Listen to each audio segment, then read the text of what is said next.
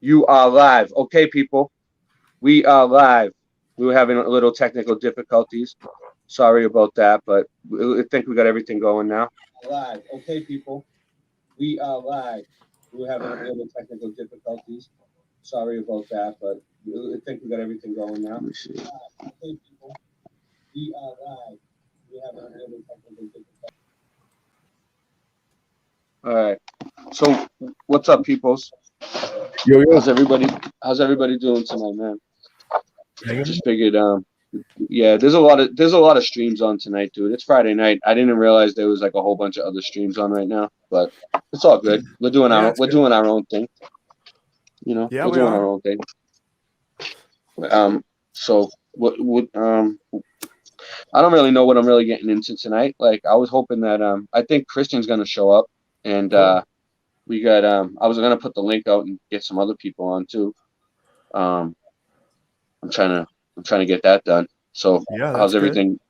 How's everything been going with you guys, man? I've been downloading music all day and getting things ready for the stream, trying to find some cool stuff that you might not see other places. You know what I mean? Yeah, that's a good idea. I spent the day at the computer too, kind of doing a little editing and doing some downloading too. Yeah, it's a lot. It's a lot of work to run these streams, dude. It takes like three of us will probably, even Biggs was probably doing a lot of work today. No, I've been out and about all day, and then when I got back, I was exhausted from last night, and then getting up and going early today, and then I crashed out, and then the phone rang, and then I had to talk on phone for several hours, and then I got busy doing some research, and then now I'm here, I think. Yeah. I don't know, it's been a wackadoodle day. We could always change the time of the show, dude. We could always take an earlier time slot. I mean, I like the late night stuff. It's fun. I like the late night shenanigans, but yeah, it's up to you guys. You do you. I just got a lot going. Just popping in and popping out and shit. I noticed that my sleep schedule, I stay up later and I've been having a blast, but I still get up kind of early like I used to. And me too. I don't really take naps, so it's kind of like I get a nap. A little bit short on the sleep, but that's cool. I don't mind. Dude, we got a lot of views last night. The show from last night, I looked at it a little while ago. It was like 400 views or something, or maybe even more. Yeah, that's pretty good. Yeah, it is. Yeah, cool. Christian's here. Nice. You got the link, Christian? Come on, dude. Get in here. Get in here. We're trying to stop the show. We need people. Hold on. I don't have the phone. Hold on.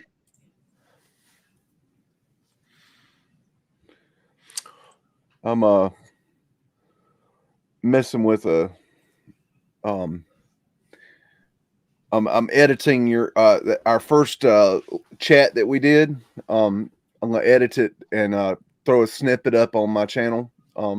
Yeah. Yeah, I'm just finishing up now. I'm just I've got whenever y'all get frisky, I've got a list of things we could play around with. So whenever y'all feeling frisky, let me know. I'm just over here finishing some work up. But oh, cool. Hold on, Christian's here. Let's let him get in, and then we'll do it. Nice.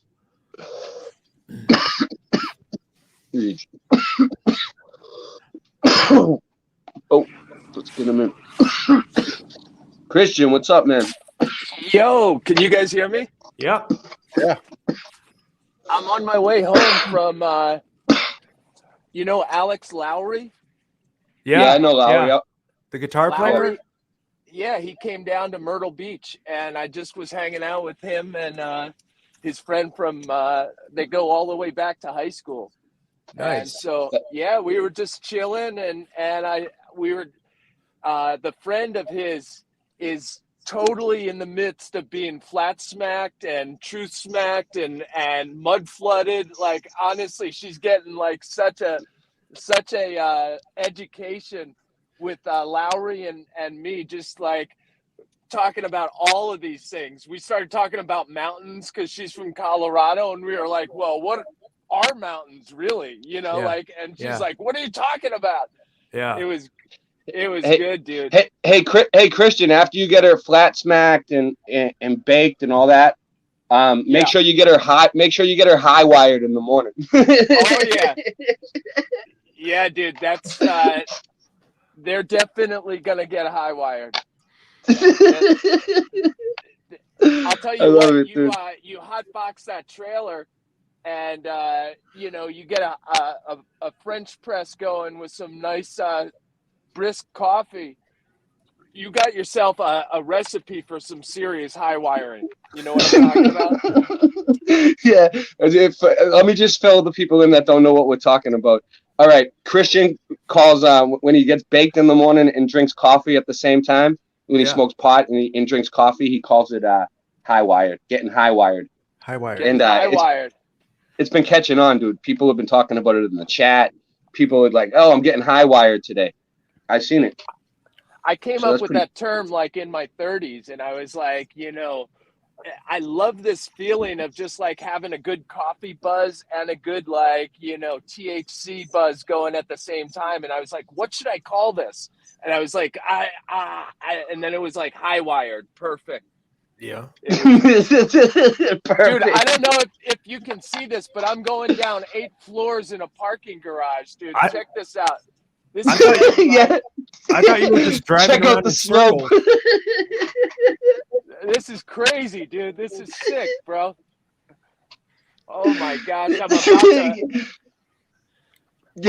See if we can give us the view. Whoa. Well, we got 9 people here today. I know there's a lot of other streams on tonight, but we're late, dude. We're late. I don't think any people are going to be ending their stream soon, dude. That's why I like doing it late. We'll catch them at the end. Yeah. I think we're streaming on 2 channels right now at the same time. I don't know. We should be. I have no way of really checking. I hope we are. What's the name of your other channel? I thought I had subbed it. I could go over Boston Ray Mudflood Adventures. We're on Boston Ray Mudflood Adventures, and we're on Michelle L. We're on both channels somehow. Yeah, it says it at the top of my thing. Oh, maybe that's why it was busting my chops so much at the beginning, because I added another channel onto it. It was busting my chops, dude. Yep. It didn't want to give me my background. It was putting me up in the corner with my background, like a little piece up in the corner. And then I came in, it kept freezing. Then Bill didn't have no audio, so I thought my mic wasn't working.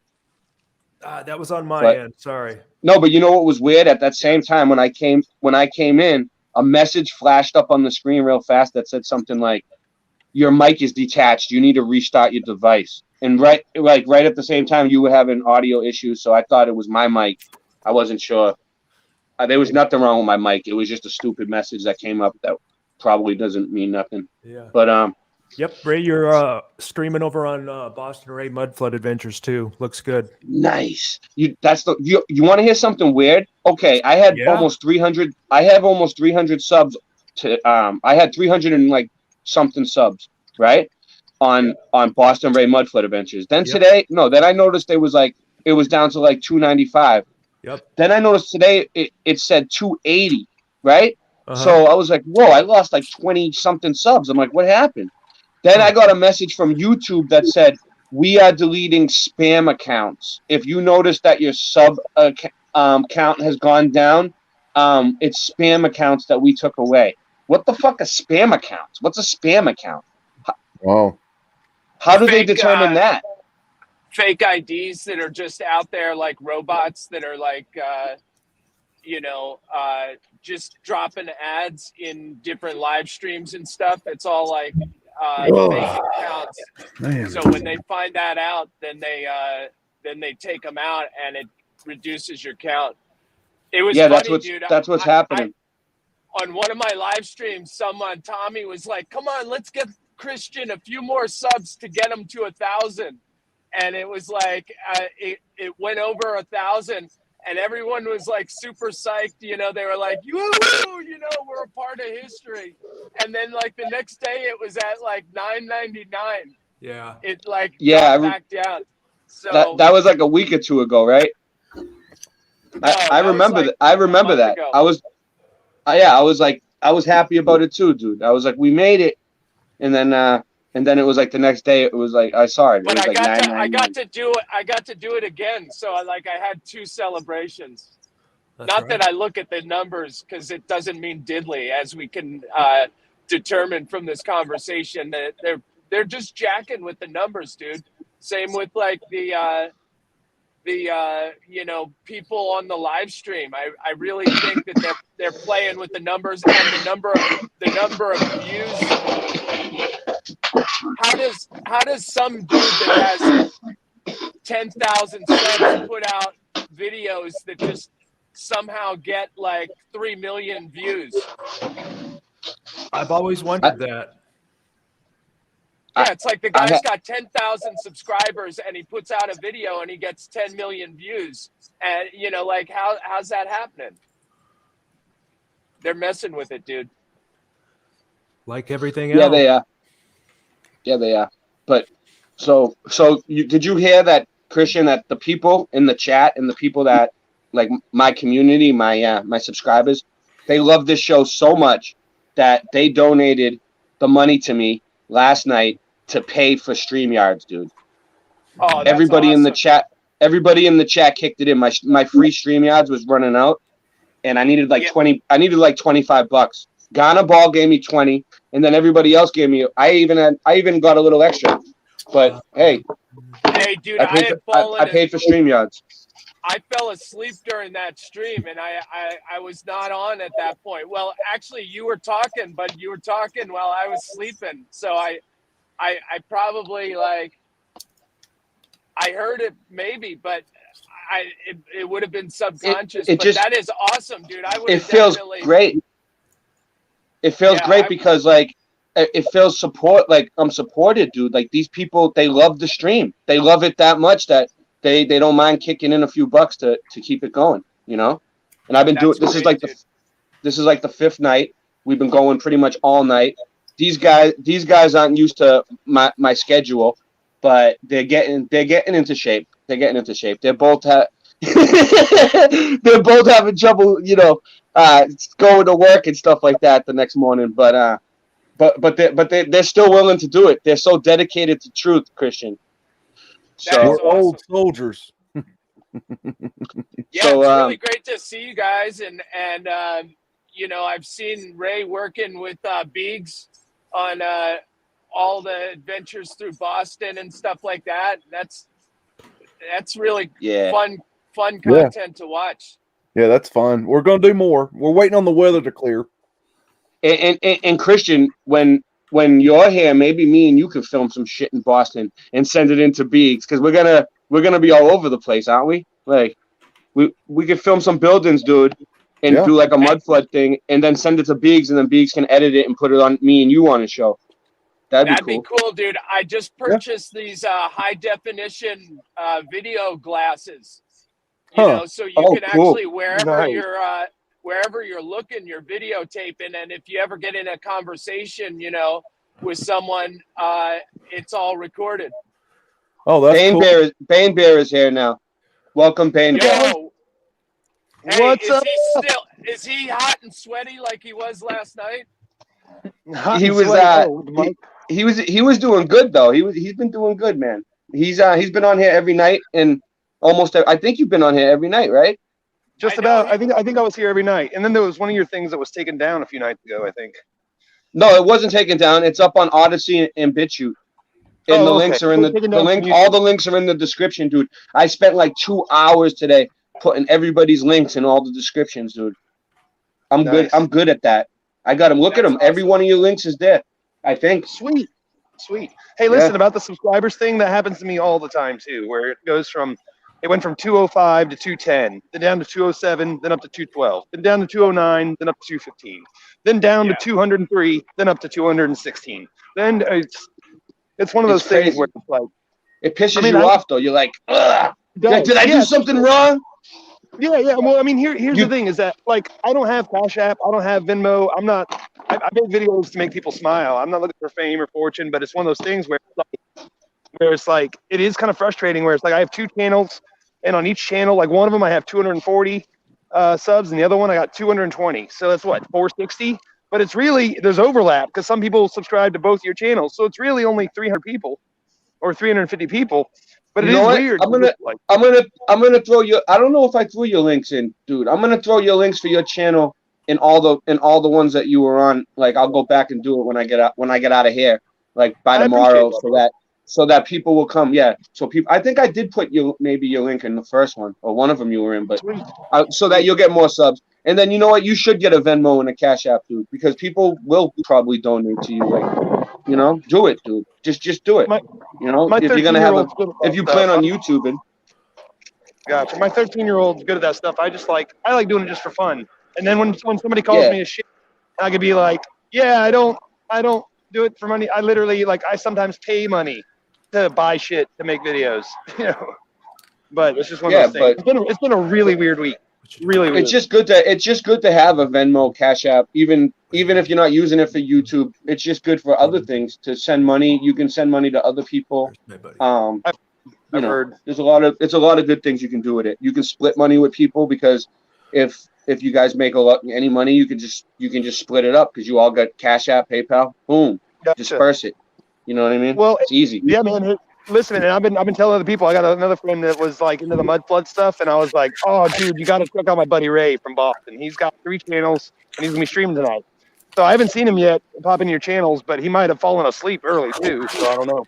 But I came out to the pub for an adult beverage. So I'm having one adult beverage and then going home where I can do Wi-Fi and everything. What's up, Dave? Hey guys, how's it going? Can you hear me okay? Yeah. Sounds good. Yes. Oh, sorry, I got tape over my mic. Sorry, over my. What's up, man? How you been, David M? I'm doing good. How's everyone doing? Great. We're doing good, man. I'm trying to get one of those like caffeinated cannabis things going. What do you guys call it? The high wire. Yeah, I just actually, you know what I just did? I don't have a name for it. To get the high wire going. I just drank an RSO hot chocolate. Oh, nice. My third, what is it, like my third, 4th night in a row. And you know whose idea it was? It was Angela Boom Baby Carson's idea. It wasn't really her idea, but I was talking to her and she was like, I'm having a hot chocolate. And at that same time, I was like, what am I gonna do with this RSO? It's sticking all over the fucking place. Like, oh, put it in a hot chocolate. Boom, baby. And then I just now for like 3. What would you call that, Christian? When you got the hot chocolate and then you got the RSO in the hot chocolate? Yeah. I would call that, you say RSO, like Rick Simpson oil in the hot chocolate? I call that a brain grenade, bro. A what? Yeah, a brain grenade. Because if you take a lot of RSO, you'll be speaking other languages. Whoa. Yeah, dude. I mean, I've had so much RSO on New Year's one time that I couldn't even form sentences in my mind in English, but I could speak this other language, but I was speaking in English, but I didn't understand what other people were saying to me. Wow. That's very amazing. It's a very potent version of THC. Yeah, it's very easy to do a little too much. It's just like really like a grain of rice is like the amount that is, like a dose. And, I ate a whole milliliter. I ate a whole milliliter before Jen's show. Usually, you're squeezing a little syringe and it just pops out, and you get these long ass pieces, and you're just like, "Oh, I'll just eat it. I don't want to waste it," you know? Yeah, and before you know it, you're talking another language. Right. Gotcha. Hey, Ray, that's some weird stuff. What up? I'll hit you back up when I get to the house. I'm outside the pub. My fingers are going numb, and I'm shaking so much I can feel it in the camera. So let me call you back once I get to the house. All right. Cool. All right, I'll be back at the house in a little bit. All right. Well, I'm worried for his safety. Are you going to be all right, Big Bear? I'm having one drink. I'm having one drink and going home. No, I'm talking about freezing to death. Yeah, I'm about to go back inside the pub where it's warm. All right, dude. Later. Good. All right. Y'all have a good night. All right. All right, bye. See you later. Thanks for coming on. All right. Well, he'll be back. I know he'll be back. He'll be back later. Yeah, We got MK. We have MK Ultra. He won't be back because he just said, "I'm just gonna have one drink," and that's usually how the night always starts. It's just one drink. Whoa. Happy Friday. Happy Friday, MK Ultra. How you doing? Oh, Hey, man. Hey, what's up, Fantastic. MK Ultra? Hey. Dude, hey, I got a lot of really good feedback from that show that on Thursday. I know, man. Me too. It's amazing. Yeah, that was really fun. Yeah, we've been talking about it, and we're planning on setting up for our first show probably next Friday. Excellent. When is your show? Like, when do you do it? In the daytime, at night? What time? Yeah, we're probably gonna do it in the afternoon. You know, I know Ceiling Fan goes at like 6 o'clock. You know, so probably early afternoon. So your time would probably be a little bit later, around like 4 or 5 your time. Yeah, that's probably why I missed it, because I'm never on YouTube at that time. I'm always eating dinner or something with the kids. Beegs, is that a Chihuahua you got over there? That's an attack Chihuahua. I know you had a Cap Chihuahua for 15 years. Oh, she was great. Hey, Wendy's here today. Finally, she got it. Hey, Wendy. I even have the picture on the fridge still. You know what I'm saying? Oh, hell yeah. Oh. Nice. I got my buddy Roger here with me. Hey, what's up, Wendy? Hello. How's it going? Pretty good. Got off work around 6:30. Just relaxing, trying to figure out what art project I want to work on. Nice. So lots of thinking. You want to show some stuff? Oh, yeah, I am holding it.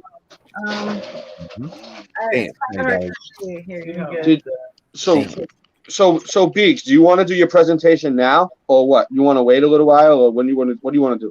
That's pretty cool, Wendy. What is that? Sorry. It's the alchemy symbol for Earth. It's a Penrose triangle. I drew it a long time ago, but I'm thinking about doing a painted series of them. It was before the Mandela effect. Yeah, so I've got the root coming out the socket. Oh, that's cool. What's that? What's that? Ink? No, it's a graphite pencil. So there's no. Oh, I thought that was like on your back or something, like a tattoo. No, and that's fire. I thought it was a tattoo, man. It could be. It could be, yeah. There's no ocular bone at the back of the eyeball, correct? Yeah, well, there is now, but apparently. Yeah. All right. So, and then water.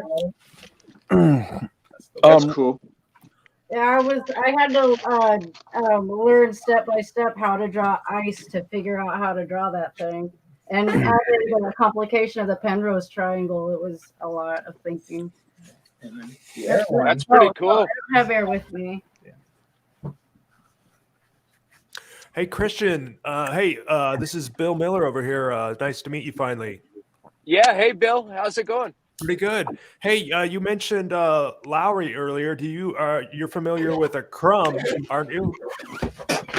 Yeah, you know, Crumb? I'm a big fan of Don't Follow Crumb. What is Don't Follow Crumb? Yeah. This one's what? Oh. What is Don't Follow Crumb? He said. It's Crumb is that's his name. That's what he goes by. But he's friends with Lowry, and they live stream music quite a bit. And he does a lot of he does a live stream request. He must have changed his name, Christian, to Don't Follow Crumb, because they kept taking his channel down. It used to be just Crumb.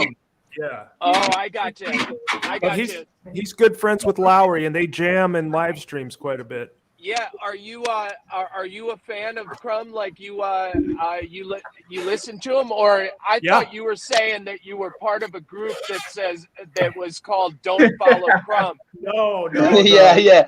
YouTube channel. Crumb is amazing. YouTube channel. Don't Follow Crumb. It's funny. Tomorrow night at I think it's at 9 o'clock. Lowry is coming over to my trailer in Myrtle Beach, and he's going to do a live stream with Kelsey and with Crumb from the trailer. Whoa. Yeah. And that's so on your channel? That's on cool. That's on Crumb's channel. Oh yeah. Oh yeah, I seen them on a live stream the other night. I was gonna jump in. I was thinking of jumping on, but I was like, yeah. Bane Bear was on with them, right? You would. Oh, he's not here no more. He's gone. See, I'm talking to people that are not even there again, guys. Okay, we're starting to get warmed up here. Well, it'll be a fun one because Lowry is actually down here visiting a friend from high school, and he and we got into talking tonight, and she told us she loves the mask. Okay. What? And she goes, I said, you love wearing a mask? And she goes, I do. And she goes, I'll tell you all the reasons. And I said, no, don't tell me now. Save it for the live stream. And so she is going to tell us all the reasons why she likes to wear the mask tomorrow night on Crumb's live stream. Nice. And so it's a pro mask. It's a pro mask stream. Kinda. Well, no, I mean she's gonna have a bunch of people that are like gonna listen to her story about why she likes to wear a mask, but at the same time she's being flat smacked and everything like that. So Kelsey's gonna probably hit her hard with a whole bunch of stuff, and I'm sure they're gonna get along well. This girl's gonna get along well with Kelsey. Yeah. But she's got a lot of like wild things to say, so it'll be a good show, definitely. Talking to? Well, she's in good hands. We'll put it that way. She's definitely in good hands. Well, Exactly. she'll end up in the right spot eventually. I know, dude. Everyone will take care of her. I mean, we were talking to her about how the world is flat, and she goes, no. She's like, I live in Colorado and we have mountains, and we're like,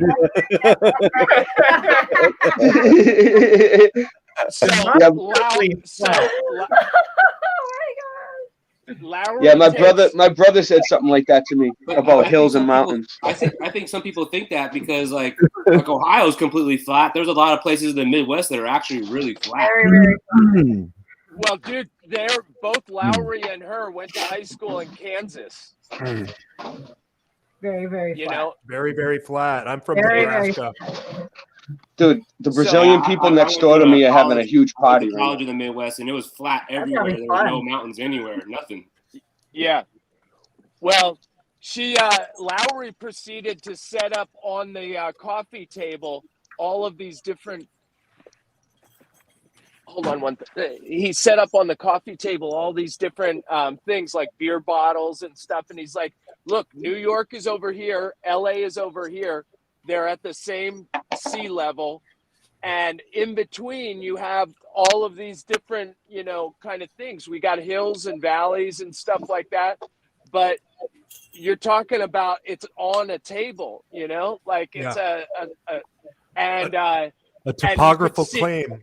Yeah, you could see the wheels turning in her head and everything like that. And I said, look, you can set your gyroscope in your airplane in LA at where you are, what level is, and you'll land in New York with the exact same setting of level, and it's not like the gyroscope was making all kinds of like computer corrections or something. It's just a mechanical device that when you set it on an axis, it never changes, and it's amazing, dude. Like, it goes back over 100 years. People have been making gyroscopes for airplanes, and it's like, it's the most simplistic device that absolutely proves that like you're at the same attitude when you take off as when you land, going from California to New York, and there's no way to explain that other than what they say. Oh, there's computer correction that they do for like gravity and all this kind of stuff. And it's like, no, it's a mechanical device that you just spin and it stays in, and it tells you whenever you try to move from that plane that you get it spinning on, Yeah. Yeah, I want to understand the gyroscope more. Dude, What kind of skateboard is that?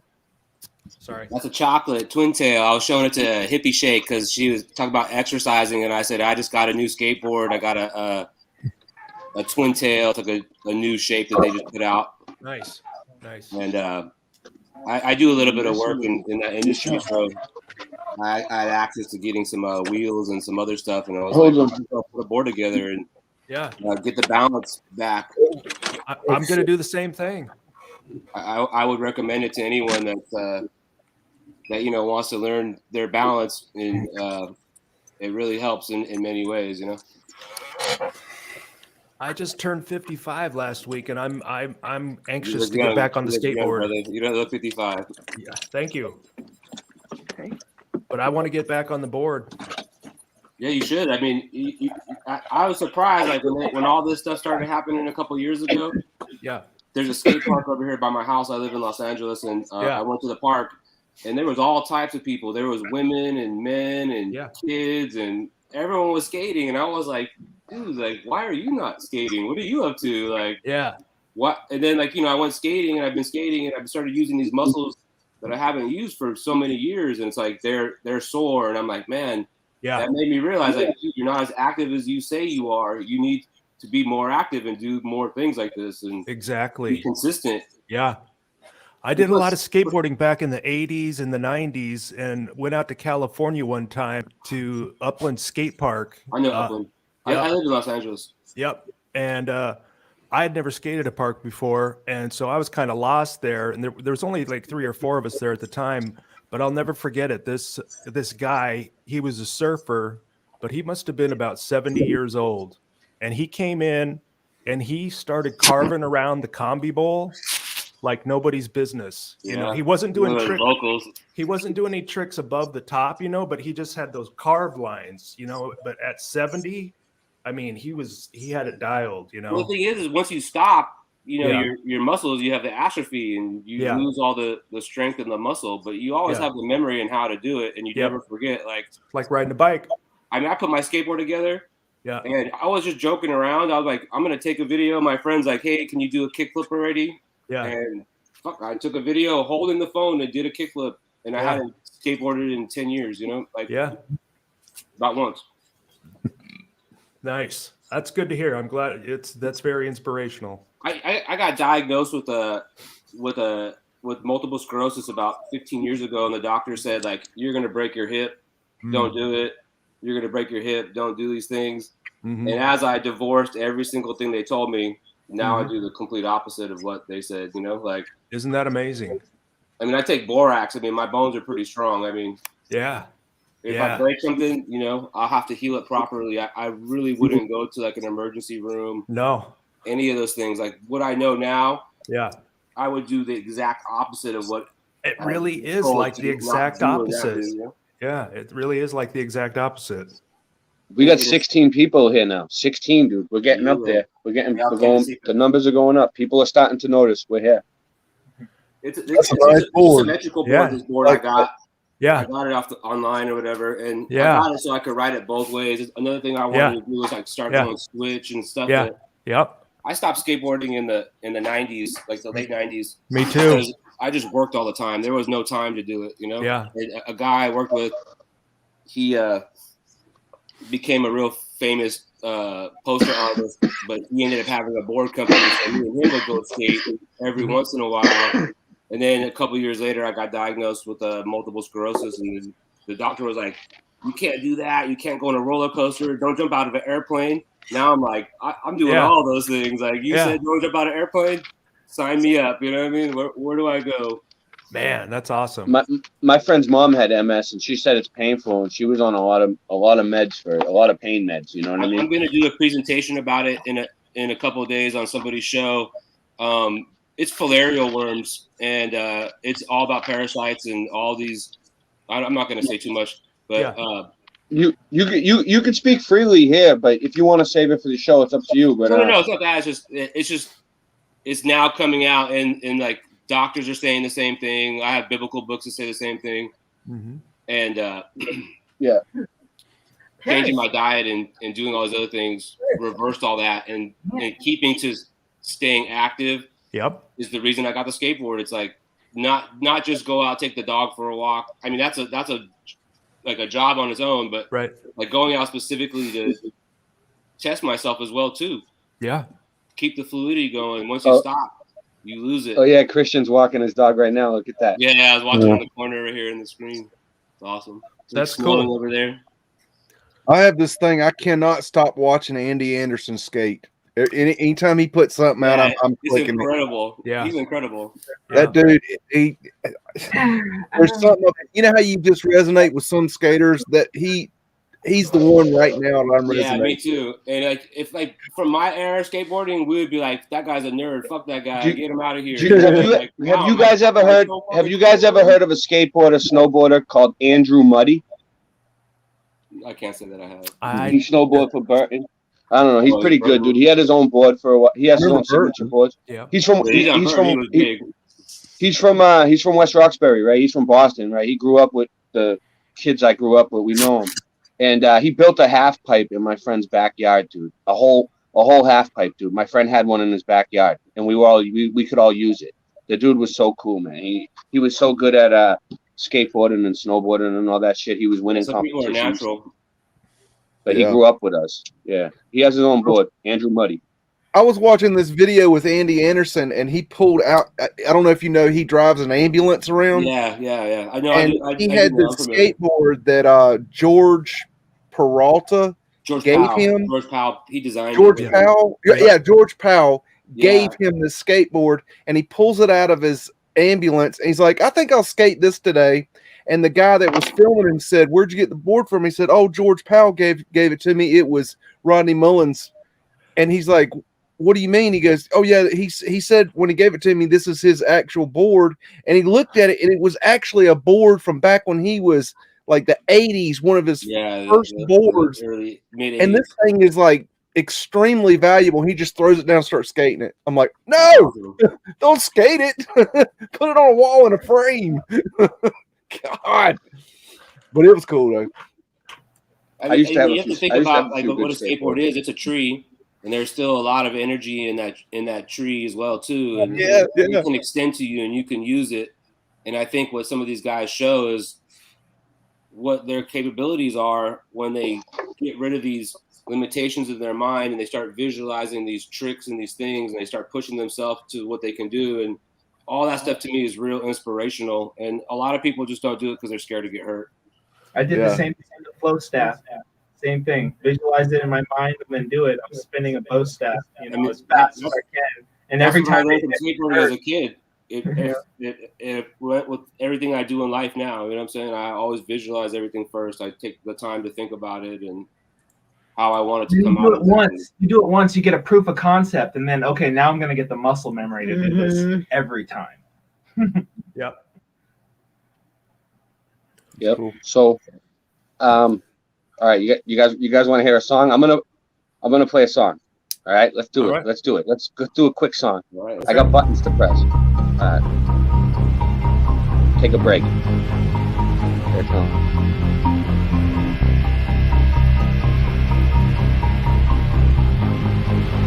All I'm offering is the truth. In debt, your payments past due. Your life just races past you. Wake up, the Matrix has you. Wake up, the Matrix has you. We are enslaved like cattle, held back with chains and shackles. Wake up, the Matrix has you. Wake up, the Matrix has you. In debt, your payments past due. Your life just races past you. Wake up, the Matrix has you. Wake up, the Matrix has you. We are enslaved like cattle, held back with chains and shackles. Wake up, the Matrix has you. Wake up, the Matrix has you. There is a hidden agenda at play. Same old bullshit but a different day. They're telling us lies and they're getting away, deceiving the world and it isn't okay. Get out my way cause I'm shining the light on these bastards with every chance that I get. Attempting to wake people up to this nonsense and tell the elite just can't handle this shit. Sick of living life in utter madness. So sick of them treating us like maggots. Look at textbook books taught in classes. Do some research, nothing matches. And they start waving their Hollywood wands. No sign of a brain because all of it's gone. That's where they wanted you at all along. Stuff that you think you know, all of it's wrong. These people stay lying, even though most ain't buying the mainstream manipulation, but still they stay trying. Look what happened on 9/11. Look what happened at Sandy Hook. These fancy crooks write lies as history in their fancy books. In debt, your payments fast due. Your life just races past you. Wake up, the Matrix has you. Wake up, the Matrix has you.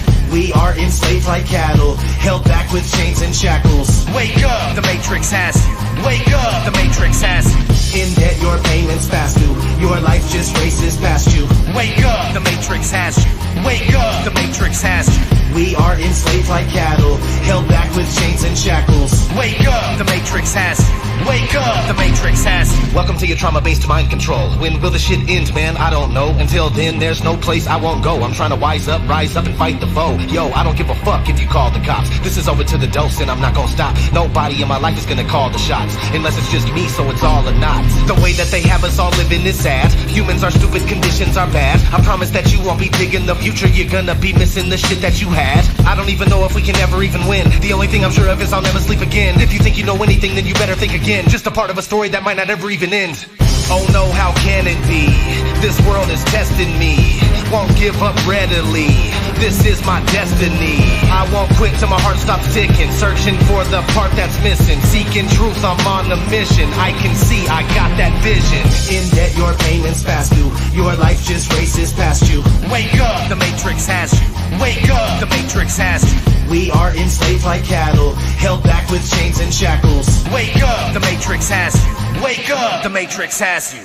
There is a hidden agenda, and it's hidden right up in plain sight.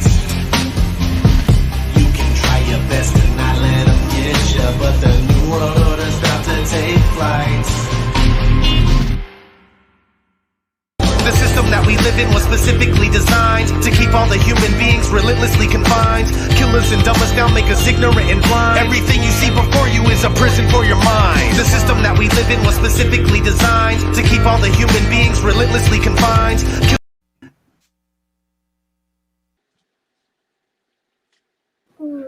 Oh.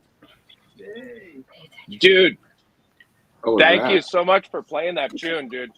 Mm-hmm. I am really excited because you guys probably all know Flaticord Music from the chat. The different chats and stuff like that. He's the nicest guy in the world. I know him. I know him. Yes. And he and I have been buddies for over 3 years now, just from just being familiar with each other, and even before I went on Staveley's show, we were in the chats and talking about music and everything like that. And so we just decided to put a challenge in front of each other, that I would take a song that Flaticord Music did and make a cover of it. And then he would take a song of mine and make a cover of it. And he is really excited because he picked that song for Truth. Mm-hmm. And he's going to be doing his version of it. And I'm so excited, dude. Wait up, that's the Rise Up Challenge, dude. Yeah. Fam's taking the Rise Up Challenge, dude. Someone else is taking the Rise Up Challenge. That's so fucking awesome. Hashtag Rise Up Challenge. Hashtag Rise Up Challenge. He's doing it, and he's going to put his own spin on it, just like I did with his song. And I'm so excited to hear that song being done by Fam. I am too. Dude, that makes me want to do my. Dude, we need to get. I need to get a bass player and a drummer, and I could really do that song, dude. You were the one that did the hashtag Rise Up Challenge. I want everyone to just take this song and make a cover tune of it. And yeah, that's what I did. And you did it. It was amazing, dude. I love the I did an acoustic. A number of times. I did an acoustic version. Your version is like electric music. It's like electronic, like keyboards and shit mixed together, right? Yeah. So it was hard for me to convert it over to an acoustic song, but I got the rhythm, and I'm still working at it. You know what I mean? It's still a work in progress. I'm not done with the Rise Up Challenge. Listen, you don't just take the Rise Up Challenge. You gotta live the Rise Up Challenge. The Rise Up Challenge is a way of life. Okay, once you never complete it. You never complete it. You have to live the Rise Up Challenge in your everyday life. You need to figure it out, and it's a way of life. I digress. I think the biggest message from that song is ignore the insane. We're watching insanity go on around us, and what we need to do is actually just dial it all out, tune it all out, and ignore the crazies in this world, because they're psychopaths, you know. And Dude, we just have to go on with our life and just completely ignore what they're doing and build our own stuff, you know. Dude, it's getting bad, dude. I was outside. The dude across the street, my neighbor was like, dude, I'll give you. It's gonna be snowing, right? We're getting like 4 feet of snow, and he's like, I'll give you $20 if you keep my door. If you keep what? Doorway, don't walk the dog. I'm like, all right, dude, I'll do it. Yeah, I gotta like shovel this dude's doorway all day, dude. It's gonna be rain. It's gonna be snowing from like 7 a.m. on all day tomorrow, and it's not gonna stop. And I'm gonna have to keep going out there and shovel in his doorway. I'll do it though. I don't even want the money. I would do it because his wife's sick, and I know her, and she's a nice lady. I would do it anyway. That's awesome, dude. That's awesome. Yeah. That's awesome. That's what I do. That's what I like to do. What I do love because. Yeah, go ahead. Sorry. Yeah. No, I wasn't saying. Oh, I was saying like that's what I love about places that get, you know, walloped with snow, is that there does seem to be a sense of community where people get together and shovel each other out, and like you know, it's just it creates a, you know, people are out shopping and getting stuff and sharing supplies and making arrangements to, like, you know, it just is like a great time to see people in cold climates persevere through a storm. I think it's you get stuck on the road out here. People stop to help you because it can become life or death quickly. My neighbor helped me shovel a parking spot out really quick so I could move my van out of the parking lot for it to be plowed. So really awesome. Do you remember that story, like 10 years ago, that the guy was driving up from the Bay Area up through Washington, and he went off I-5 somewhere in Oregon, I think, and it was coming down pretty hard, and they got off the highway, and then they were looking for gas because they were going to run out of gas, and then they thought that they were going to freeze, and they kept driving, and they never found anything, and then the whole family was found like 5 days later. Yes, like, did they try setting their tires on fire to stay warm? Yeah. Yeah, I remember that. That's gnarly. Yeah. That's extreme, but they did it. They made it. Quickly. No, they didn't make it. No, they didn't. Oh, that sucks. Yeah. They found that they were trying different things, but like they had gone too far off the road. They made bad decisions in that kind of circumstance, and you don't really have to go off the road that far, and you'll never be found. You know. That's true.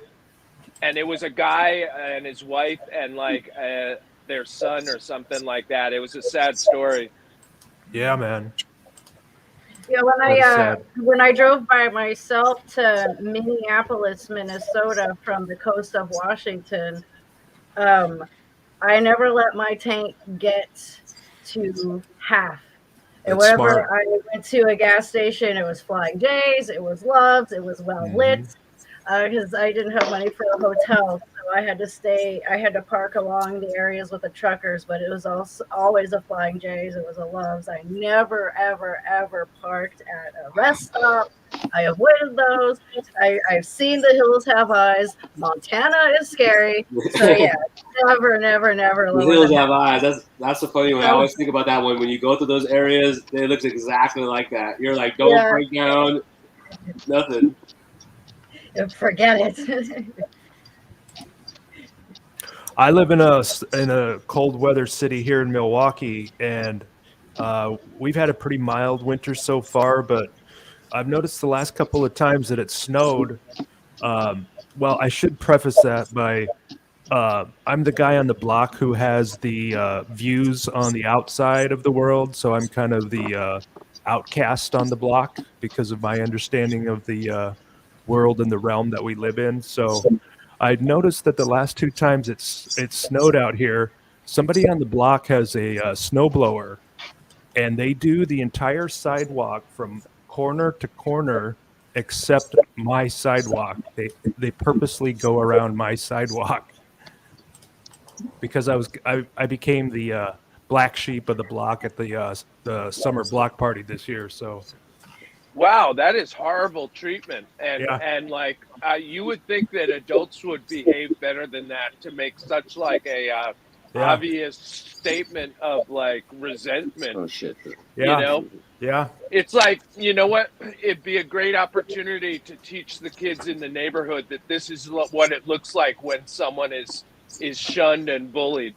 Right? Yeah. You know? Like put up a little banner outside that says, "This is what it looks like, kids, when someone gets shunned and bullied." That's a good way to turn it on them. Yeah, I can see that. I was thinking about that. The Hills Have Eyes thing. It's kind of like a place that got mudflooded, and the people were still living there, and they just never came out of it. So it just seemed so realistic to me. I was like, oh, I think that's how it went. You know. This place got all mud flooded. They're living there in those hills. Like, I don't want to go in there. Yeah. Some places really do have the willies to them. This area definitely has some Wendigo activity. It's just lots of heebie-jeebie areas. Speaking of road trips, has anybody else been following the trucker convoy in Canada? Yeah. Isn't that crazy? I talk about it at work because we work at a deli and like we're constantly like not getting stuff, and I sprinkle it in. I was like, well, you know, right? Because of what they're doing in Canada, there's this big old convoy strike up to 50,000. They're like, what? I was like, yeah, look at the highway fee. You didn't know that? So for the viewers that don't know, in Canada, up to as many as 50,000 truckers have a convoy reported to be like over 100 miles long or something, and they're descending on the capital, Ottawa, and making a statement to Trudeau that they don't agree with his decision to make, how should I say it, experimental medical procedures mandatory for truckers. And what was Trudeau's response? He's minimizing it. He's very much minimizing it. Wouldn't you say, Wendy? Yeah. Did he get like? Doesn't he have COVID now? And he has to quarantine? COVID, and he's hiding. I mean, quarantining right now. Yeah.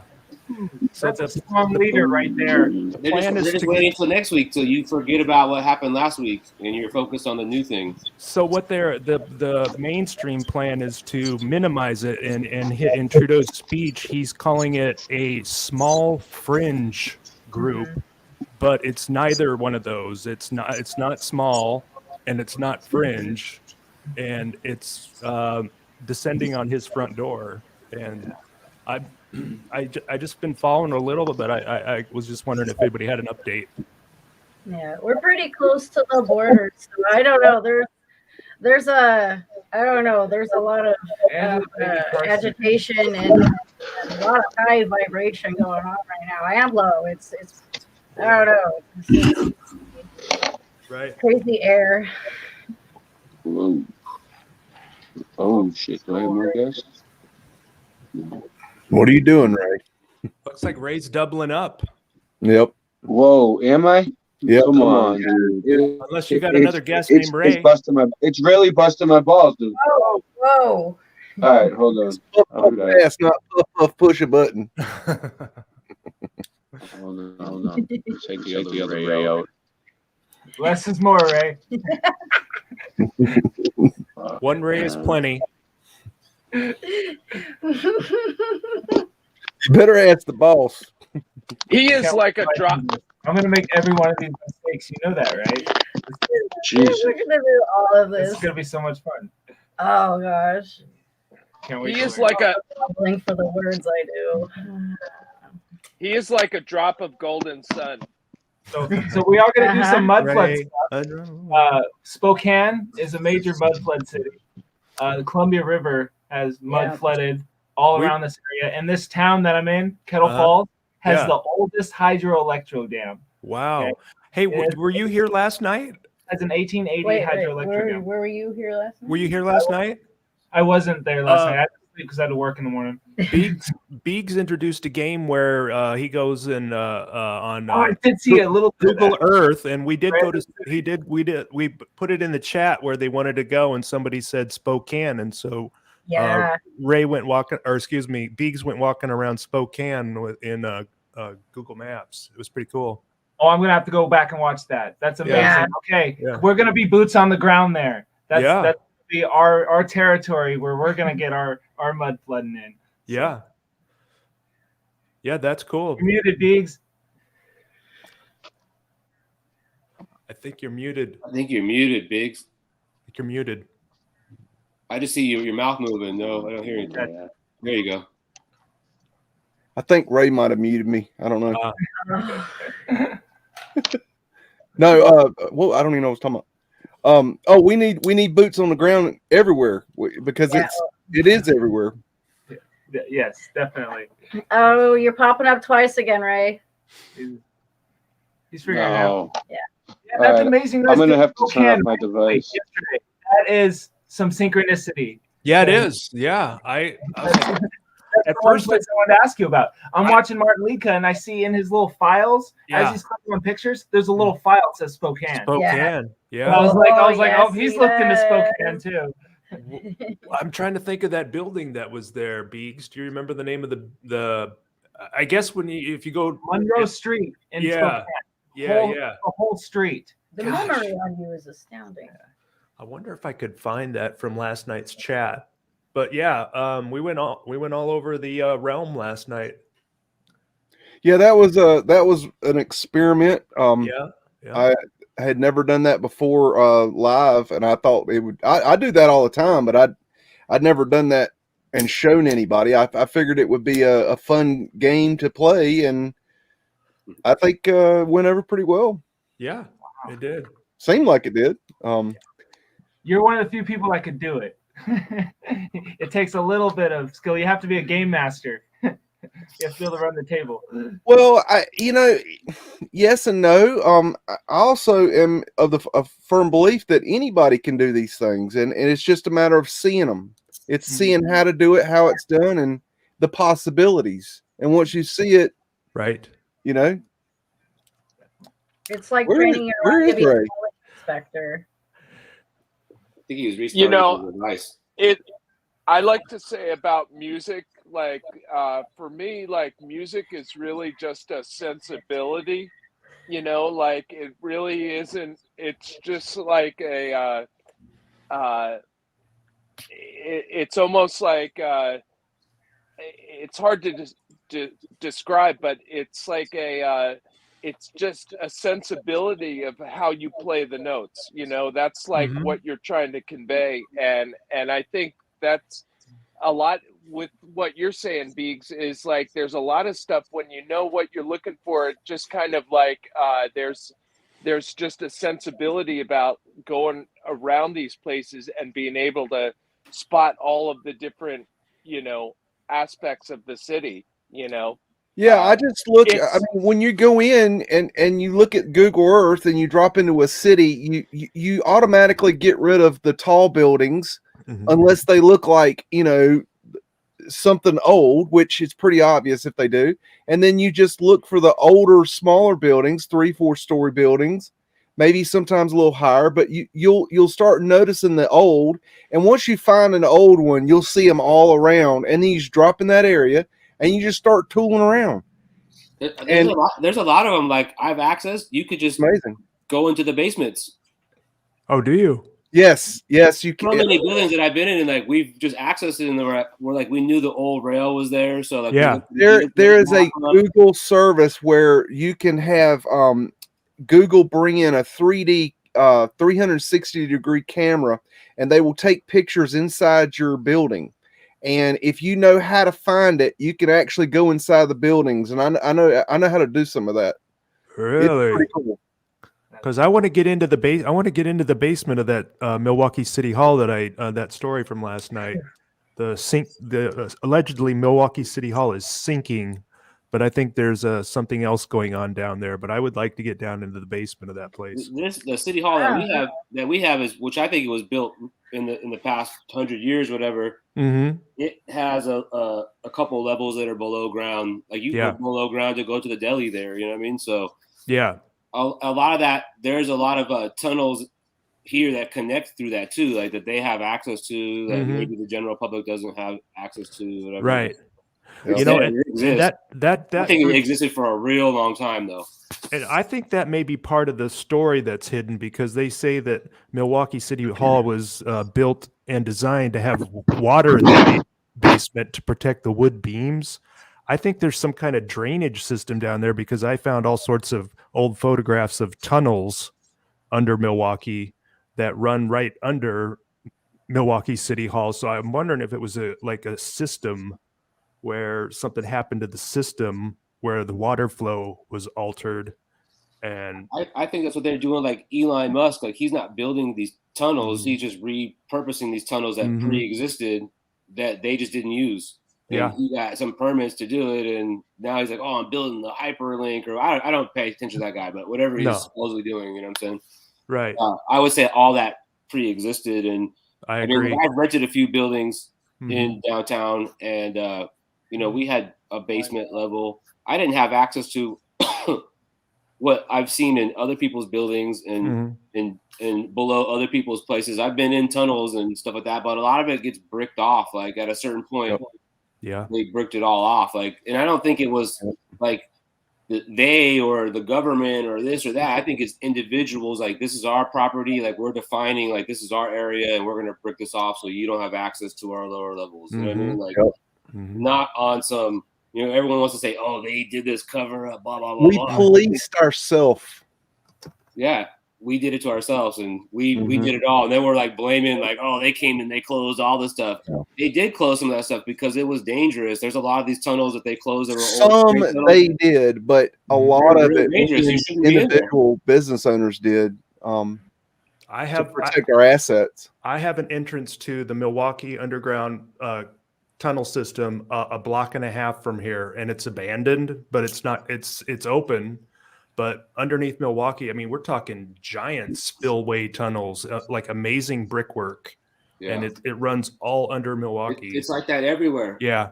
Everywhere. And I think I just, for some reason, I think that's connected to the story why that they claim that the building is sinking and rotting because of the water situation down there.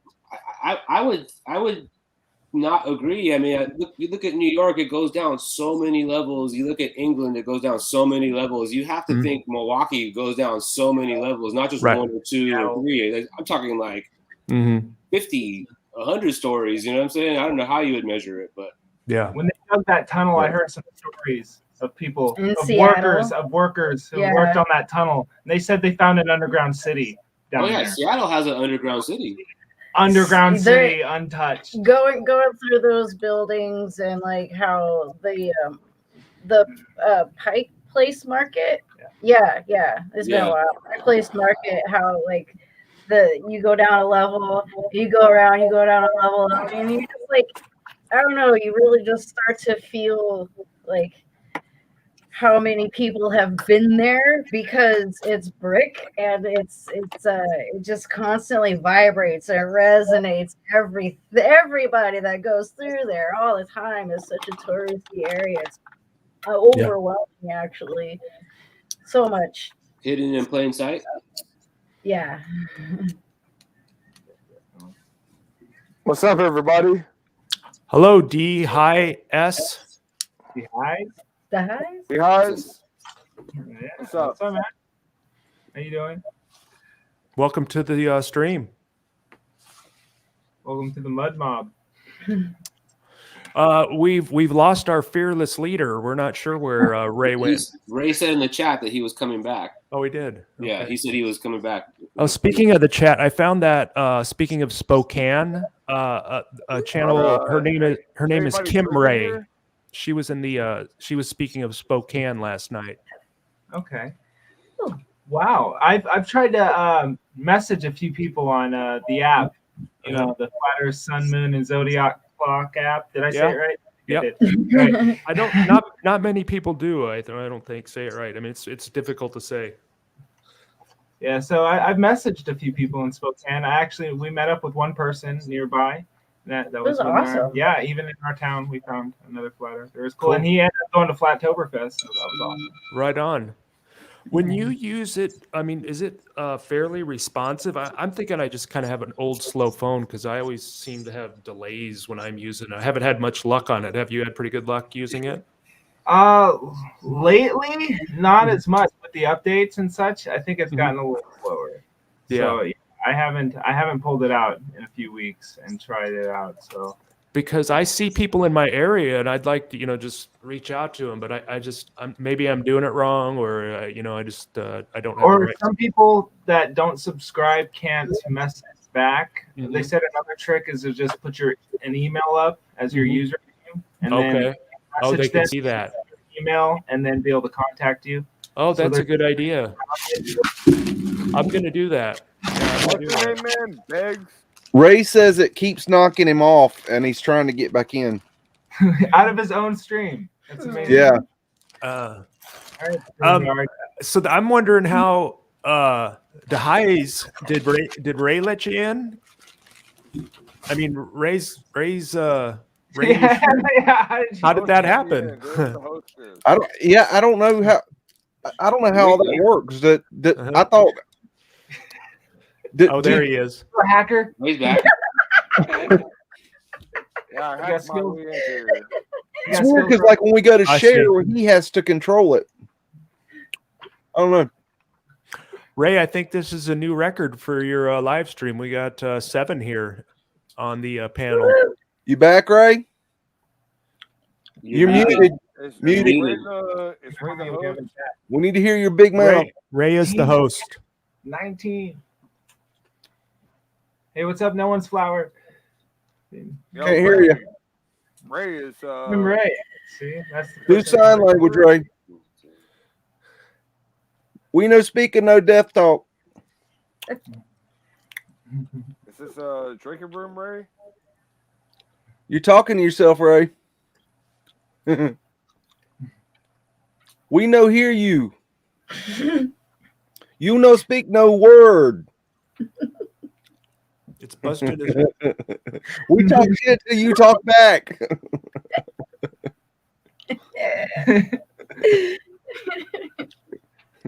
Speak when spoken to, fool. 2 words. It's the button that says mute.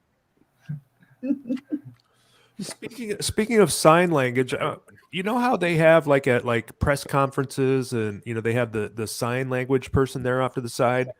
Yeah, I don't know what I mean. Somebody was saying that that's some sort of psyop, but I don't know what kind of psyop that would be. I don't know if anybody else has heard something Well, they're like that. flashing symbols at you, like Yeah, you're speaking to your subconscious directly. Maybe maybe there's no barrier at that point, so they could just get directly into the mind that way. Yeah, And I mean, I think about that too, because like how many people would really truly need that service? Like, how many people that can't hear really want to watch TV? So very few, I would think. Don't you have closed captioning now too? And it's making such a thing. Like, it has to be at every event. It's always there. It's always like that person's always doing their thing, you know. And it's so dominating for the shot. I mean, it's like that's what I'm saying. So I would say it's more like it's like they're flashing symbols at you, and that has an effect on your brain more than anything. You know what I find myself doing? I always, like, if I rarely watch them, but when I do, I block them from my vision. You know, the sign language. Yeah, I do that too. So I'm not giving them a direct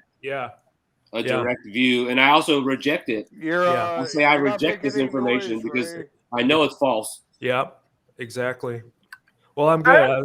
I don't know. When I watch their faces, they genuinely seem annoyed to be doing what they're doing. Especially when I don't remember exactly what it was. It never ends, does it? Blend together. Does Betty White ever really get to die? Or does she have to play another role as somebody else after that, you know? Yo, exactly. Ray, you're still muted or something. Can't hear you, Ray. Yeah, can't hear you, Ray. Oh, he went out.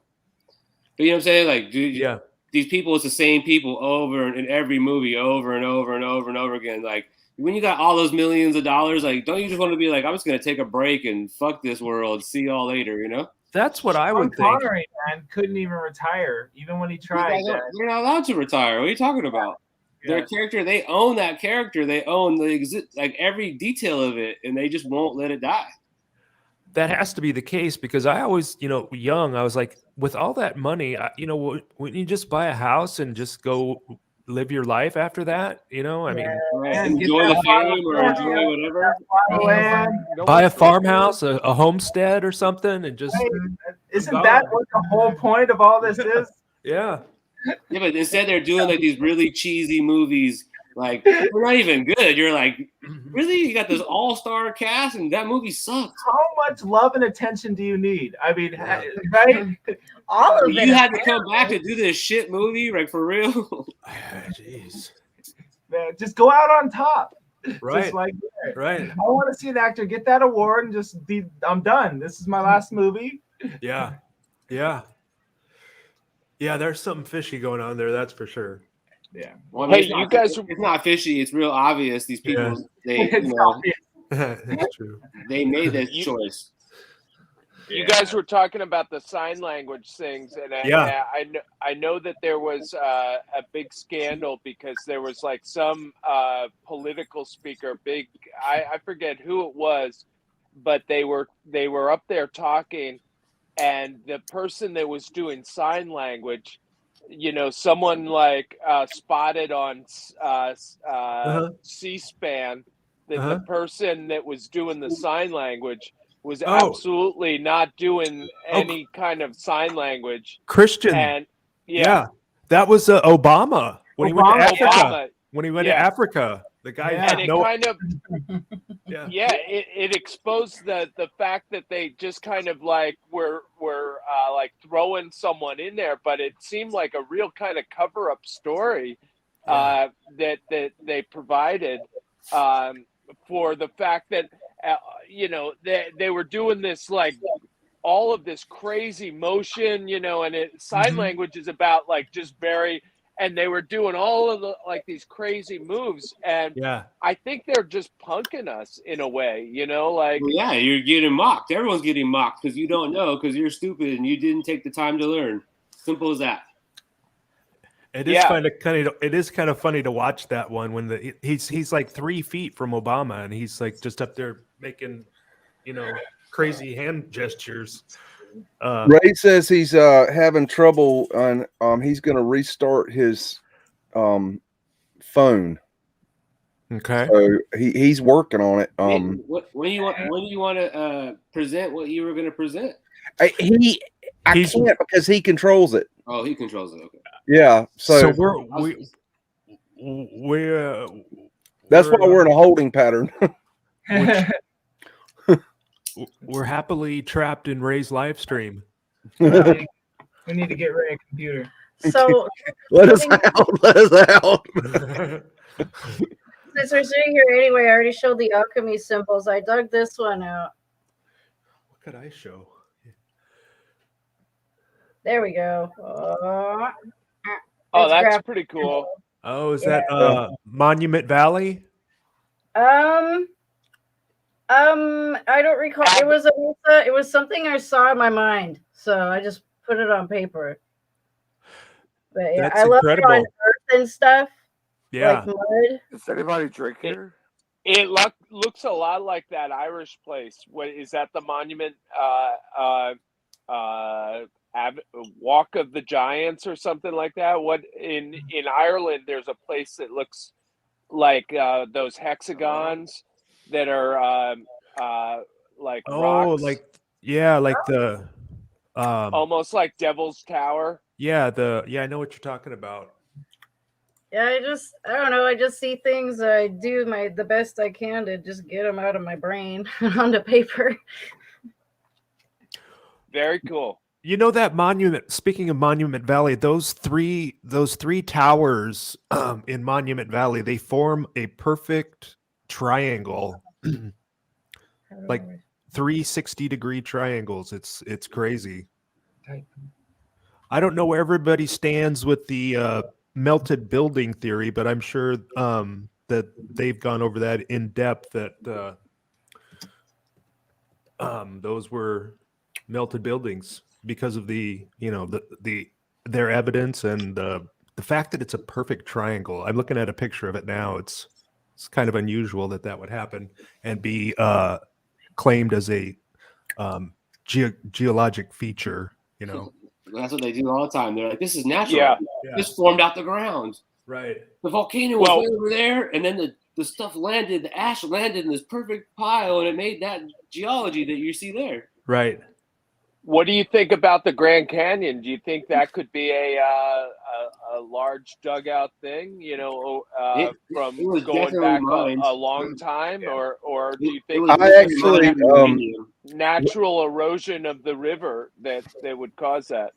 I actually, if you go back and watch my interview with John Levy, we go over in detail my theory on that. I randomly was involved with this group, and this group was doing a fundraiser, and the native people from that area, the guy told me they always mine this for uranium. Mm-hmm. I could see it. What if it's? I'm not saying that's what it was before, but that's what happens in the modern day time, like that land that they have or whatever. That park is real huge too. There's a lot of stuff there, more than people know. What if it's 1,000-year-old mine? I think if there was a mine at one point, they just keep mining the same places over and over again. They know where they're all located at, and they just keep going back to them. Yeah, I can't rule it out, Christian. I mean, I know, I don't think that water can do that because when you look at, I've seen drone footage where they fly over, and there's like perfect 90-degree angle cuts in the valley walls, and I don't know that water could do that. Yeah, I mean, there are a lot of things that make you scratch your head when you look at it, and you say like maybe these things have been here for a long time, and that they've just been remnants of. There are a lot of civilizations that just do like what we do, and they just kind of like dig into the ground really deep, and then they fill it in with garbage and pile it up and everything like that. And then if you uncover it like down the road, it's like you're going to look at it and say, well, was this like a geographic feature or something? Or, it could definitely appear that way. Yeah, I think that's what melts. I mean, if you ever do composting or you bury stuff and you just put all trash in a bunch of area, it gets hot. It just goes on fire. So Beegs, why don't you recap your theory when you were speaking with John Levi about your theory on the Grand Canyon? Well, I would, but I need visual effects. Oh, I see. Okay. You remember that John Levi did a show where, he went out and he did some boots on the ground, and he found an old mining shaft, and it was very isolated, and the area was not recently disturbed at all, except there was just a hole in, right at, like, it was like waist high hole, and some people put a grate over it so that nobody goes in there. But he described it quite well, because he said, let's just go back and think about this process of how we got to this. So the miners would have gone out into the desert and looked around and just said, hey, let's start here and let's just start blasting this hole with dynamite, and they just hoping that they get several hundred feet inside there and find something. And they were mining the silicone trees. Right. But I mean, he broke it down so well that it just, like, it did not make sense that some miners would go out there and stick some dynamite in the side and then run away and blast a hole. They know where all the precious minerals and stuff that we want and all the resources that we're looking for are at. That's true. I'll give you that. Like the people in the know, veins of gold. Yeah, because they know it's the veins of these big trees. I guess I should have prefaced that, but I should see that on Google Maps also too. Always, or Google Earth, like you see those veins everywhere. Yeah, I should have prefaced that by saying that was the mainstream narrative. Like, miners would, right. But like, people in the know certainly would know where the precious minerals lie if they know anything. Can you hear me about what happened in the past. Hey, everybody go quiet for a second. Sure. Can you Ray. hear me? Can you hear me? You're a little low. Yes, you're low. I hear you, man. But you can't hear me. You're very low. Hear me? All right. Yeah, I hear you. You're That's weird. fine. All right. All right. I'm gonna switch. Hold on. See what happens. Okay. If you hear like a lot of those native stories and stuff like that, they'll tell you this place was underwater. Yeah, this whole place was underwater. They didn't live in the Grand Canyon area. They migrated to those areas as the waters receded. Mm-hmm. So right. There clearly could have been whatever there before. Right. It could have been multiple things. I agree. Are you familiar with Dane Calloway? I do know the name. I'm sure somebody. He's a very big proponent that the people that are today called quote unquote black people are actually American Indians. Oh yeah, absolutely.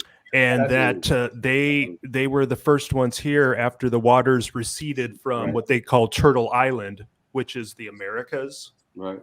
Mm-hmm. So at one point, Turtle Island was submerged. And when I do agree. I think that black people have been tricked, and they're the real.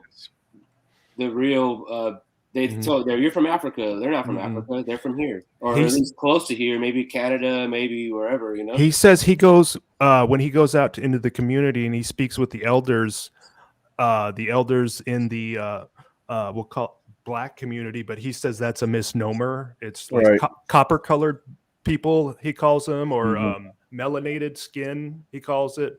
Mm-hmm. But the elders in that community were never taught about slavery when they were young, because they're like, we were never taught about slavery. What if they were different before a plasma event, and the plasma event mutated them and they became more melanated or more whatever, and if everyone was essentially the same? Do you see it? I can't rule it out. I mean, it's hard to say that.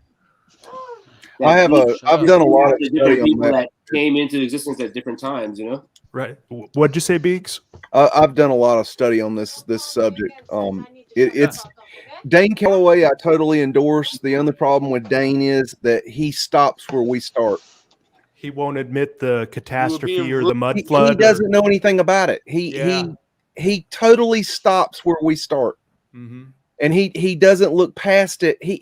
His whole focus is to get people to wake up that they were here already. Mm-hmm. He doesn't care how they got here.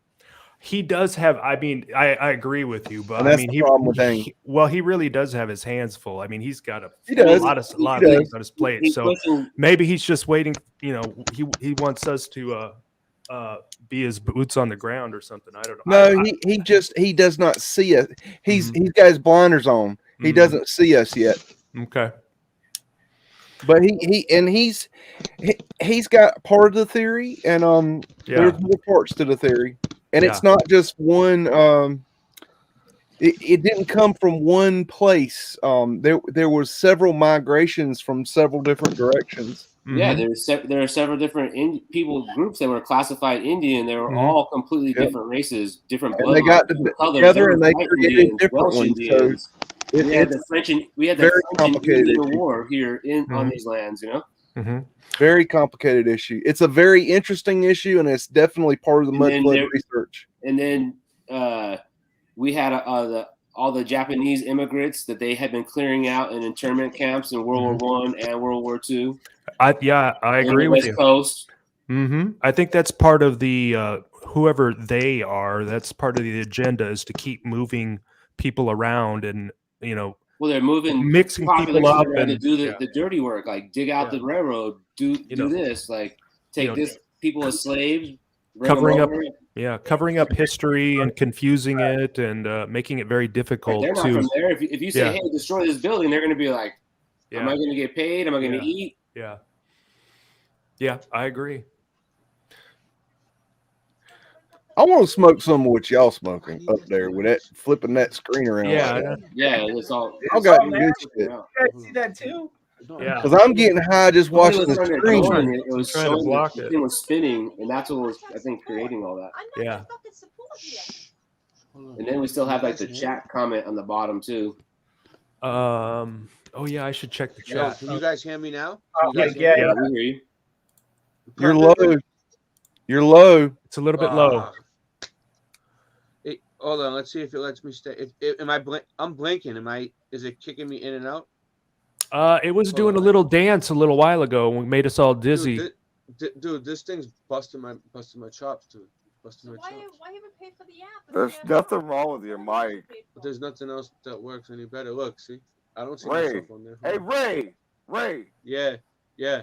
There's nothing wrong with your mic, man. There's something wrong with the mic? No, nothing. You're just talking too far away from it. Let's see. Oh, okay. Kim Ray from last night's in the chat tonight. From the Spokane one, she's here. Joe Dirt's here. MK Ultra, that you're in the panel. Yeah. Jen, Truth Seeker 69's here. Hey Jen. Michael Joshua Lewis is in the house. So, going back to our Grand Canyon conversation, where does Happy birthday, uranium originate from? In the trees as well? Say that again. Where does uranium originate from in the first place? Is it an element of a tree? Like, why would they be digging it there specifically? Is that like a big mesa of a tree?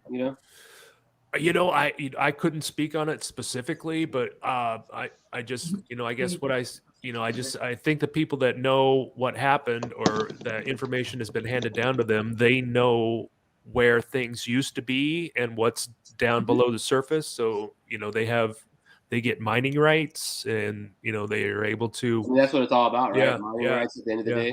Yeah. That's one way I look at it, They're salvaging this place. They got salvage rights. Yeah. Because I do see what they're saying about melted buildings. Isn't it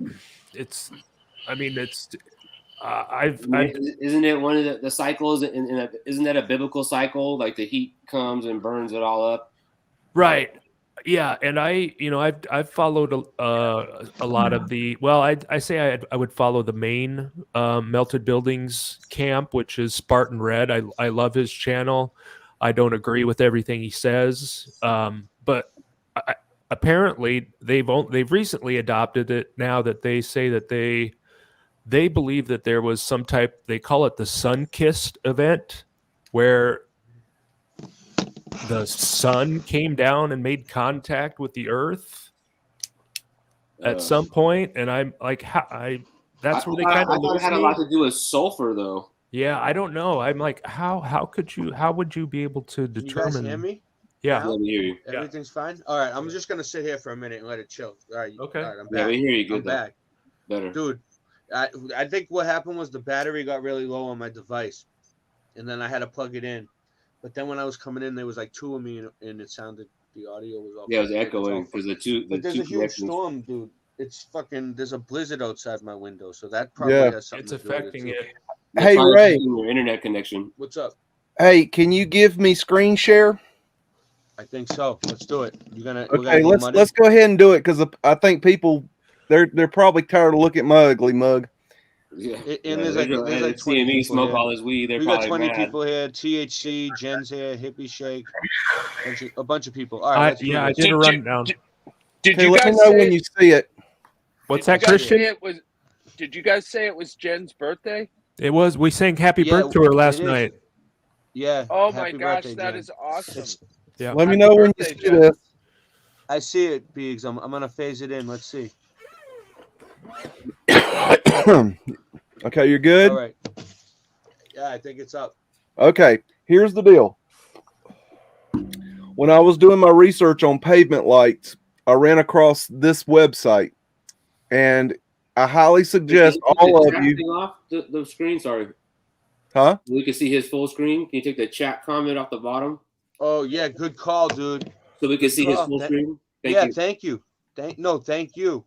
Because I'm Thank an you. idiot. Got I it? didn't real. Yeah, thank you. Sorry. We're Okay. still learning. Oh, thanks for. I can't see what y'all are seeing, so I have to No, ask. yeah, I just want to make sure we can see your screen perfectly. It's the You're cutting half of it off. It's the Glacian homepage.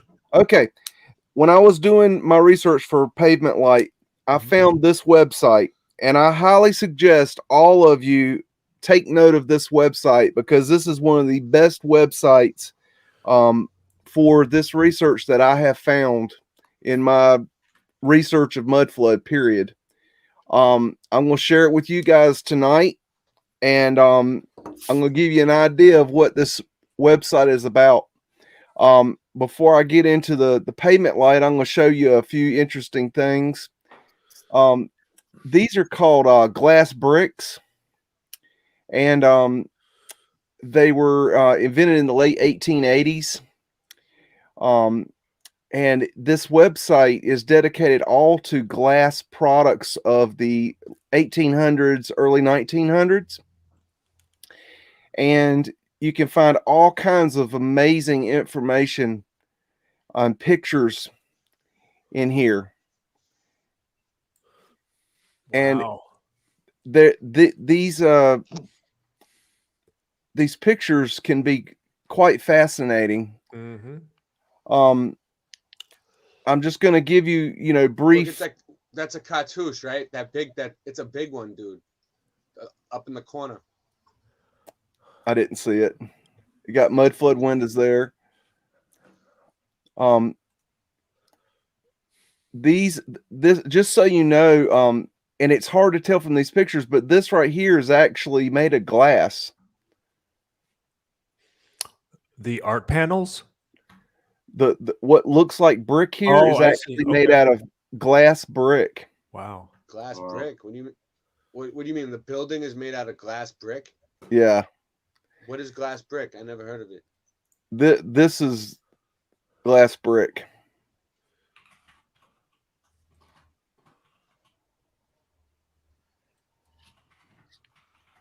That makes sense. Like on the places that are like seaside, and they say that they were churches and the glass was everywhere, and that's what made the sand. That's crazy. I never heard of glass brick. I'm learning something new tonight, guys. All right, let's do it. Okay. Glass brick. Glass bricks 101.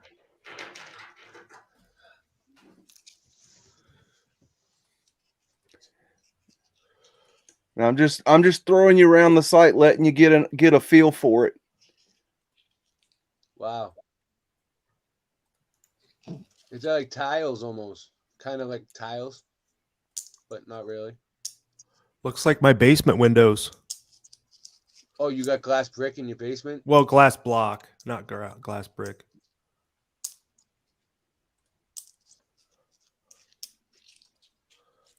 There's some right there.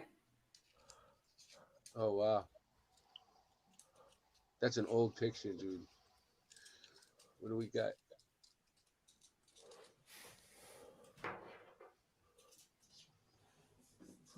Okay. This, you know what this reminds me of? That they used to use like a blue glass like that in greenhouses and stuff like that back in the like early 1800s and stuff like that. Here's books on it right here. PDFs. You can find more information about these things. Now, They also have stuff talking about glass insulators. So you can get a lot of information on here. And over here on the left, they have a lot of good information that you can get into. I don't get too big into those. These are drawer knobs, glass drawer knobs. Okay. Those are popular here in Milwaukee. This is where I really got into. This part of the website is phenomenal. I learned a lot about pavement light and prism glass and coal hole covers from this site. And it has all kinds of information that you can look into. Check this out. This is all the patents for pavement light. 1883. Okay. Now, you can even find the original patents. 1818. Okay. That's the original diagram for pavement light made by Rockwell Vault Light. Nice. Okay. You can look, here's one for a coal hole plate. We got, here's a, does it say? This is Hyatt's illuminating vault cover. These are the actual patents that this is the original pavement light that we know today without the nubs. The nubs came later. So this is the original pavement light patent. Is this the U.S. Patent Office? Okay. 1885. Yeah. Wait a minute. No. Excuse me. 1845 reissued 1885. So originally 1845 was the first patent of pavement light that we know. But you can, I'm not going to show you all these, but you as you go, you'll see them progressing into, they get bigger and more elaborate. How far back does the patent office go with patents? It looks the patent office, it got burned down. Like 1850s on or something like that. It burned down like everything else in the old world. Like the rest of everything else that was flooded. Yeah. So some of it got saved, but some of it didn't. But if you the more let's see, illuminating tile grating covers, vault light. Let's just see. I don't know what these are. You have to just look into them, and each one's going to have something different. I mean, that fits the timeline, like things started really kind of coming back together. They start patenting this stuff all of a sudden again, Yeah. Yeah, this is good stuff, B. Yeah, this is great stuff. Okay. Now I'm not going to show you everything because there's too much. I mean, you look how much is here. I mean, come on. Yeah. There's no way I can't show it to you. I bookmarked it. I'm going to be looking at it. Yeah, no, I'm going to look at that too. Thanks for that. This has got the original in here somewhere is the original Frank Lloyd Wright prism glass patents. So they're in here. Mm-hmm. That's how I found them. But it's all in here. And so anyways, you got that. That's interesting. You've got where's the patent from? What year? Like prism glass. We should look at the patent more. And that was just the U.S. patent office, because I mean, the ones you showed were from all around the realm last night. This is pavement light being installed. Yep. There's the old world down there. The older. Wow, look at them. I think there's old and older. Look at those dudes. They're just standing around like looking at it. Just look for the top hat. There he is. There they are. Oh, yep. Austin is here. I'll get him in. Somehow. Let's see. I'm letting you in, Austin. Let's see. All right. All those underground trolley stations. What's up, fellas? Hey, Austin. What's up, Austin? How you doing, man? Good, chilling. You come Yo, and join the what's Mudflood happening? research. Yeah, I'm checking this shit That's out. them This shit's installing pretty it wild. right there. Stuffed Beagle's awesome, dude. He finds the best stuff. Oh yeah, I'll be watching your stuff, bro. Much respect. Now, the another there's I'm not going to show you everything. I'm just giving you something to go play with. Here's talking about the prism. Oh wait a minute. No. This talks about deck lights. This is where the idea for prism lights came from. Is deck lights. Mm-hmm. So you can learn about that. Fresno Lenses. Those Fresno lenses are really fascinating. Those are the ones that are in lighthouses, right? Yep. Yeah. What's up, Christian? I didn't know you're here. What's up, bro? Yo, what's up, Austin? Yeah, Christian. It's amazing.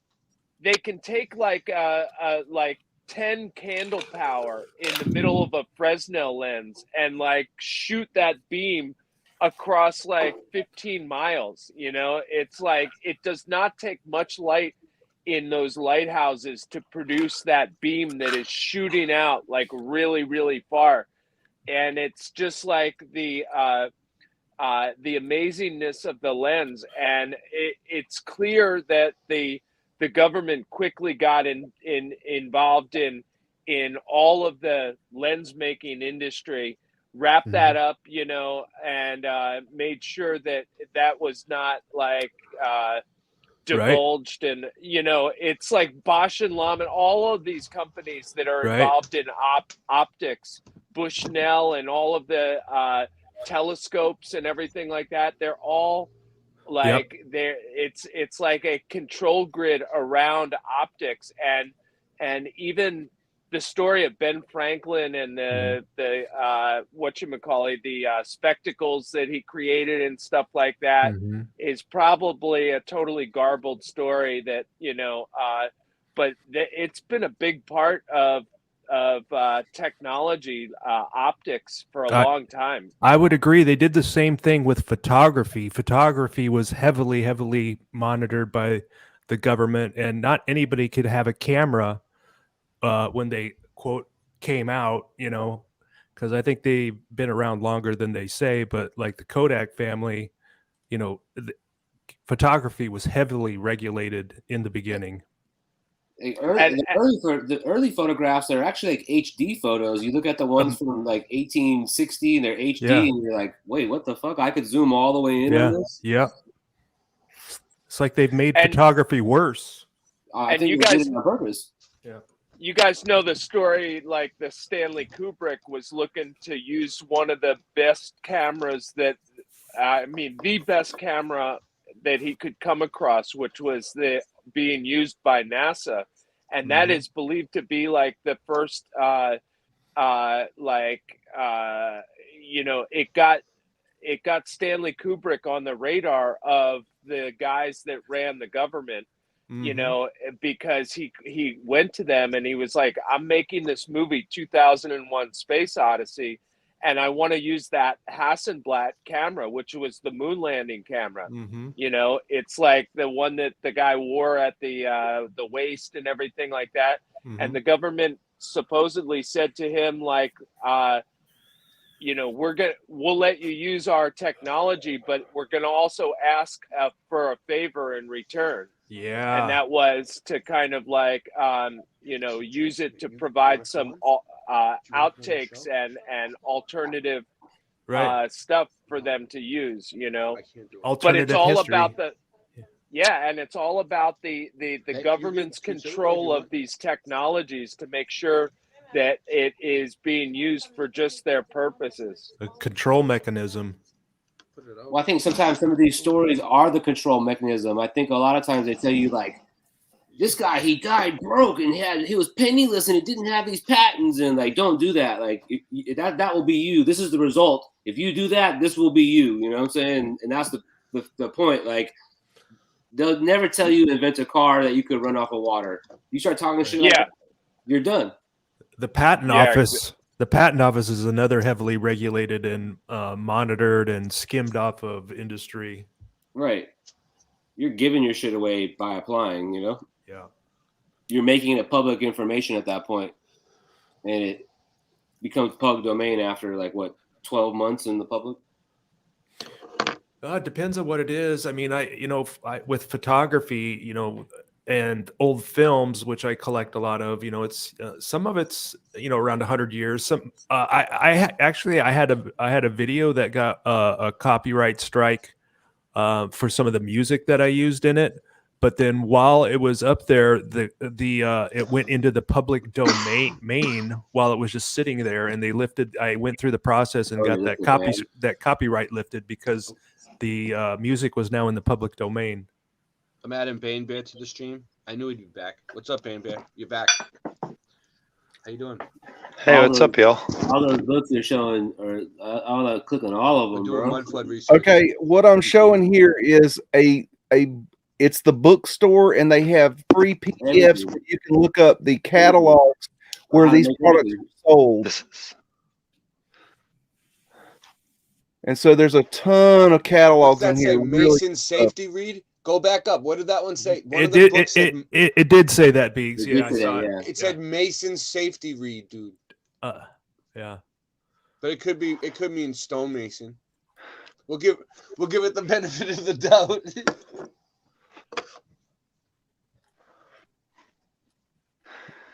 Masons. Let me know when you see it.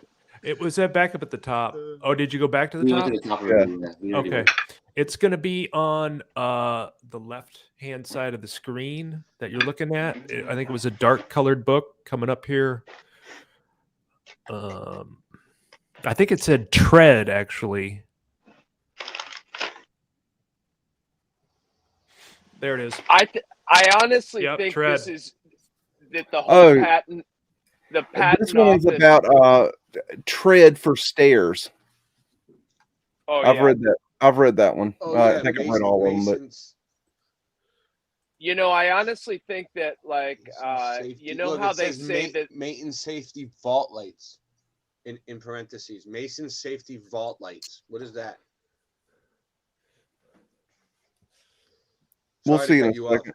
Hold on a second. I'll show you.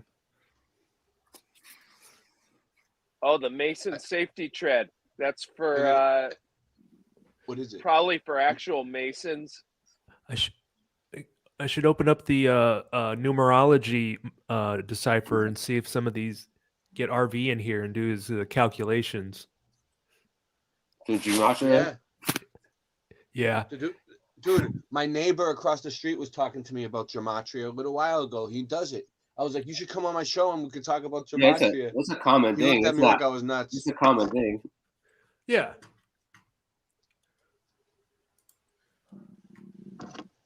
You know how they say that the devil can't create things, the devil can only steal things? And I think that, like, this is the patent office is a way for the overlords that rule this realm to like basically just like leech off of the ingenuity of the people and like in a way profit from it, and just like it's a thievery operation that's run by the state almost. And it's the most gifted and enlightened people that are coming up with these ideas, like just think about people that are sitting, thinking of like, yeah, I could make this. I'm going to go get it patented. And then they just get preyed upon,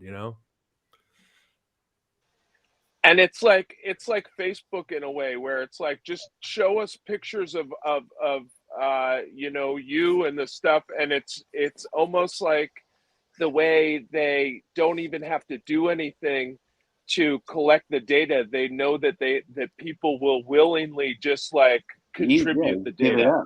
They consent. They've got it funneled. They've like, okay, let's take the most gifted ideas from the gifted people that it matters to. Yeah, let's people like me. It doesn't matter. I'm just like, that shit doesn't work no more. I'll make a new one.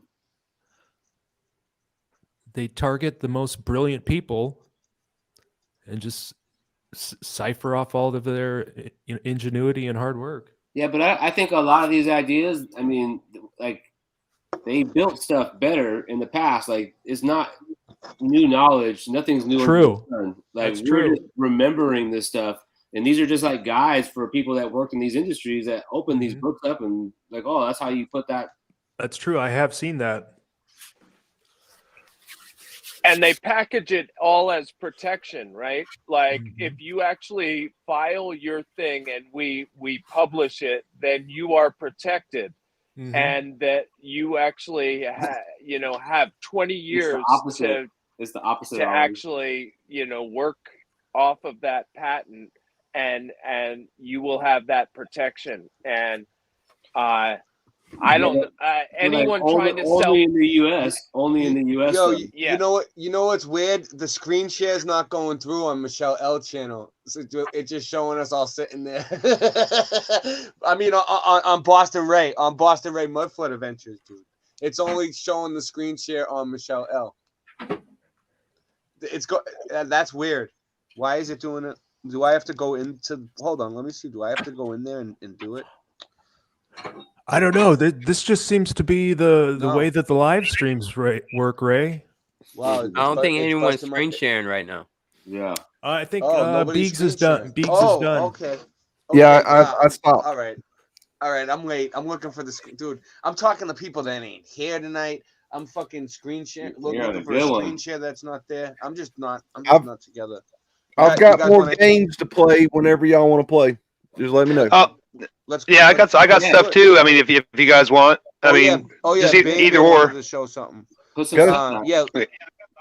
What do you? Let Bam. What do you got? What do you got, Bam Bear? Put it on all white. But my son figured out how to. He got those light bulbs that you change with the internet with your phone. So he's been playing with that. It's Friday night. I let him stay up late. But my son's like a little culinary expert, and when I got home, he's making like sauces because he knew I was coming home with French fries. So he's mixing like guacamole and A1 sauce and ketchup and white remoulade sauce and all these different things in the kitchen, like a mad scientist of the culinary world. So my boy's up here. Seth, say hi. Hi. Yeah. How you doing? All right.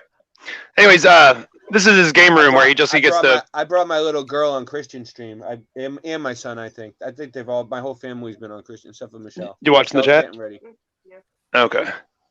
Yeah, it was just one of those things I just wanted to share real fast. That's one fun thing I had, and then also we've been built. This is what we've been building recently, is the Batman break-in.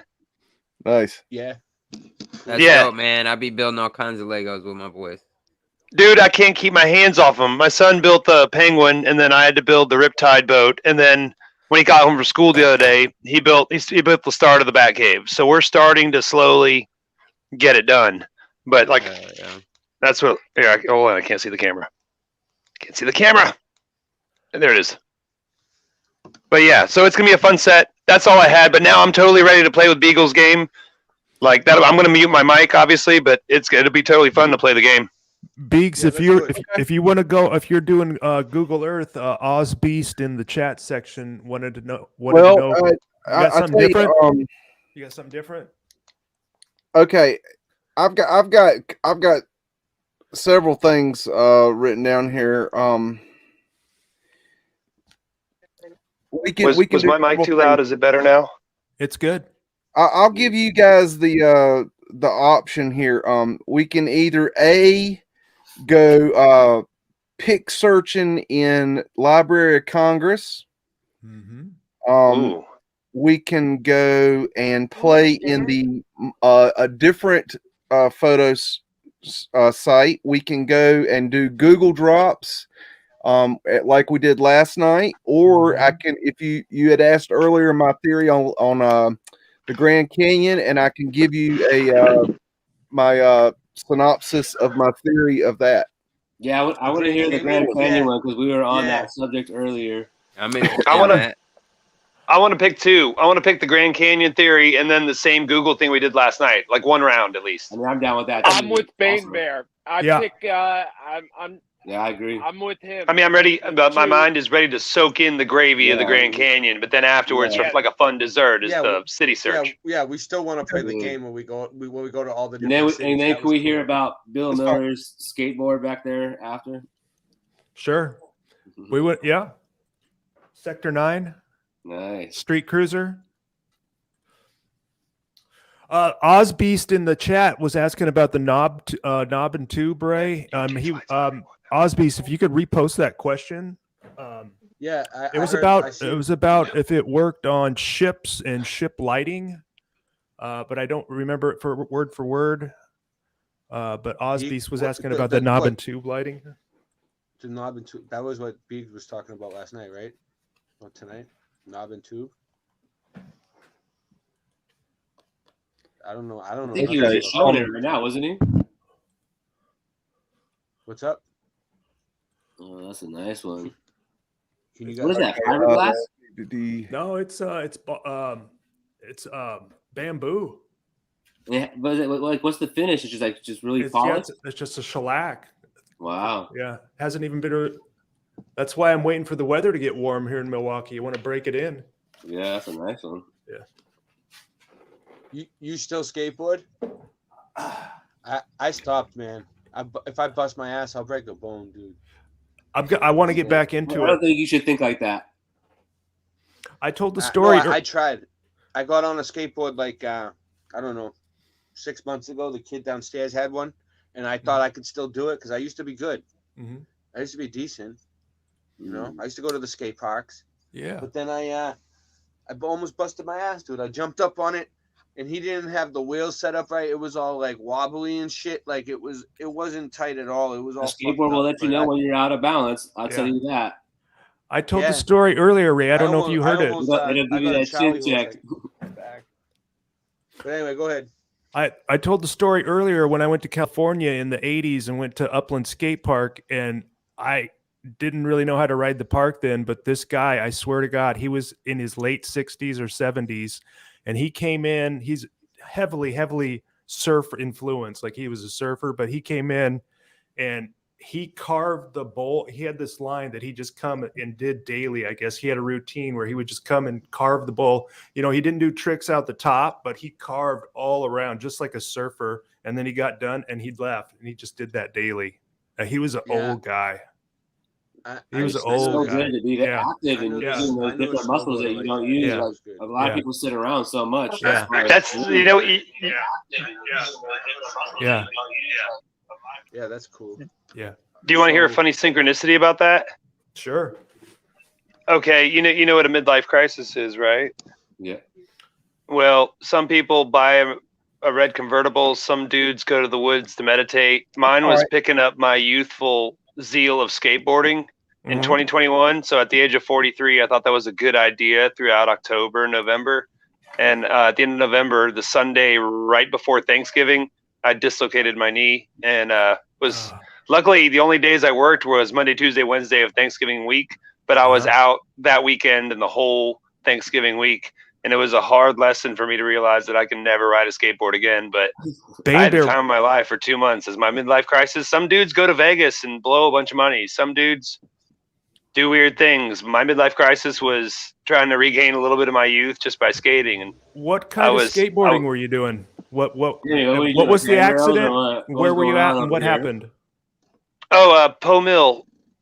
We have a lot of mill villages here in Greenville. By the way, represent. I'm wearing my hat, my Greenville hat. So my boys in Greenville that are going to watch this represent. But we have a lot of mill villages that have old mill houses. We turn them in from a 2-bedroom, 1-bath to like 3-bedroom, 2-bath. And one of these old mills had burned down. And years ago, people had donated concrete and money to build it up with ramps and stuff. So all the local kids still skated and stuff. The DIY park? Yeah. But at the same time, it's like all the transitions were different. They were not all the same circumference. Like it was wild. Yeah. And they would have mounds of concrete, sometimes tabletops and stuff. And trust me, I got my share of bruises, scrapes, literal scars. And I dislocated my knee for the 4th time in my life. What took you out? I had to walk with a cane for a while. What took you out? What were you trying? The bowl. I mean, it was a quarter bowl. Like, it's like 2 quarter pipes with a curve in the middle. And I went the opposite direction of what my natural flow was. I see. And I shouldn't have done that. And I dislocated my knee. But I have videos. Videos, hashtag Poe Mill Skate Park. All right. That's a playlist on my channel. I'll look into that. Yeah. All right. Hey, do you guys want to do a promo real quick? I think. Well, let's see what Ray wants to do. Ray's That's right, running in the show. Beagle's game, yeah. Well, Ray holds the power. And of course. And for a while, we were running the live stream without Ray, and we don't know what happened exactly. He's having trouble, some technical issues. So, I understand. He's the one that can grant screen share stuff. I'm ready to roll, Ray. Yeah. Oh no! I didn't mean that. Oh, I didn't mean that. I was just gonna say because I have a third phone. I was gonna make a promo video. I could post on the Bane Bear channel later. Oh, I see. I misunderstood. Sorry about that. Yeah. What does that entail? Just this. Oh, okay. My boy Seth here with the Mud Mob. Gotcha. I got my chat watching phone and my StreamYard phone. I got Awesome Austin. I got Stuffed Beagle. I got ChristianFKnapp, David M, Ben Miller, and of course Ray of the 3 different channels, Michelle L, and all that. All my people, go follow them. Love y'all. See, so I'll post that later, and then that'll be one more thing where we can get more peeps in here and stuff. You know? I see. Cool. I see. Cool. I follow you now. Okay, I'm ready to roll, Ray. Okay. I'm muting my mic for a minute. You're gonna mute my too. Let him do. Ray, can you hear me? Yeah. Can you hear me? Yeah, I'm gonna share a screen. Okay. Let's see if it comes up. There's a bunch of people here. I'm looking for it.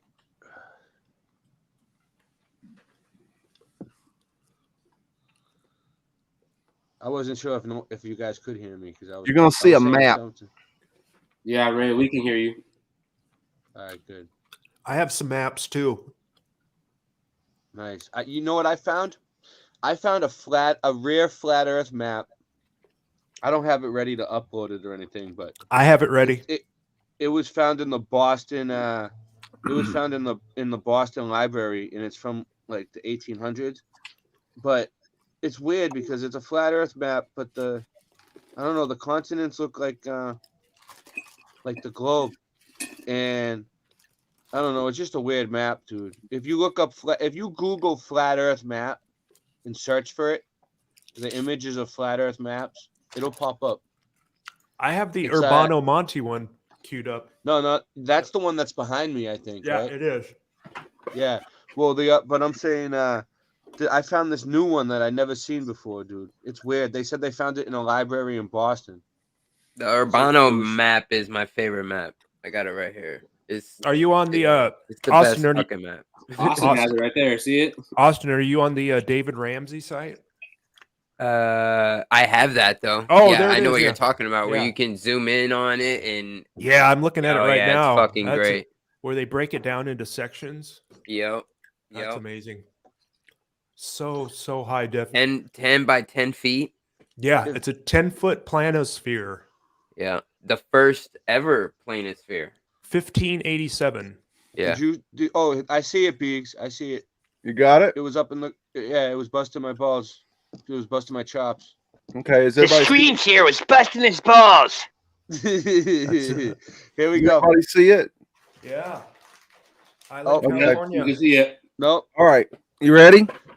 Here we go. Here Okay. we go. My theory isn't. You ask about how the Grand Canyon was formed, and here's my theory. I'm not the only one that believes this theory.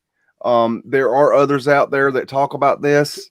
Before you tell your theory, can I say my theory real quick on what, so we can see if we have the same theory? I don't know what your theory is, but my theory is that's where the firmament opened and the waters came in from above and flooded. That's the main spot where the waters hit.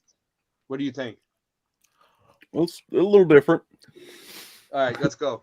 Okay. This is an old map where you have California separated as an island, but what I find important about this is what we call Lake Cannabis, which is right here. Like cannabis? Cannabis. It sounds a lot like cannabis. Yeah. Is that Utah?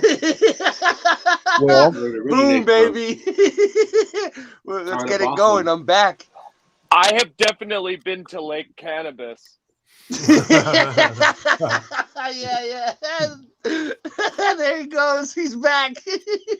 I'm there right now. Boom. Yeah, I got my. Swimming in it right now. You guys can't see Austin? What's Austin got going on? I got you guys blueberry can't see what I'm cupcake. doing. Nice. Yeah, that blueberry cupcake shit is off the hook, dude. I liked it. It was good. It was good. Well, it was good. And a while it couple lasted. gummies. Yeah, I ate a shitload of gummies at Christmas time, but they're all gone now. Boom, baby. Okay. Lake Cannabis is on a lot of old maps, and it was not a little lake. It was an inland sea. It was big. It was really big. Okay. It's right here. Now, depending on what map you look at, depends on where it is on the map. So we don't know exactly where it was, but it's not there anymore. Okay. Well, we do because it's the desert now, isn't it? Well, we don't actually know where it is. I have a theory on where it is, and that's my theory. Now, what I believe happened, I'm gonna switch to a different screen now. I'm gonna stop sharing and then share a different screen.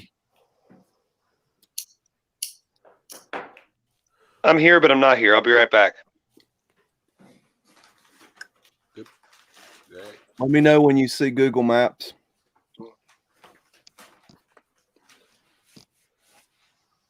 What you pop something else up? All right, let me see. Yeah, I see something. Boom. You'll see Google Maps of the United States. Yeah, you had it. Yeah, I see it. I see it. It's Okay. What we have here is Google Maps, and my theory is that Lake Cannabis is known to be the shape of a heart. Hold on. And I believe right now you're staring. Sharing, dude. It is? What yeah, you're fuck? Good. You're good. It's sharing. It's sharing? It's sharing on the TV, and it's telling me on well, the there's device a delay on the TV. Right. Austin, it's busting my balls, Austin. It's busting my chops. Did you say you said heart shaped, right, Beegs? Right. Okay. Lake Cannabis in the pictures is heart shaped, and right now I believe you're looking right straight at Lake Cannabis. Hey, of course, Lake Cannabis is heart shaped. It's only the best place in the world. Woo! All right, Beegs, let's go. Okay. Now I'm going to stop sharing and I'm going to show you a different screen.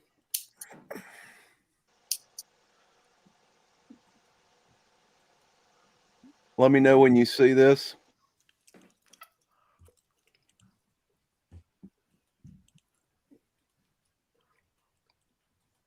Oh, hold on. Ooh. I forgot I was running the stream for a minute. That's what happens, dude. I forget I'm even running it. I forget that I have to put it through, you know. It sucks that they make you can't just give someone permission. I see it. Got it? Yep. Yeah. Okay, what we're looking at is a Google Maps satellite image capture of Utah. Salt Lake City is up here. Okay. Now, I'm going to draw Lake Cannabis where I believe Lake Cannabis is. Wait a minute. Hold on. Hold on. It's messing up.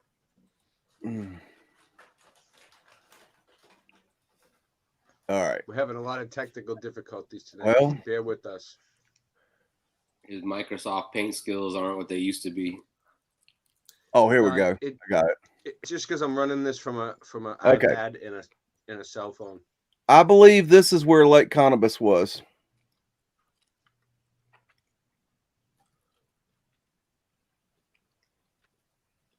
Now, I'm going to switch to a different screen. Oh wow, yeah, that's a heart shape, dude.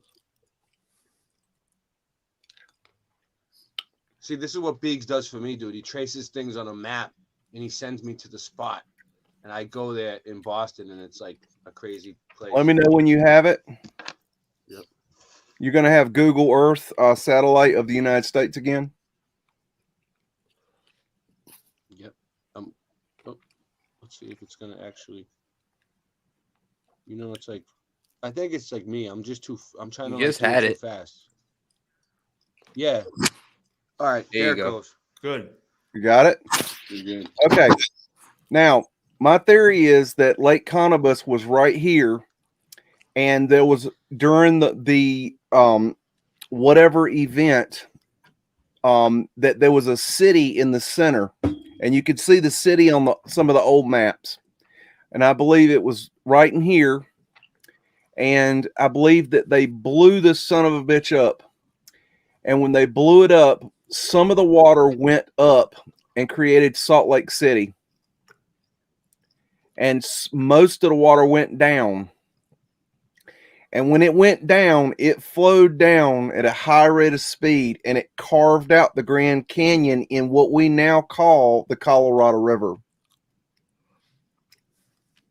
I mean, it looks like an electrical charge on the map. Okay, you see it came out here and blew down and ran down and created what we know here. Lichtenberg scarring. Yeah, could that be electrical scarring? Yeah. Yeah. That's what we're talking about, Austin, right? When I see it from this point of view, that's all it looks like to me. What if they electrical scarred it and it blew the bottom out? Right. And then water filled in the least, like water does. It finds its level after. And then the mud, filled in the area that we now know as where California was an island. Mm-hmm. Yeah. But yeah, look at all that scarring all along Colorado. There is another part of California that had a big body of water in it too, like more towards Northern California, and you see it on old maps a lot. Mm-hmm. And that has dried up, and I think became another desert area as well. Look at all that shit. Yeah, me and Austin were just going over this on the Mellow Dome like a week ago or something. Yeah, not even. Yeah, about a week ago. Yeah, but how much is that? Is that from giant trees? Is that roots from giant trees, or is that all electrical? It looks like electrical to me. Yeah, to me. Yeah, but look how roots look. Look how roots grow. I can show you. You want to screen share it? You got it on. You got it, Austin? Yeah. Do you care? You mind? No, let's do it. I just got a picture I can show. You got that art that they do? I can pull that up. Yeah, I have that. Shit. That shows how it works. That's like a lab experiment that shows how it works. All right, let's see. Oh, it's working for him tonight. Nice. It was busting our chops last night. It was only letting one person screen share. Oh, hold on. It's coming. Boom. Yep. All right. Same thing. There you go. But yeah, I got that video I can pull up of. Yeah, I mean, I don't disagree with that. It's the same. It's the same thing we were looking at, man. It's such crazy how we have synchronicities in this. Like he didn't know we were looking at this. You know what I mean? Mm-hmm. A lot of pieces to the puzzle. That's for sure. That's why I'm trying to bring all the researchers together. I'm trying to bring everybody from the flat Earth community, the Mudflood community, the Mandela effect people, whoever wants. All right, I gotta find this video. I think somehow the melted building is gonna. Family is going to play a factor too. I'm not sure. You know, what electrical charges everywhere. Yeah. I mean, that makes sense. And one theory is that rivers are just leftover plumbing that's still functional. I mean, if you follow a river up to the source, you're not going to find. I mean, in those maps, it just goes to a point. You know, I don't know where the water comes from. Sometimes you go up there and you're way at the top of a mountain, and the water's coming out of the mountain. It's like, well, how? Yeah, a lot of these. Around the giant tree. It's strange. I think it's both. There was geysers. There could be huge geysers. You know, like underground. Well, I mean, that's where the water comes from. The geysers. Everyone wants to know where the water comes from. It comes from the geysers. The Earth has them everywhere. They're all over the map. Yeah, they call them craters. Craters, right? Yeah, exactly. We got one time I went spelunking. We got 23 people here. One time I went spelunking. Okay. I was spelunking and caving in Kentucky, and they've got like big underwater cave systems and underground cave systems, and this guy took us to this one cave where it was literally just like water flowing out the base of a mountain. Yeah. And it was coming out pretty fast, and then we were watching him, and the next thing we knew, he like ducked his head into the water stream and he was gone. And we were like, oh my God, like something out of Willy Wonka or something. He was just like got sucked up into this thing. And I watched as my buddies all like went into this stream of water flowing out. And so I was like, I popped my head in there, and I realized that I was in like a big long tube, and I was underwater, and I was like paddling to get to the other side of this tube, because you're holding your breath the whole time. And I just like swam upstream for like 50 feet and then popped my head up, and I was like in this underground beach that was beautiful, but it was like harrowing to be like swimming upstream underwater from this thing that's just flowing right out of the base of the mountain. Yeah.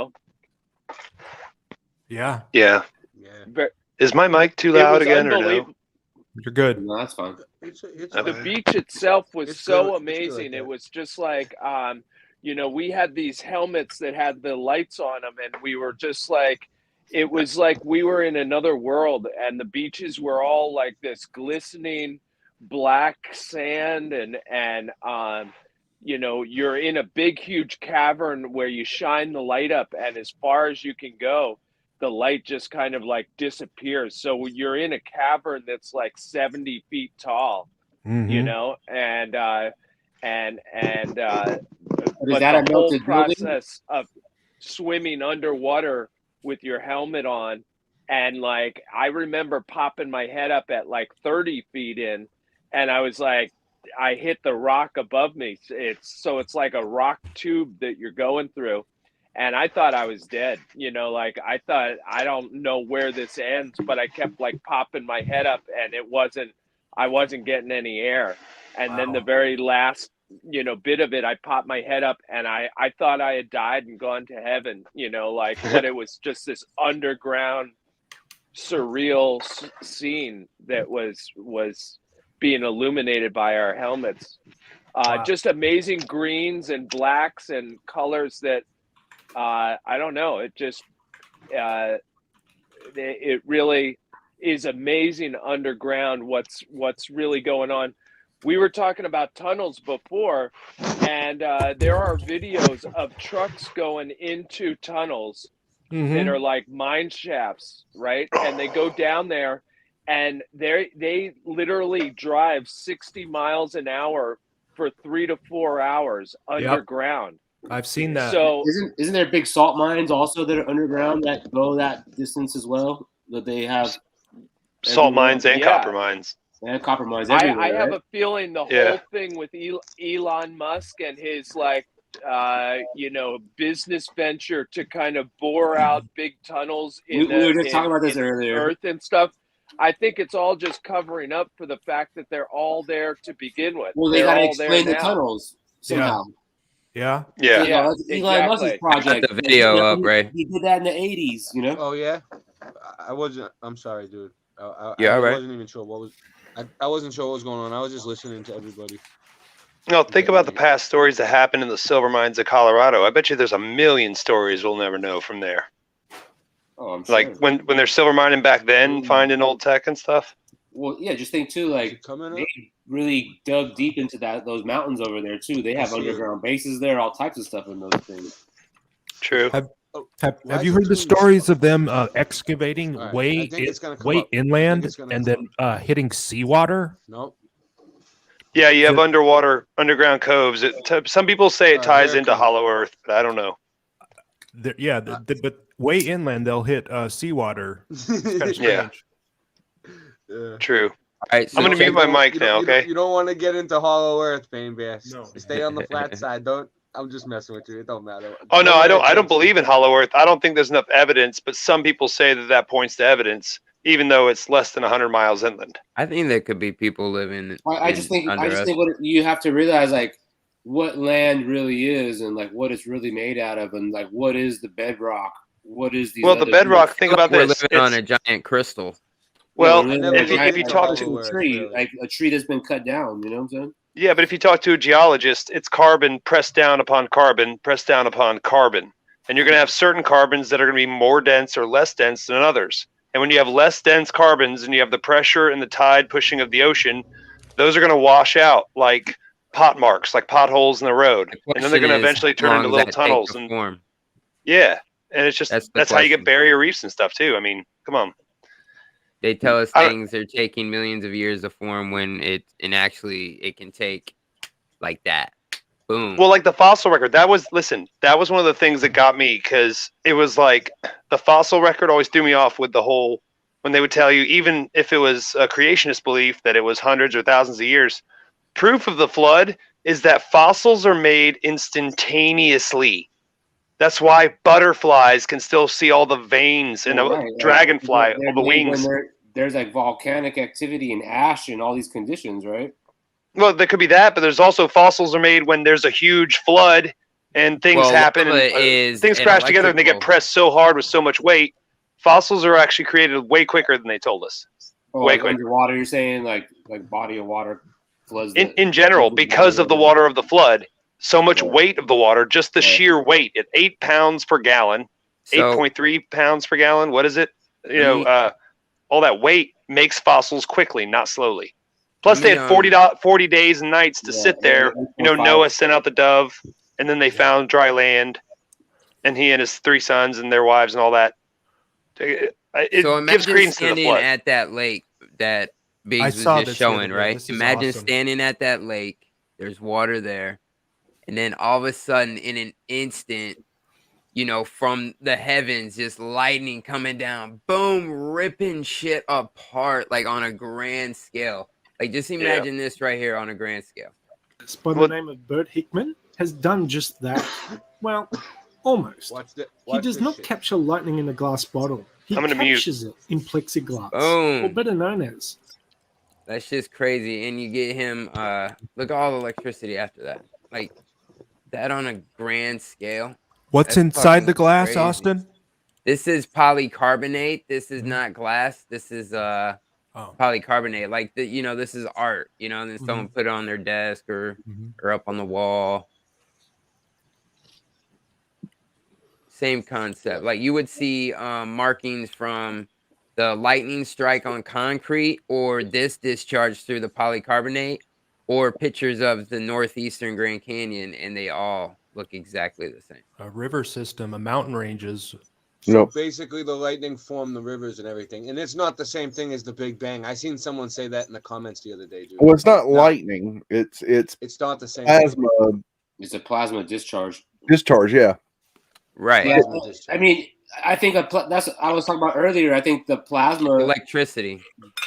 The plasma discharge had like all types of effects on the environment, even on the people as well. Yeah, I think there's God just throwing down lightning bolts. I believe this happened a long time ago. I don't believe this happened recently, though. That looks like I think this happened in like 150 years, maybe. If you fly over the U.S., 1850s, maybe. Multiple resets or multiple events. Well, yeah, but I think events are happening all the time, like every day. I think events are happening right now, and we're just not saying like, "Oh, did you hear what happened in Haiti?" or "Did you hear what happened wherever?" Yeah. And like they control the dams. US, it's pretty interesting like to see that they control all the dams and they control all these inland rivers. Hey, do you guys want to go Google dropping? Yeah. Sure. Okay. That's a hardcore yes. Okay, let's. What I want to do is I want to get this running a little bit smoother. So, Bill. Yeah. What I want you to do is I want you to watch the chat. Yep. I'll just call out an idea, and you just the first person that comes up with a decent idea, let me know, and then you guys help guide me in, and we'll go in and find something. Let's stay to the United States tonight. I think we had better luck with that last night. Okay. Beagle, can I make a suggestion? Yes. Well, since this is like the 5th stream on Ray's channel and we're getting in early in the game, can we name this game? Can we name it like Google Roulette? Well, I said that Mud last Mob, night. We Google need Roulette. a name for it because I don't have a name. No, this is a fun. I'm saying this is a fun game. Let's make it a staple every time we do one of these long late night streams on Ray's channel. Let's make it at some point a 10-minute or 20-minute game where we do this every time. That way, people know to come because it'd be one extra fast, fun aspect that it's going to be here consistently. Yeah, we should make it a staple. I think I like it because it gets all everyone, chat involved. Yeah, it gets the chat and every involved. night we do a different country, different continent, and we'll call it Mud Mob Google Roulette. I want to do different countries. I think we had a little better luck last night with America though, so I want to tonight I want to stick with America. So, agreed. What happened when we went to the other countries? Branch out a little more. I'm going to mute my mic. Okay, let me. Oh yeah, there's 2 channels. Let me make sure I got both channels. Yeah, we got 2 channels going, but it's telling me the number for both of them. We got give me 1 second. People okay. all together. 22 people watching us smoke weed. Hey Ray, while you're waiting, the promo video is uploading right now. It's that's awesome. 2 megabytes of 44 megabytes. So it'll be on my channel if you guys want to. It'll be a 20-second video if you want to share it. It says please and thanks in the center, and that way it gives all of us a shout out. So that's cool. I don't have a computer. I'm saying if you guys have the megabyte space to download it and you want to upload it on yours, it promotes all of us. You have a wrench, Bambid. You have a wrench. Did I give you a wrench? I gave you a wrench, right? Yes, sir. You did. You should put your links in the chat in the chat so everybody can sub your channel, dude. Okay, well I'm old, so that's going to take me like a full 2 minutes. Give me a second. Have somebody do it. Somebody. No, wait, I found it. Your channel. I found it. Put it in both of them. Put it in the Mudflood one too, and Michelle L. Put it in on the Michelle L channel. The first one in was Joe Dirt said Savannah, Georgia. Excuse me. Yeah, Joe Dirt said Savannah, Georgia, and then Kim Ray said New York, and then over on Boston Ray Mudflood Adventures. Okay, Savannah, Georgia. Yep. Yeah, I second that. Savannah, Georgia would be really interesting. Yeah. Yeah, let's do that. I third that. I love Savannah. Hey, yeah, but FYI, Nick DiPaolo show is in Savannah, Georgia. He's kind of a foul-mouthed New Yorker, but he's like Owen Benjamin. He's one of the only comedians that doesn't give a fuck. I like Owen. He's pretty cool, man. He's funny, and I like he plays the piano pretty good, man. And well, here's the thing: is like today at work, I was putting up rake boards like 20, 30 feet in the air. And it's like I was listening on headphones while I'm laughing while I'm working because his live streams are pretty hilarious. Yeah, he's funny, man. Joe Dirt, is there a building in Savannah, Georgia that you have in mind? I'm gonna mute my mic for 1 second. Because I can also look up buildings because we had some trouble finding good spots to go once we got there. I'll look up best architecture in Savannah. Yeah, stuff like that is helpful if you can tell me that because then I can drop into a good area. Okay. Oh, I got to bring it up still, huh? No. I was wondering what we were doing. Hold on. Oh, there it goes. I think it worked. Nope. I'm not doing that. It does that to me. It makes it look like it's gonna pop up and then it comes out there. Okay, I got one. Are we on? Or I don't know what we're doing. You're looks like you're in Savannah. You're on the street. If you need a place to go, you're in Jefferson. I've got a place for you. It's called the Bohemian Hotel Savannah Riverfront. Okay. I've actually heard of that. I'm looking at some Mudflood. You got something. What do we got? We got some Mudflood winders. Some Mudflood winders. I love how he says windows. Brick City. I definitely found some Mudflood winders. Yeah, there it goes. Yeah. I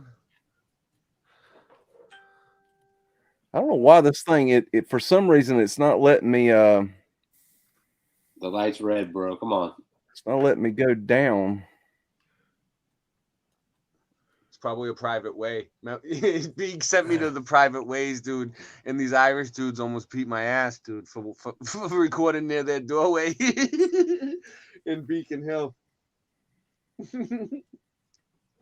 I was fine though. They didn't do nothing. But they what the fuck you doing?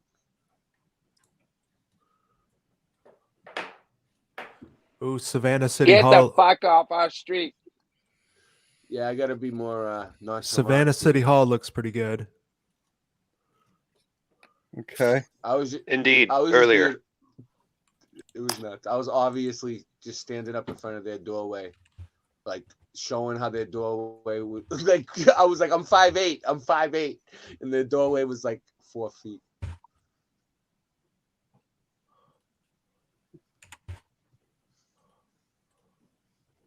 There we go. There's a lot of ACs they got on that roof. It should drop a pin for you. Yeah, look at that. I know what they're doing in there. Y'all may not know, but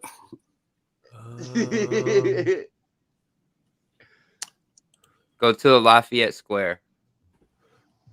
There's a big ass fucking church right next to it.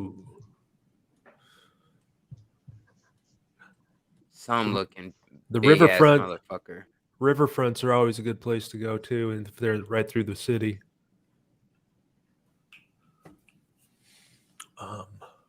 This looks like an old neighborhood. What did you say, Bill? River what? Well, whenever you're searching like a big city that has a river that runs through it, you know that back in the day, most of those rivers were man-made. Yeah, the embankments. Dude, that's like the center of everything. That's where me and Biggs are looking right now in Boston, where he sent me. Somebody was talking about that. Filled it in.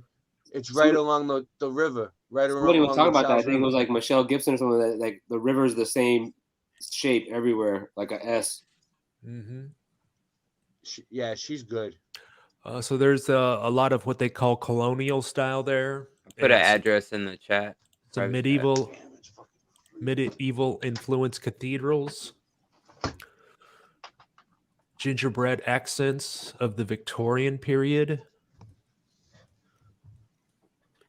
The federal style. Cathedral of St. John the Baptist. That's what it's called. Cathedral Austin, you're going to overlook that Victorian secrets joke? I didn't catch it. Sorry, I'm reading over here. Oh, and they got a lot of the Gothic revival going on down there. Well, I was saying, lingerie, Victoria's Secret, Victorian era, Mudfloods are try to keep secrets. Yeah. Secret is it's Victor. These streams end up on Odyssey too. Like, I don't know. Hopefully. They usually do. I had a question for you, Biggs. Yeah. When you guys find a building that looks like it's been mud flooded, do you guys ever look into the like as far as like the city hall, who do they say was the architect of the building and who built it? Like, the official story of how that building got there, do you guys like look into that? I've done that with Milwaukee City Hall, but go ahead, Biggs. I've done it too in Los Angeles, and a lot of it's nonsense that they'll say, this one firm did it all. Yeah, we go back as far as we can. I mean, you know that the official story is bullshit, so it's like, how important is it to look into who built it? You know what I mean? Yeah. You know what they're going to tell you is bullshit. Yeah, it's nonsense too. It's like so-and-so built it. Like, who the fuck is that guy? Biggs was telling me something really important, though. They look into the brick maker. Mm-hmm. They look into the actual brick maker and how many bricks they produced in a year. And then they see if they could really produce that many bricks to fit into like that many structures. I think that the way that they make bricks now compared to how they used to is completely different. And a lot of stuff was poured on site, like real easily. I got my desk full of these things from Milwaukee. These fuckers are like twice the size. I've been working on a story for Milwaukee City Hall, and I did a little presentation last night. But I've got photographs of Milwaukee from 1860. But Milwaukee City Hall was said to have been built in 1895, but there are no construction photos available, and I've searched. There's none. Yeah, there's this church up the street. You're not going to from me find that much of anything. that I- If you put before 1860, you're not really going to find much. Well, what I'm saying is I have photographs of Milwaukee in 1860, but City Hall was built in 1895, 35 years later.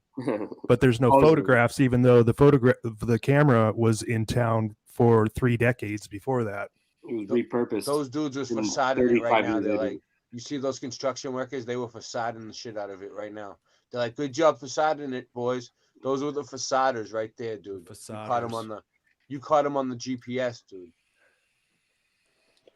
So a lot of these stories about these buildings fall apart, just like a lot of the investigation into a lot of like different historical things. Like it just kind of like falls apart the story pretty quickly. Yeah, huh? Christian. There was a church up the street from me, right up the street. I'll show it to you. It's a big fucking church in Everett, and it's old and it's brick. And I looked it up, and they said it's from like the Victorian era or some shit. Roman Gothic revival. That's what they said. Roman Gothic revival. All right. So okay, give me another city.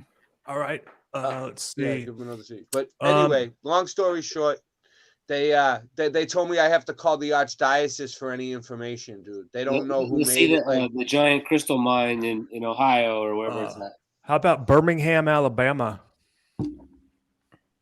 My dad's from Birmingham, Alabama. That's awesome. Let's go for it. I have a funny story from then, but if you want to hear it, help me find it. I know it's here. All right. Hey, I'm about to get out of here, y'all. Okay. All right, you're gonna Thanks take for stopping by, Austin. Thanks for stopping Yeah, man. by, Austin. Yeah, thanks for stopping by, man. Love you. For sure. Later, man. Tomorrow night, Austin's gonna be on, and he's gonna show. We're gonna flat earth the shit out of everybody. Nice. Hopefully. All right, y'all. I hope so. Peace, man. Peace and love. Yeah, I'll be there. Later, man. Yo, hey, Austin, if you want to bring like any like THC, anybody you got that you think would be helpful in helping us flat smack the shit out of everybody, like, because there's people that watch my channels that don't believe in the flat earth. There's people from everywhere, so we'll get into it. We'll get into whatever you want, bro. Yeah, whatever. We just show some flat earth shit. Hell yeah. We need to flat earth the place up a little bit. You know All what I mean? right, y'all. I feel you. All right. Let's do it. All right, man. Get some rest. All right. Peace and love, y'all. Thanks for coming on, man. Later.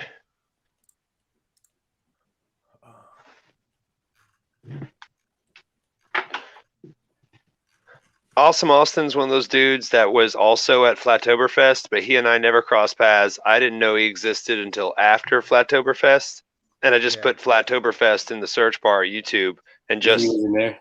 Yeah. Well, I mean, you see, he has helped me a lot, man. He's helped me a lot. He's a good listen. He and I sometimes do the Melodome on Sundays. Ray, you're there. Yeah. No, he pushes me to like First United Methodist Church is a good one. Like that I wouldn't normally do, but good things for myself. And that I end up bettering myself when some of the things he pushes me to do. I notice. I don't know. It's weird. You would like this one, Beegs. The Alabama Theater. Alabama Theater. I'll try it. Every time I seem to hit anything in here, it's not giving me anything. I don't know what's going on. Alabama Theater. Yep. There it is. Third and let's see. It's on 3rd Street.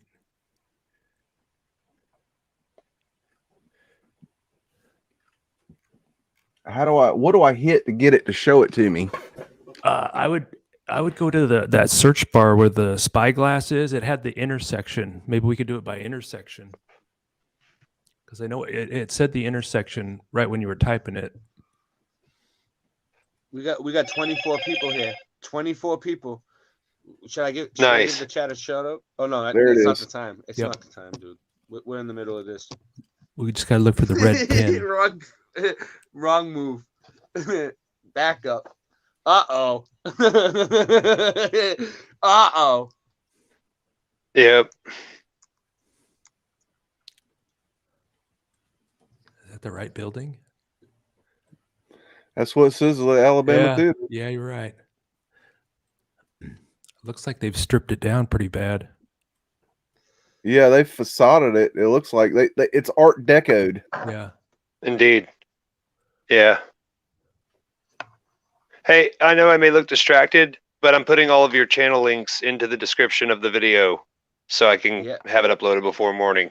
Because while it's on my mind, I just want to get that little promo up there so everyone can see it and everyone's links is there. So if I look distracted or I mute my mic, it's just because I'm trying to get... you should see the links I put in this video. If you look at I saw it. I saw it, dude. That was thick.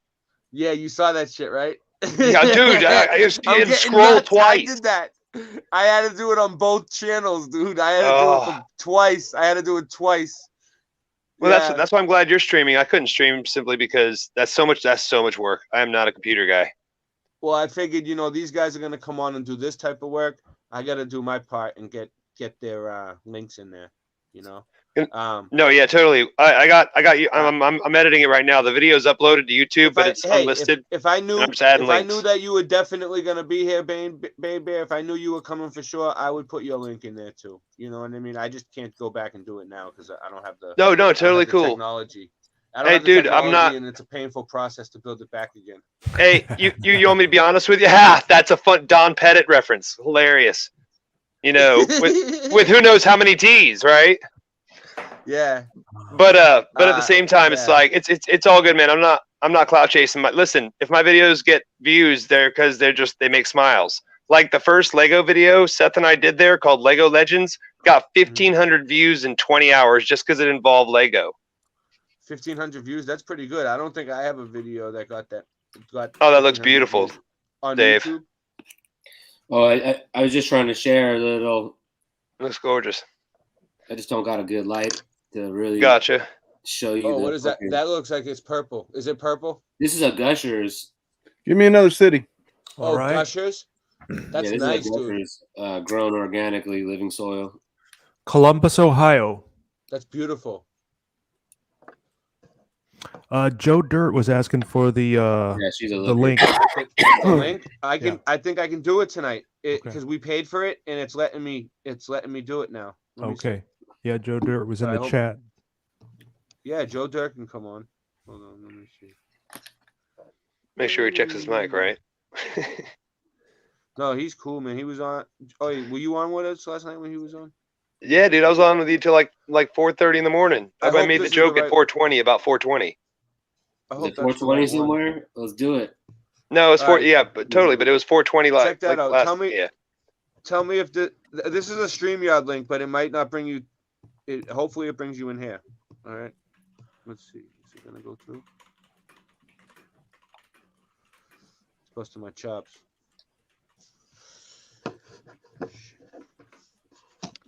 Yeah, some fire. Indeed. Earlier. You know what that reference is from? Actually, it's from like one of the funniest cartoons I've ever seen while we're searching for stuff. C-Lab 2021 was a cartoon that came out in 2001, 2002 on Adult Swim. And they had a short called Shrapster. And it's where they tried to mix shrimp, crab, and lobster. And this is before the turducken came out. But they did the whole cartoon backwards, like a Seinfeld episode, and it was hilarious. It's like early predictive programming, getting you used to the idea. I know, right? I mean, like, who are they targeting? Like, young minds, right?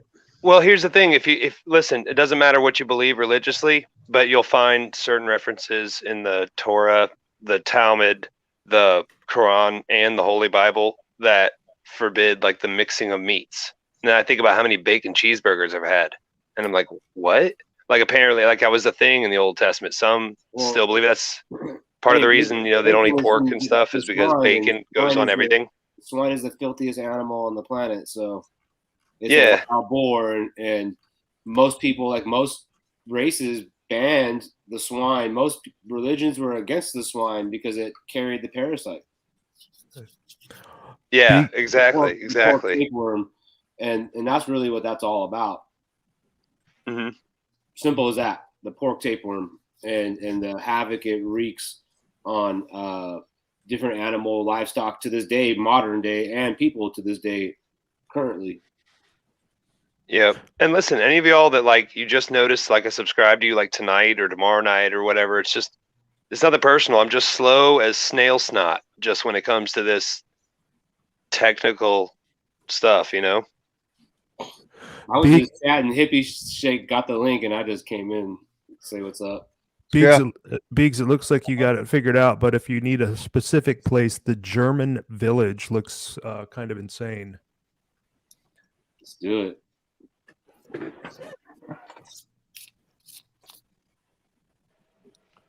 I think the scriptures also say something about mixing chocolate and peanut butter, and that's why those Reese's people are going to hell, dude. Sorry. That was good. That was good. Thank you for that, sir. Yeah, no problem, baby.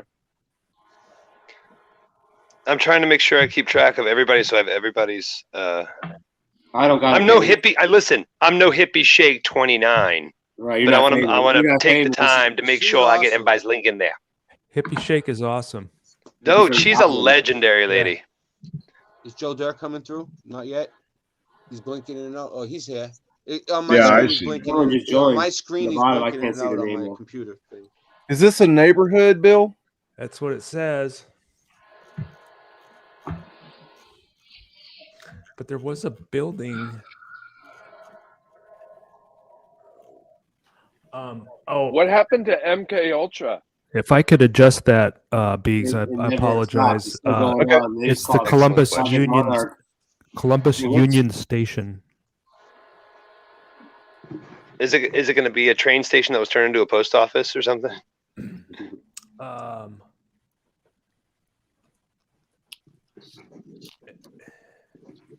Hopefully the pictures will do more justice than me trying to explain the this structure. It looks pretty sick. That's what he said. Ben, I'm just now subscribing to your channel, so.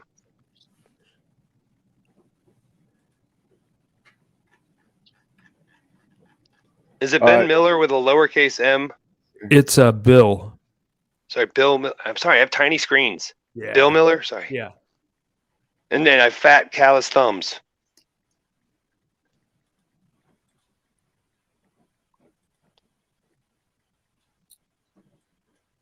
Is that it? Blows.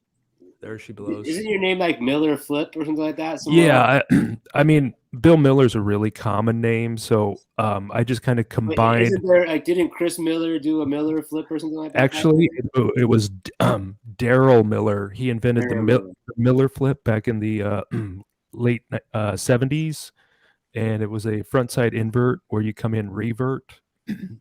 So I just kind of combined my name with the Miller Flip trick. No, but when I see your name, that's actually what I thought of. I was like, oh, that's a skateboard reference. Well, listen, I've got the video. I haven't made it public yet, but I've got it down, and this is the order I have it in the description. I have it Ray from Boston Mudflood Adventures with a link, and then I've got hold on, and then I've got let me go over there. And then I've got Michelle L, and then I've got Stuffed Beagle, then I've got Awesome Austin.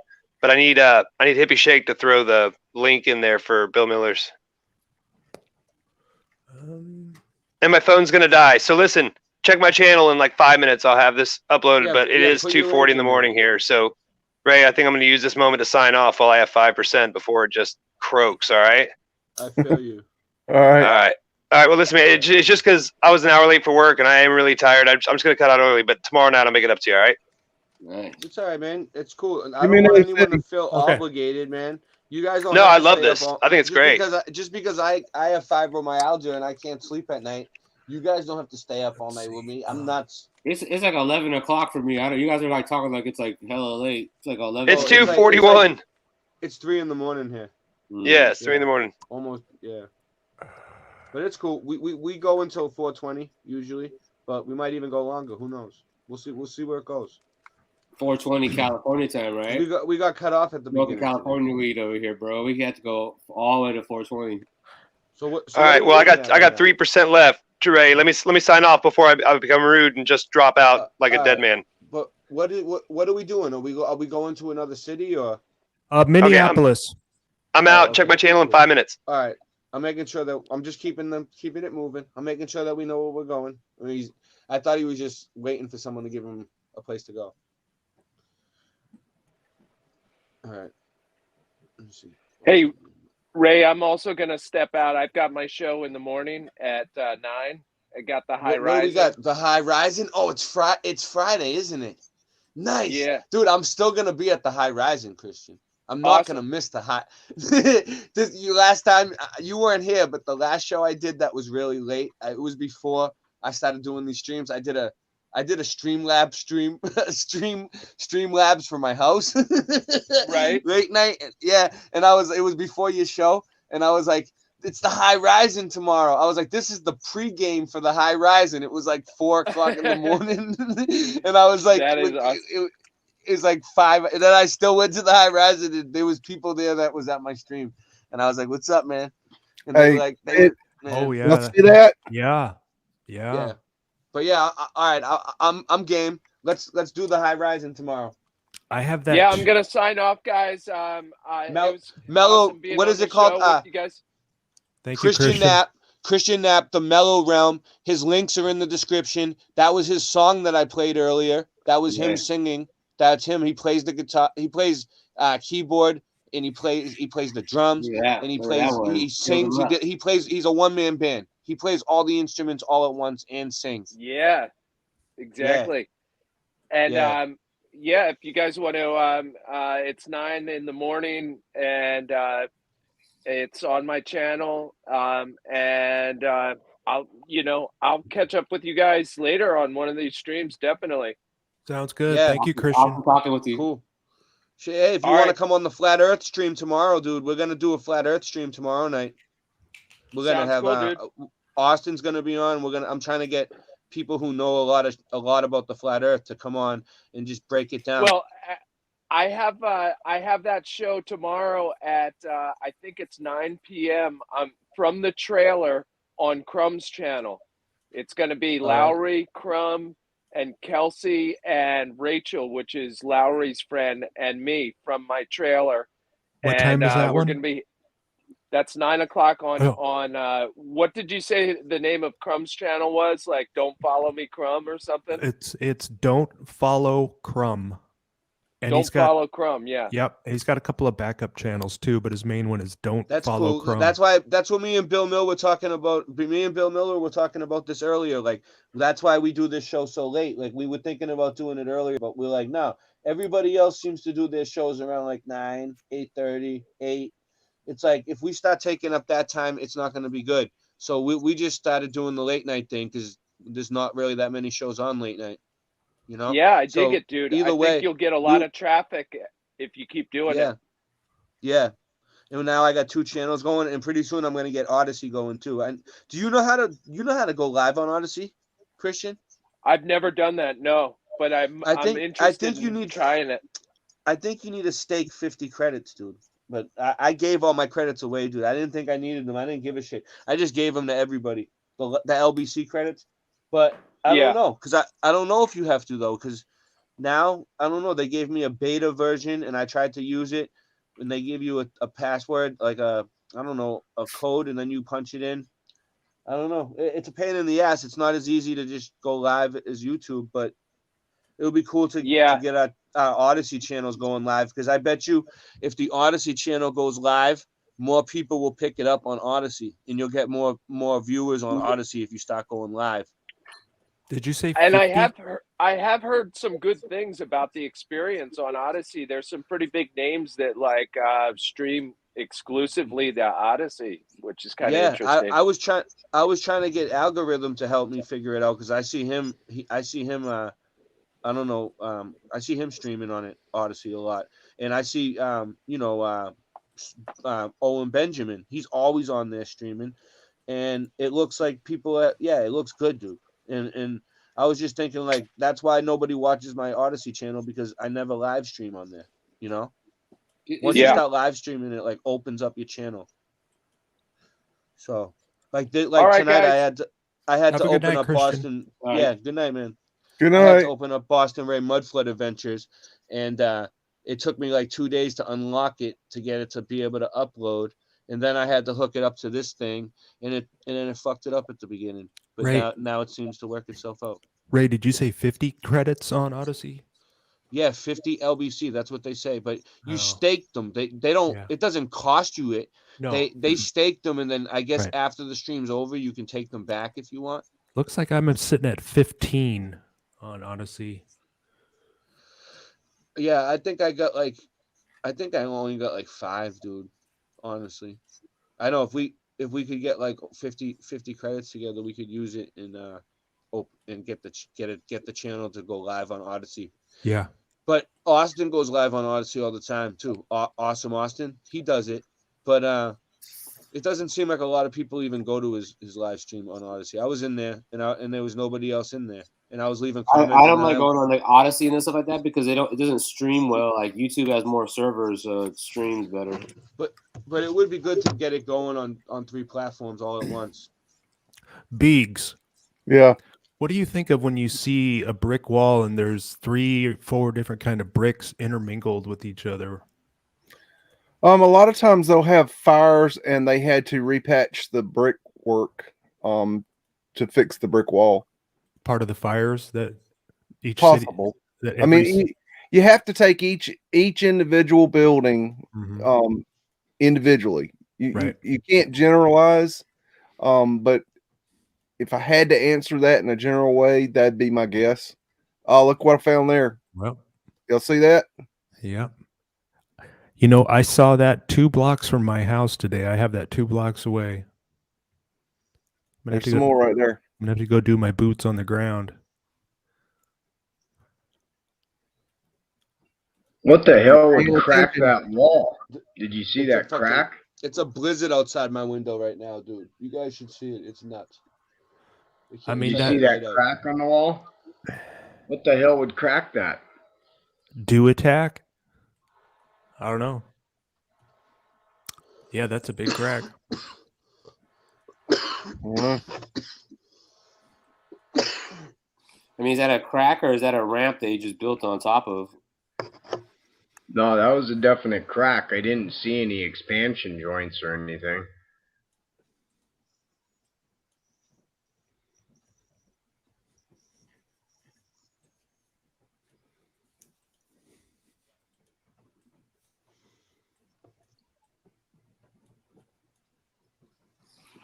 Minneapolis is pretty darn cool. I've been there quite a few times. Yeah, Rochester, when I was down there, that had some pretty old stuff in it. Hey, how you doing tonight, Joe Dirt? Oh, not too bad, not too bad. Hung out with the boy today. Drug ass half the day, but I survived. That's good. All right. I gotta give me another city. All right. Let's. Anybody in the chat want to chime in on a city they'd like to see? I was thinking, like, dude, where do they say the oldest ones are, dude? What if you check? Oh, you're gonna stay in the U.S., right? Let's see. I'm scrolling back through. Tommy Tell the Truth is here. He was born near Raleigh, he says. North Carolina. Massillon, Ohio. Ozbeast is asking for Raleigh, North Carolina. Okay, that's my hometown. Yep. Yeah, Biggs was showing me all about Raleigh. Biggs, you got a lot of shit on Raleigh. We got New Orleans too. Oh yeah, Canal Street's a good one if you ever want to look into some old photos of New Orleans. Canal Street. Yeah, I've never been through looking at this stuff like this before. Okay, I'll show you. Let's see. How about? Oh, this is an interesting one. right here.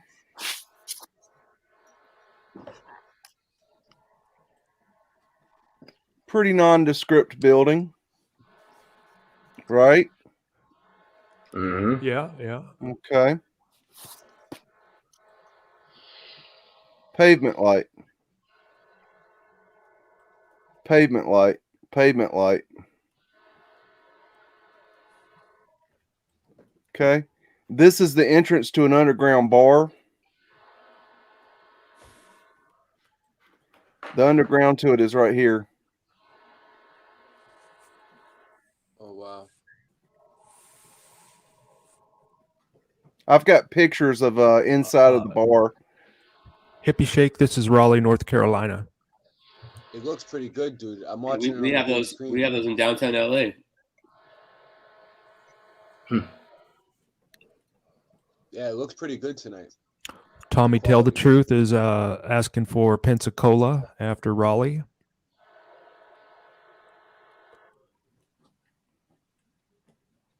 Oh. There's Mudflood windows behind these trash cans, just so you know. Mudflood windows. Yeah. I love it when he says it. Mudflood. We talk so different, man. Oh, man. It makes me laugh when he says Mudflood windows. We call them windows. This is what's called the it was called the coffin house. This was the place where they you went and got your coffin to get buried in. It's got flat earth asterisks on it. And for my entire life, this building was covered in brutalist facading. And I have pictures of that. That's a chartreuse right there. There's a cartouche right here. Scrub. Asterisks. And there's still this was a bank at one time, and there is still vaults in the bottom basement. So this definitely has a basement. Oh yeah, there's the asterisks. I would say, I mean, if one building has a basement, they all do. I mean, that's pretty much the rule of thumb. I mean, if they're all at street level at one point, when they got buried and they made this new street level, all the other buildings are at that street level as well. Yeah, I remember growing up hearing that, we just have a small town, 12,000 people. But they were always telling us that all the buildings downtown are connected underground. Now, this is an excellent... every city is not different anywhere. Yeah. Hey, this is an excellent... okay, this building is a very good example of do your research, okay? This is the post office building. Yep. When this building was built, the original courthouse was right beside it. But when this building was built, this is the original building right here. Yeah. It was doubled in size. So if you look at the building, it has mudflood windows, right? And the mudflood windows go all the way down to the back. They just mirrored what was on the front. So half of this building is new and half of it is old. So this portion, this half of the building here is old and this half is new. So we have to be careful in our research because they do little tricks like this. So what do you think it was, like a broken building and they had to build a whole new half? No, they just doubled it. They needed a bigger building, but when they did it, they mirrored what was there. So they copied the mudflood windows. These mudflood windows are original. Mm-hmm. Okay, so that you have to be careful. Not everything is what it seems. Right. This is a really old building. This is the hardware building. Briggs Hardware. This building is one of the oldest buildings supposedly. And it had pavement light. This whole street, matter of fact, this is Fayetteville Street. This whole street had pavement light in it at one time on both sides of the road. Wow. And I have images of that. That looks like... you have it like when it's illuminated? In Boston. That building right there looks like kind of like almost like the Chairs building in Boston. Remember you sent me to the Chairs building? It kind of looked like that one a little bit. Now, there are many colleges in Raleigh. Now I'll let me, before I go there, this is another example of what they do to us. Okay, this is Dorothea Dix. This is an insane asylum. Yeah. Okay. Now they have brutalist facaded it so it does not look anything like it did originally. And they have added buildings to it. They have completely changed it. And I believe at this point they might have torn it down. I believe that it was scheduled for demolition. And it might be gone by now. But they have brutalist facaded this, and it did not look like this originally. It was a bat wing building. It had spires on top. It had the whole 9 yards. But they brutalist facaded it, knocked the spires off. They also had a prison right here, which is now gone, and it was 5 stories tall, and it was right here. It was exactly the old wall for the prison is right here, and the old prison, 5-story prison, was right here, and this is the old stone wall that surrounded it, and it's still there today. Nice. The prisons are crazy. Brutalist architecture is an architectural style which emerged during the 1950s in the United Kingdom among the reconstruction projects of the post-war era. Brutalist buildings are characterized by minimalist construction that showcase the bare building materials and structural elements over decorative design. You know what's weird? All right, go ahead. Is that a G? Was that a letter G, dude?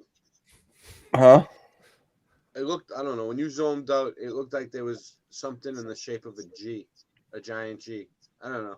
I don't know. Maybe I missed it. The North Carolina State University is a very old university, and I believe that it was here originally. And not all the buildings were here, but these are a few of them that were here at the time, and they look much different than they did back in the day. I believe this bell tower was here, and they changed it. This is one of the oldest buildings on campus, and everything has been modified. Mm-hmm. Well, you could tell they modified that roof of that building on the left that you were just looking at too.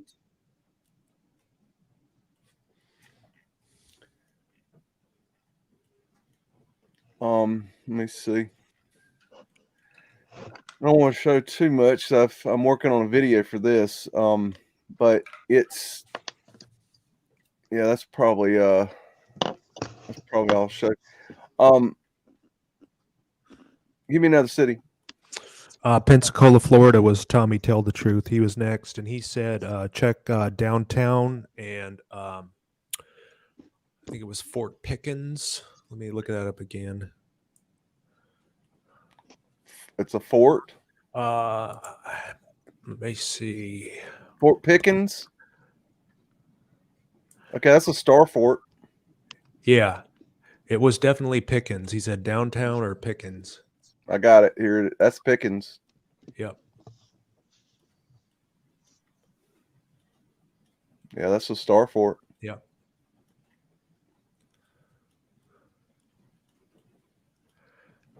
No doubt.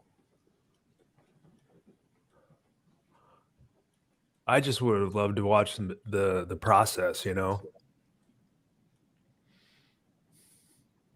Yeah, it's crazy. These things are all over the place. We just never really looked from the sky enough. What else? I got to tell you, Kim Ray was saying. Let me see. While we're here, let me go look at. I don't know if it's still there, but this is a place that when I was doing my when I did abandoned places and was checking them out, we went to let's see, downtown Jacksonville, 95 and It's like at the corner of 95 and 10, I think. I think that's it. Yeah. This is this is what's called School 4. This is supposedly the 4th school that was built in Jacksonville, Florida. And I've been in this building doing an investigation before. Yeah. It got burned out at one point by vandals. A haunted investigation? Yeah. Yeah, Beegs used to do haunted, like urban. What do they call them? They got burned out, but like, was it an insurance scam? No, it was after it was abandoned. Kids got in there and played with it and stuff. And that's unfortunately what's happened to a lot of these sites, that they just been vandalized so much. So was the place haunted? Yeah, it was pretty active. There was some definitely weird shit going on in there. What was the craziest thing you've ever seen? One of the craziest things I ever saw was in a place called Sunland Hospitals in Tallahassee, Florida. It's actually they tore it down. And I was behind the building, and there was a crib, and as I'm walking near the crib starts violently shaking. Okay. That was unpleasant. Yeah. Give me another city. Kim Ray was asking for Milwaukee. But then we also had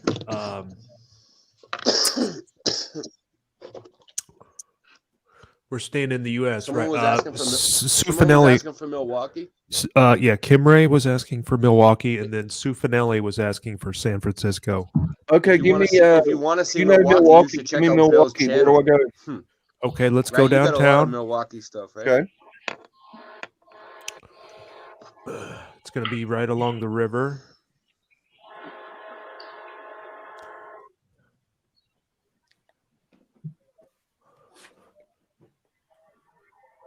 Let's see. Harley Davidson, Potawatomi Casino. Boy, I'm just trying to orient myself. Let's see. Okay, go north. Okay, scroll into downtown a little bit. And we're going to look for that City Hall. Let's see. There's the 3rd Ward, Public Museum, Art Museum, Schlitz Park.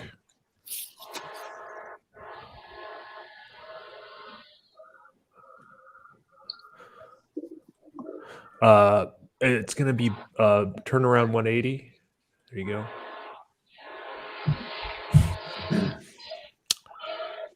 Take a right.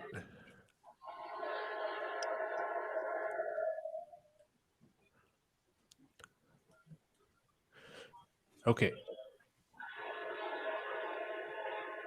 Straight ahead, dead ahead. Wow. Is I'm getting that it? Yeah, that's the courthouse. There's a flat Earth asterisk. That's the jailhouse. They call that a jail? Yeah. That's appropriate. Okay, but they're talking about these blacklist prisons. Yeah. Now the City Hall is okay, yeah. Flat Earth asterisks. Yeah, it's all the way around inside those columns. Wow. We're getting pretty good at That's StreamYard, beautiful. dude. That's what I was Yeah. just thinking. Like we're getting good at this. Look, I've we got a really good collection of photos of that place. Have you been in the It's a basement? beautiful building. I've been inside, and the interior is even more elegant than the exterior. Just let us go inside. Does this Google Maps let us go inside? That's the jail.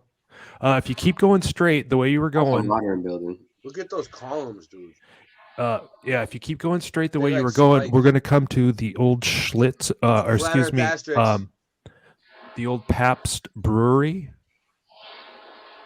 And you just here's the Pabst area. This is where the old Pabst Pabst family built their empire. Go back the way you were going that street that you were on before you took a they right. built that? Do you think they built those buildings, or do you think they just took those buildings over?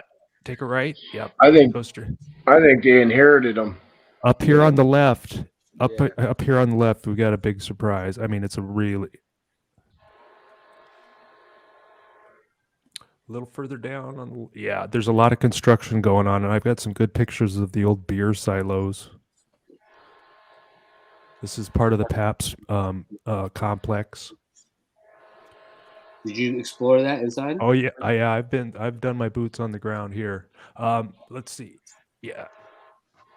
It's a little Oh wow. Keep going. Yeah, why do you think they're so serious on digging anything? Actually, Beaks, turn around. Take a right. Left. Yeah, down there's the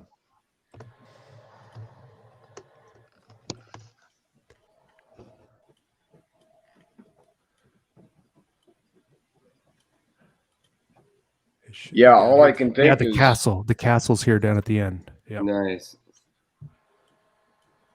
Is they're so serious about you have to call anyone to dig, you can't dig a foot down. Do you think that's where they got their electricity from, is from that castle? Down that alley is the silos. You can get a glimpse of them there. They're these amazing large brick beer silos. But the turrets at the top of this castle.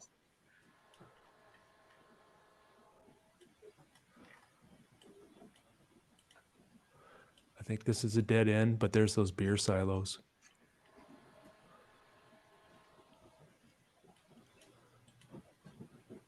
Take a right.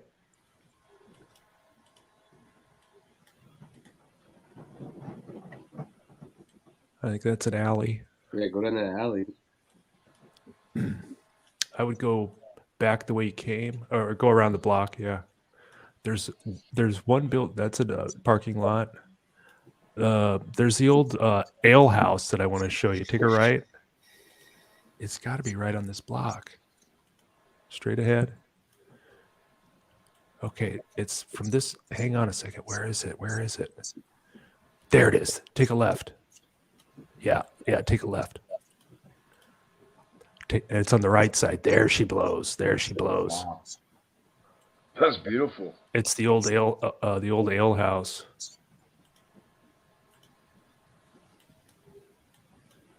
That is beautiful. Yeah, it is. 1880 they put on there, huh? Yeah.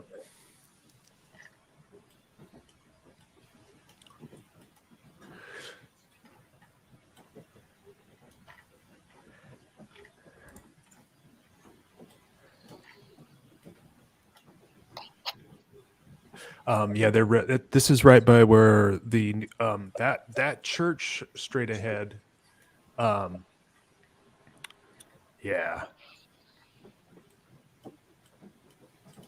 That healing center there, that thing's being rebuilt because it burned down like 4 years ago. It should be under construction there. Yeah. There's video of that thing fully engulfed in flames. But is that to destroy the old technology? Yeah, it got gutted, except for that one. Except for the copper on the roof. Yeah, some of it did survive, but like all the working mechanisms inside were engulfed in flames. It's the unfortunate fate that all these churches seem to meet. Say again? Is this unfortunate fate that all these churches seem to meet? Yeah. I mean, the same fate. I'm working on a story on all the major U.S. city fires, and it's just getting too big. I mean, all the cities suffered a major fire. Things just. I think this is a cover up they do right here. That burn in America like every day. Pardon me? There's like some statistics like how many churches burn in America every day. They one by one have been destroyed. And the fire that was at the church behind us here, that was right around the same time as the one in France went up. Now, if we want to see City Hall, I would go straight, take a left. And it's down this way, dead ahead. You can almost see the top of it off in the distance. Yeah, we're heading right into downtown now. A little further. Yeah, I mean, all through here is just actually you know what the name of this street is? This is Old World 3rd Street. Mhm.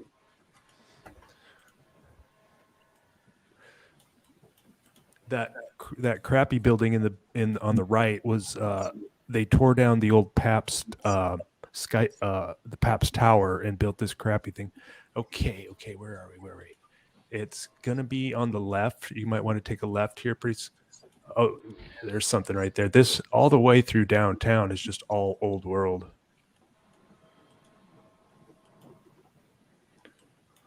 That's the Blatz Brewing. Okay, so I think it's gonna be behind you a little. So maybe turn to the left. See if we can get a shot of the sky. I just saw it. There it is. See the turret on the right? See the peeking up there? There it is. There she blows. That's Milwaukee City Hall. That's the one that was built in 1895, and I could not find any construction photos of it, even though I have construction photos in Milwaukee in 1860, 35 years prior to the construction of this building. And supposedly this building is sinking.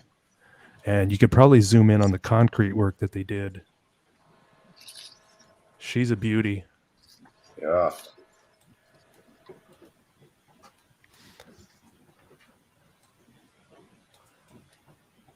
I was trying to show some pavement work yesterday in the presentation, but I was still kind of working on how to do the StreamYards thing.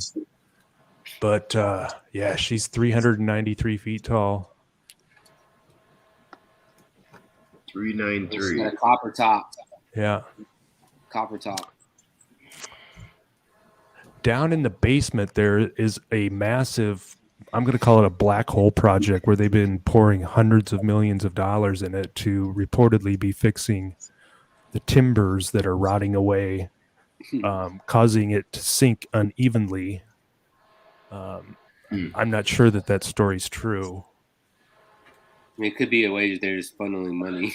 That's what I think I think that's part of it.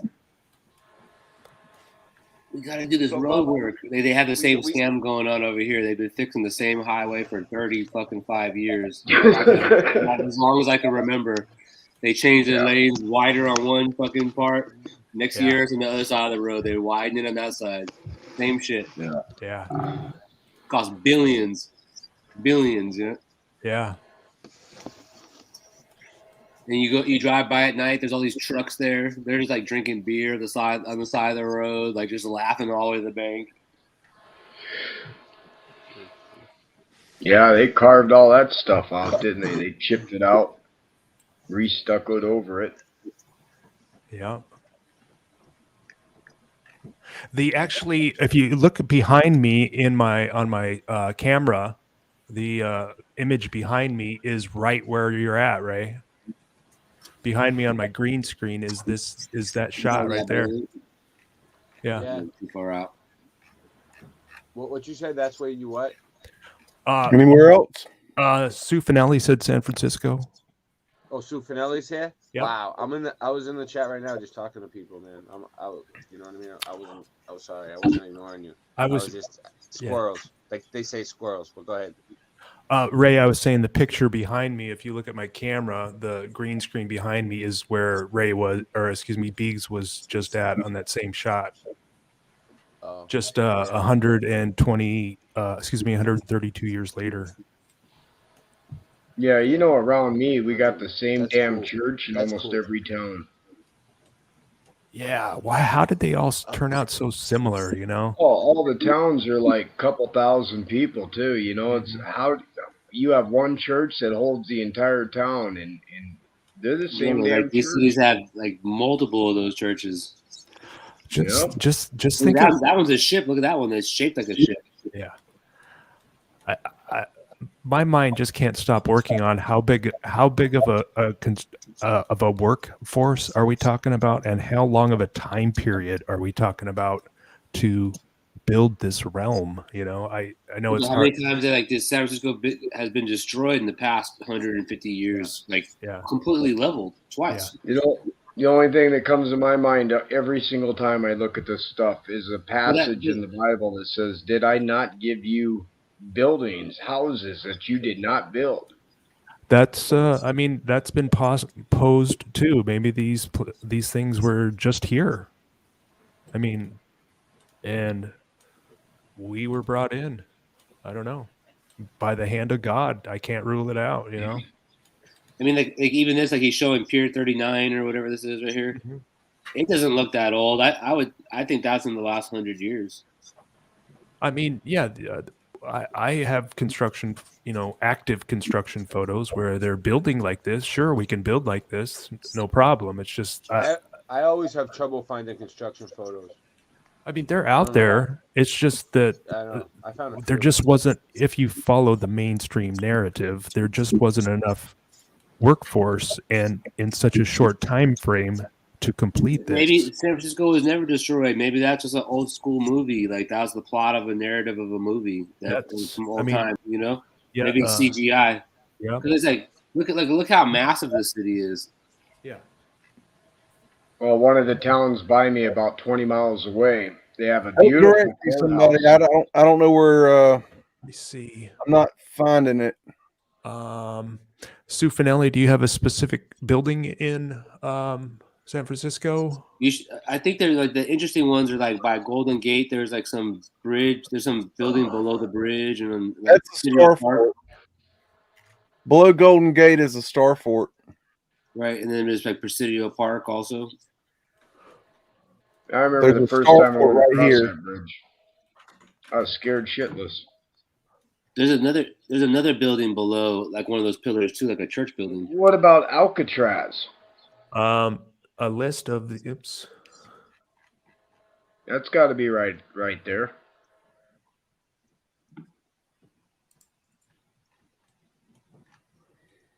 Yeah, I think Alcatraz is old world. Yeah, Alcatraz used to have a big building on top, I think, also. I also think Alcatraz has been changed so much we don't know what the hell's going on there. I remember going there on a school project once. We were all locked inside of a cell for like 10 minutes. Wow. A list of the 7 oldest surviving buildings in San Francisco has the Belly Building as being one of the oldest surviving. Oh, wow. Look at that.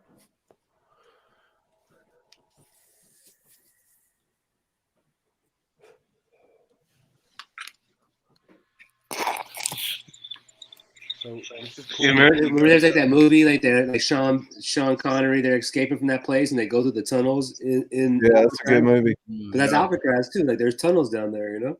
Yeah. See, I don't know. A lot of San Francisco obviously was destroyed, so it's hard to know. Sue Finelli is. But I mean, like it's hard. I mean, like where's Market Street at? Sue Finelli is saying City Hall. City Hall. Is that Market Street?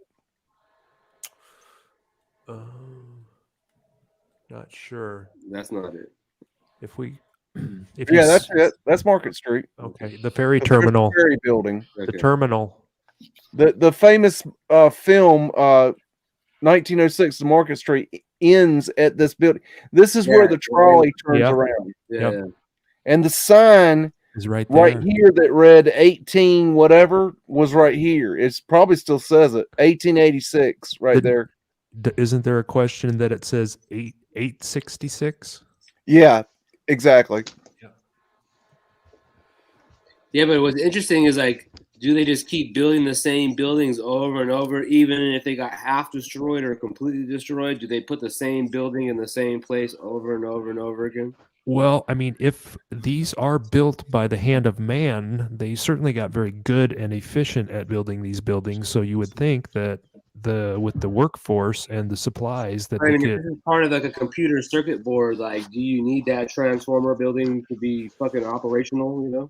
There's just so many questions, you know. I mean, it's possible that we're sitting in a simulation and they just drop in whatever is needed. How do we know? Yeah. You know? Well, yeah. I mean, maybe you don't need it until you actually have to be there. I mean, I can't rule it out. I mean, everything's on the table at this point. No, I mean, it's just a really interesting subject to me. Like, yeah, how that place has been leveled like 3 times in the past 150 years, and then like you see it now and it's thriving. You know, right? And they say that the population went from like 4,000 to whatever, and the gold rush brought in all of the people that built this. You know, That's definitely old world right there. Cowboys built It's this. 420, Tommy. Holy shit. 420 somewhere.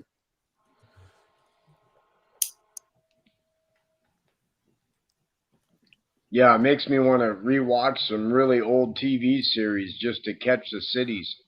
You know, yeah, I look at old movies now differently. Yeah, me too. There's a episode of the old television show Emergency where Johnny and Roy go on they go to a convention in San Francisco, and while they're there, they go on a call to the Star Fort below the Golden Gate Bridge, and it is a cool scene because you get a really good shot of the interior. Yeah, it is really cool. What was the show? You can find that. It's worth seeing.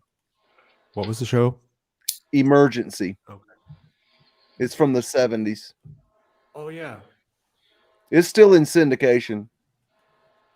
But like, you know, a lot of people like say like they're amazed by this and that and whatever. But like, if you notice, all these cities are constantly under construction. Like even in my city, it's like there's always a crane in the sky that are constantly building.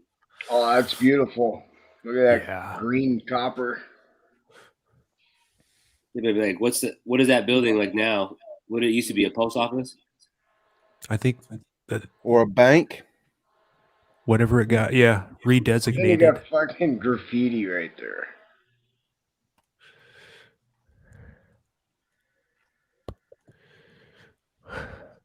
Who thought blue was a good idea? I mean, if we do follow the mainstream narrative, there would have been stories of how thousands upon thousands of buildings were built, you know? I mean, are we looking at old building techniques that are hidden? Oh, I should be able to find books on how to do this stuff, you know? Yeah. I've never found one in my lifetime. No. And I love building, you know? I'm not the best builder, but I love it. I don't think that like all this stuff is repurposed. That's why I think like maybe some of that stuff that we see, some of that footage, it's fake. It's an animation. It's a movie. I mean, like it's hard to say what it is, you know. We're talking millions of laborers, you know. Yeah, I mean, even if that happened in 1906 and we're in 2020, whatever year they want to call it, 2022 or whatever, like 120 something years, you know. What I mean, less than that, you know. They built all that. That's a lot of work. All right, give me a second. Let me put a stick on the fire here. I'll show you Cleveland, Ohio. What I found there. I've been there, into the Sunken Mall. They have a mall that goes into the ground. Do they really? Yeah, I've watched Drew Carey. Drew Carey, yeah. Oh, Ohio is a big like mecca of the old world. If you look at if you look at it, Ohio was the old West Coast before all this land opened up. It was one of the farthest places that people went to, so they considered the West Coast. All right, you guys want to hear a quick song real quick? We're gonna do a quick song. We're gonna do a quick song. All right.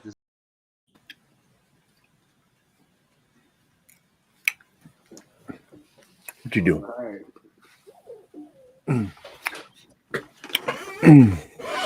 I'll tell you what, Ray. Let me do Cleveland, and then I'm gonna cut out for the night. Biggs is done skis. I'm gonna wear it out here. Let's see. You've been driving all night, Biggs. You all right? Let's see. Let me know when you see Cleveland. All right.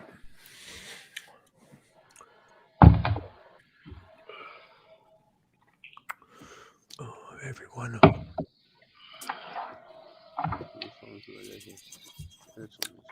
Got it, Ray? Yeah.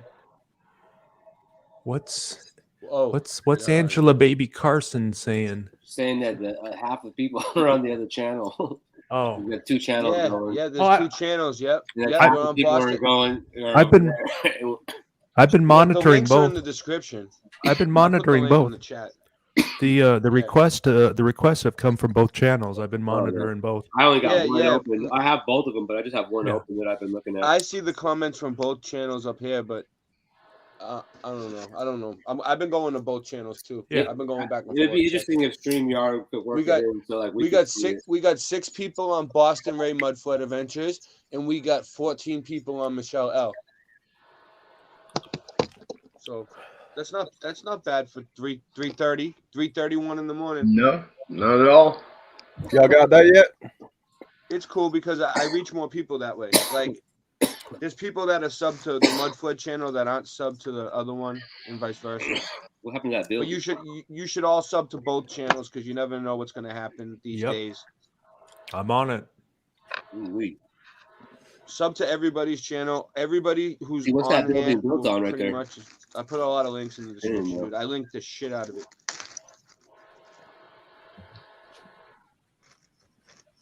Are we on? Yeah. Yeah. Yeah. Good. Good. Okay, we got Cleveland. Mm-hmm. Okay. Cleveland is, from my research, a viaduct city just like Atlanta. And this is, I'm going to start you in the center of town. This is the old Soldiers and Sailors Monument. Oh, that obelisk. That reminds me, I made a little 3-minute video on statues for the show. But go ahead. Let's see. All right. That's the Soldiers and Sailors Monument. Oh, I need a shot of that. Soldiers and Sailors Monument. Okay. Yeah, I went and saw that. I need that for my video. So where are we at again? Cleveland, Ohio. Cleveland. Who was it? Who was from Cleveland? Wasn't there a show from Cleveland? Ohio was like a mecca. Like if you look at interstate maps of the Midwest. Yeah, I'm telling you, it was the west coast of the United States at a certain point. Everything runs through Indianapolis. Yeah. So Cleveland has a lot of old world stuff. And like Toledo's the glass capital of the world, so they make all the glass in Toledo. Big. Look at that. Look at the stat. Was showing the glass earlier. Yeah, I was thinking they make it there still. My friend sent me some sea glass. He got it off the beach in Santa Barbara where the glass washes up on shore. Mm-hmm. This is a underground entrance right here. Dude, these streams have been getting tons of views, dude, during the day. You know what I mean? The next day, people watch it when they wake up in the morning. I think something's going on.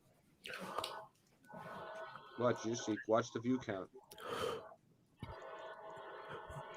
Ray, last show was so crazy last night. I went to sleep and I woke up. I was having the wildest dreams about the show last night. And for the first time in my life, I woke up and I was in a fit of laughter because I was dreaming. We had fun. I was dreaming so hard that I woke up and I was like belly laughing. That's what woke me up. This is the Federal Reserve, by the way. Yeah, we have so much fun in these streams, dude. And then when we go back and watch it later, we laugh because it's some of. Dude, I was burning hamburgers in my dream last night. Yeah. Yep. I wish I had some cheeseburgers. Oh man. I'm hungry. No, I'm serious, man. My spatula was on fire and everything. Couldn't figure it out. That's crazy.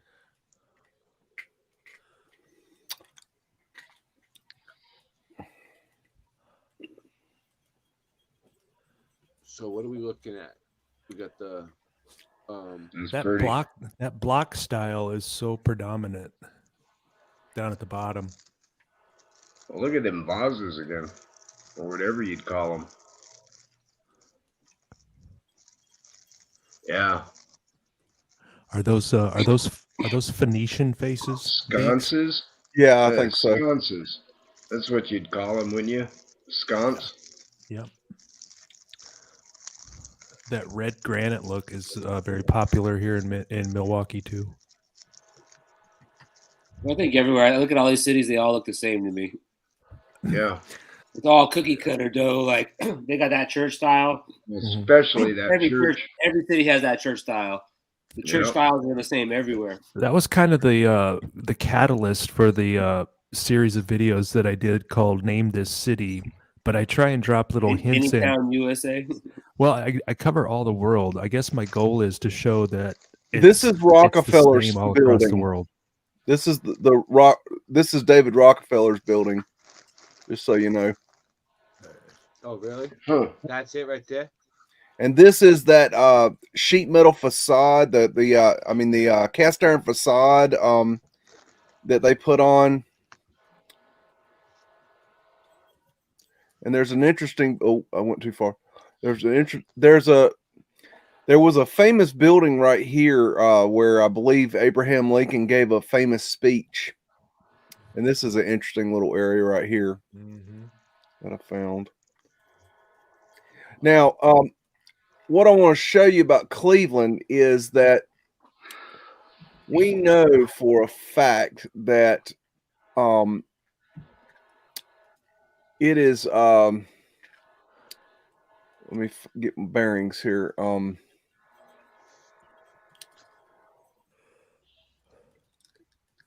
This tower here, okay. In the movie A Christmas Story, they go to the store called Higbee's, and this is Higbee's. This is the store they went to in the movie. There is a subway that goes underneath this building around it, okay? And so we know we have pictures of them building underneath here. So we know this is all big and hollow down here. And they actually do tours down here. And so that's one area that we know is absolutely a viaduct. This is the old Higbee building. This is where they filmed A Christmas Story. Okay. Now this road right here is pretty damn wild. When you get on the buildings, the decorations on these buildings are insane. On this back side,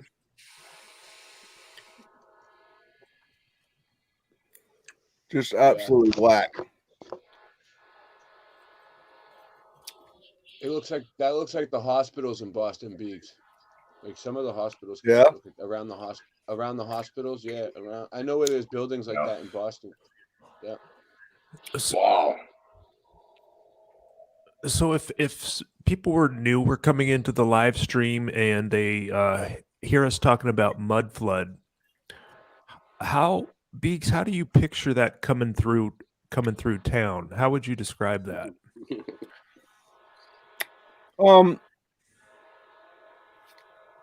I believe it would have come in from the side, one particular side, and it would have flowed in. Mm-hmm.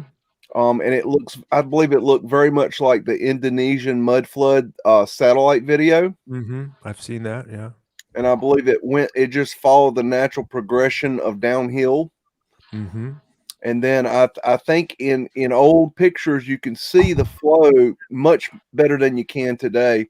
But see, in a city like Cleveland, they raised the city via viaduct. Wait up. Did I hear you say Indonesian Mudflood video? Yeah. I've never seen it. It's in the back of a lot of my videos. Were the ladies standing there? Oh, no, I can show it to you. Okay. Let me show you this. Right. If you come into Cleveland, you'll when you come in on the road, okay, you come in like this, and you're on flat ground, right? Right. And you think, everything's normal. You're driving along, right? You're on the road. You're on the road. You're on the road. Okay, you're on the road. Everything looks normal, right? Looks like normal city streets, right? Mm-hmm. But you're on a viaduct. All of this is raised above ground level. This is not ground level you're looking at. Right. Okay. So if you go back and you look from the side when you come in, okay. If you look close, right there, yeah. You see you're not on ground level. Okay. Right. Yeah. Do you think it came in at such a force that buildings were destroyed, or did it just surround them? I think it surrounded them, and I think it blew out the bottom windows and went inside underneath the buildings, inside the buildings. I think that's why it looks like dirt floors on the bottom. Mm-hmm. Okay. Now another area that you can see in Cleveland that it's a viaduct is on the back side over here near the stadium. Yep. This is a good example of how it's viaduct. Do you see that? This is what they say is ground level. Right. Okay. But you see what's underneath. Yeah.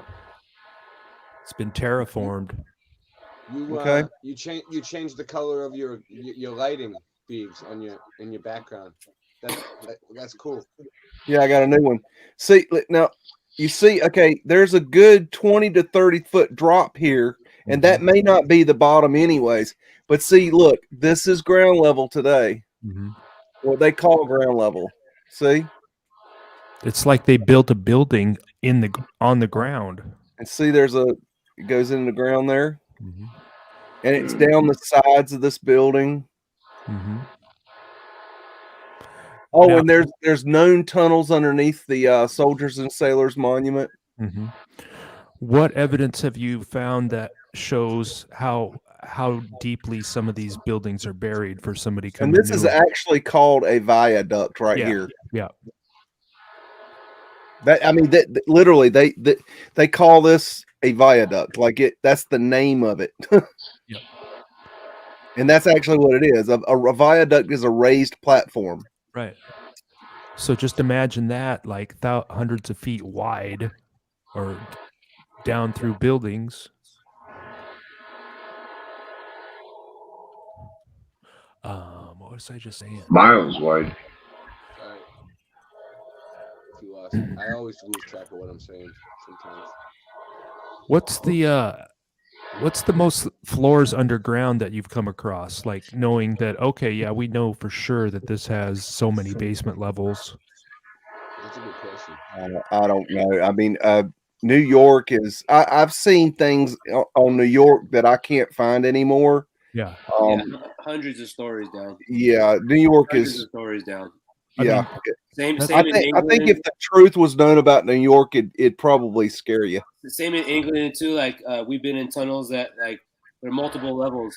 So like you go in one area, it could be 50 feet, but then there's a level below that, a level below that, a level below that, a level below that. And I was reading all those sections because some of them are completely sealed from within. Right.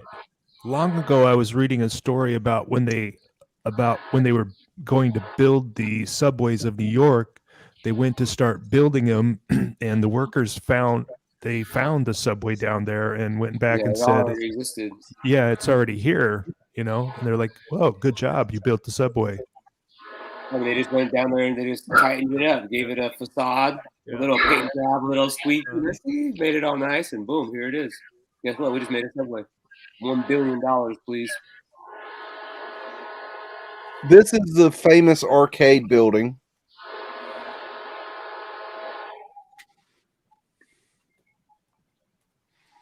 Very old building. Is somebody doing some yard work? Avenue, and this at the time was the rich avenue where all the rich people lived. They lived where John D. Rockefeller lived, and all them. They all lived down this road. And then they moved out all the homes, so they're all gone now. I have actual blueprints of this building here, and it shows a whole floor underneath with the doors and windows. Okay. They probably took the best buildings for themselves. You know what I mean? The Rockefellers, of course. They probably took the best buildings in the whole place.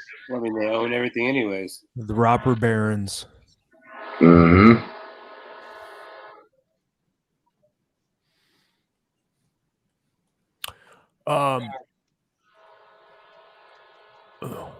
What are your best theories on the cause of Mudflood? Because that's going to be a big question for new people, you know. Yeah. What do you tell them? Well, I don't think that I have the answer for that. I believe that they were targeted per city. I believe it's a weapon. I believe it's a weapon. I believe that it probably had something to do with earthquake and liquefaction, but not liquefaction where the liquefaction comes from underneath and swallows, the liquefaction where it comes in from the side. I can actually show you a video of the Indonesia. Yeah, but like you say, like a weapon, like I can show you the Indonesia video. I've seen recent footage where on Dustin's channel, Bushwhacking Buffalo, where with the in recent times with vibrational tools, they were able to cause a landslide. Probably my best theory is that some technology that exists has fallen into the wrong hands, and it's capable of destroying cities and burying them. But what it is, I don't know. But I've seen evidence of very powerful technology. Okay, Ray, you'll see a video. I see. Yeah, I see it. You see it? Okay. This is a satellite image that was taken of Indonesia when a liquefaction event happened, and this is what I believe it looked like. I like to slow it down. I think it's easier to understand it. Oh wow! I See, never seen this. That's taking out buildings. That's taking them out. You know. I might have seen it at the end of your show, but I wasn't paying attention. Well, I think if the water level raised, it would have saturated the earth. Yeah, but like, what's it look like there now? What's the aftermath of that? I don't know. It's got to be total devastation. So that's like, or did they rebuild it already? Like, you'd be surprised. It might be rebuilt. What is that like? Houses just drifting away, flooding away. Yeah, it's. Just to play devil's advocate, are there other videos of this? Because somebody might go, "Oh, that's just CGI." Not that I know of, but okay. I don't know. Right. I mean, that's kind of why I'm asking it. Like, where's the aftermath of this? Like, where's the photo of it? Because we see. And I'll be honest with you, I really don't care if it's real or fake because it shows what I think in my mind. It shows your content. I'll tell you, that's got to be. It shows my thinking in a way of seeing it, and so. Well, I mean, I think it would be something like that, but I think it would be more of a wave, in my opinion. Well, it could have been. I mean, there's videos you can see. You can find videos on, say, YouTube where you could see mud coming in faster, and it's possible. Here's my point. I don't believe that the liquefaction came in from below and the building sunk. And the reason is, if it did, the buildings would have tilted, and we do not see that. So that is an impossibility. It didn't happen. So anytime you hear that, you can just flush that down the toilet. And then I don't think it came in super fast, because if it did, it would have knocked the buildings. So it had to have flowed in a way that the building survived. I also do not think it came in from the top, because if it did, it would have destroyed the roofs. It didn't. It would have destroyed the floors. It didn't. So I believe it. This is my opinion. Okay. I believe it came in from the side. A good example. Have you ever heard of the Mudflood the Mud House Mansion? No. No. Okay. No, I never heard of it. All right, let me find my folder on it.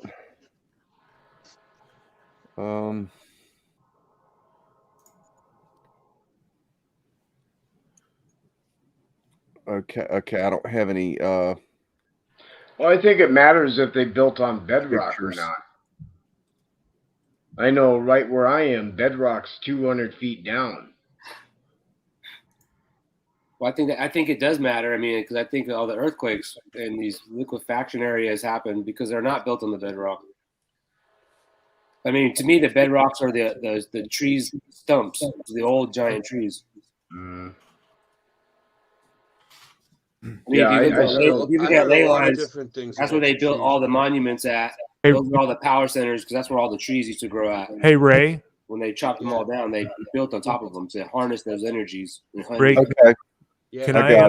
Can I share screen for a second? Go ahead. Yeah.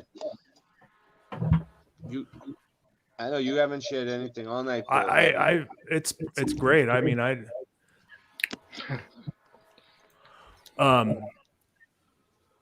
no, it's just gonna be a little intro on maybe people in the chat haven't seen some of this stuff, play whatever you want, man. Let's fit it all into the stream. Let's jam pack these streams with as much good stuff as we can. And last night we had the coal hole covers.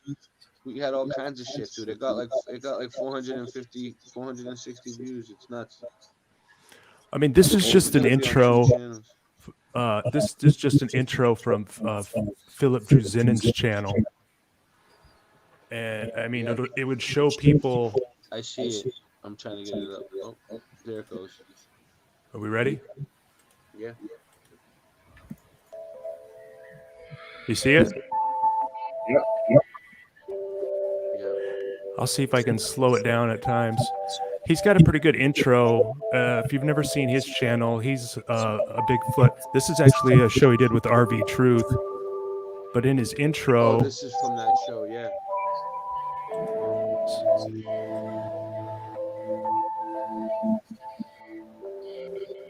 I've seen this before. So we have mud floods, we got water floods, and then we've got technology that can take out cities, you know?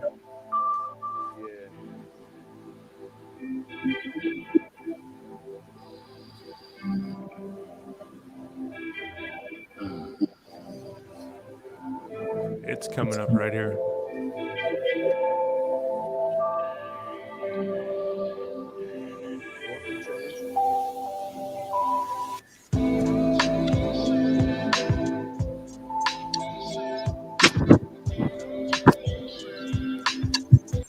That. Right. I mean, that was water coming down the valley, and it's picking up the mud along the way.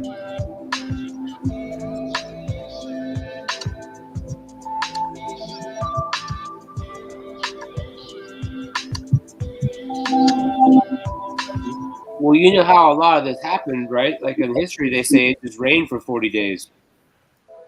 You know, and the fat cartoons there, they could have represented giant people. That could be.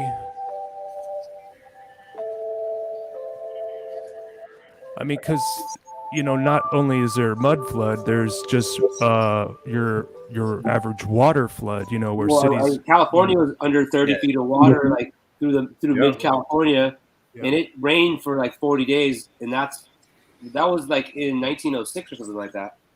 Yeah. No, I over and over again in the same area. There was a church right in the middle of the lake at Lake Comanche, California. Hogan's Lake, I believe. Maybe it's Hogan's. And then like you could have, like you were describing earlier, Beegs, with Lake Connibus, where, you know, if there's water high up at a higher elevation and you know, the dam is burst, so to speak, you know, you're going to get a pretty big, heavy, forceful flood, you know? Well, I mean, yeah, I'm not I don't have an exact answer on this, but I'm not a real big fan of a flood event. I just feel there's too much dirt that was moved. Well, I mean, I think if all the dams broke right now, everything would be flooded all over. Yeah, but I think we made the dam now in existence. You got to think at one point that system broke down, whether it was earthquakes, whether it was liquefaction, no matter what it is. But at one point that system broke down. So would it start out as just a water flood and pick up dirt and debris on its way and turn into mud? at towards the end. I can tell you here, man, the creek will get 5 feet. The creek will get 5 feet deep at one part of the year and then be 6 inches at another. So the water disappears somewhere. Right. But I don't know. Now you've also brought up Beegs. You've brought up sluicing, where by the hand of man they've taken water pressure with hoses. They did that in L.A. and Seattle for example. Basically fire hoses, and just stood there and just sprayed the dirt and they washed it away. Washed it away. Yep. They did that in quite a few places. And then they basically directed the flow of it to the desired location, and they made reclaimed land out of it. Yeah, they made troughs and then transferred it and reclaimed, made new land on the shores, which they're having trouble with now. It's starting to sink. So I could see that. Let me show you something here. This is called Mudhouse Mansion, and it is it's gone now. They've destroyed it quite recently, but let me know when you see this. The history of this house is is absolutely fascinating. I highly suggest looking into it. It was in Ohio, and it supposedly built between 1840 and 1850. There's a little bit of an article here on Wikipedia. Let's see. This is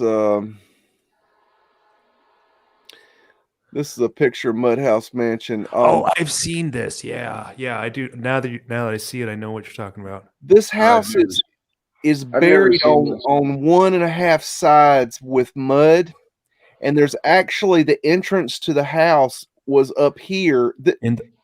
The original entrance was down here, but then they made the entrance up here later.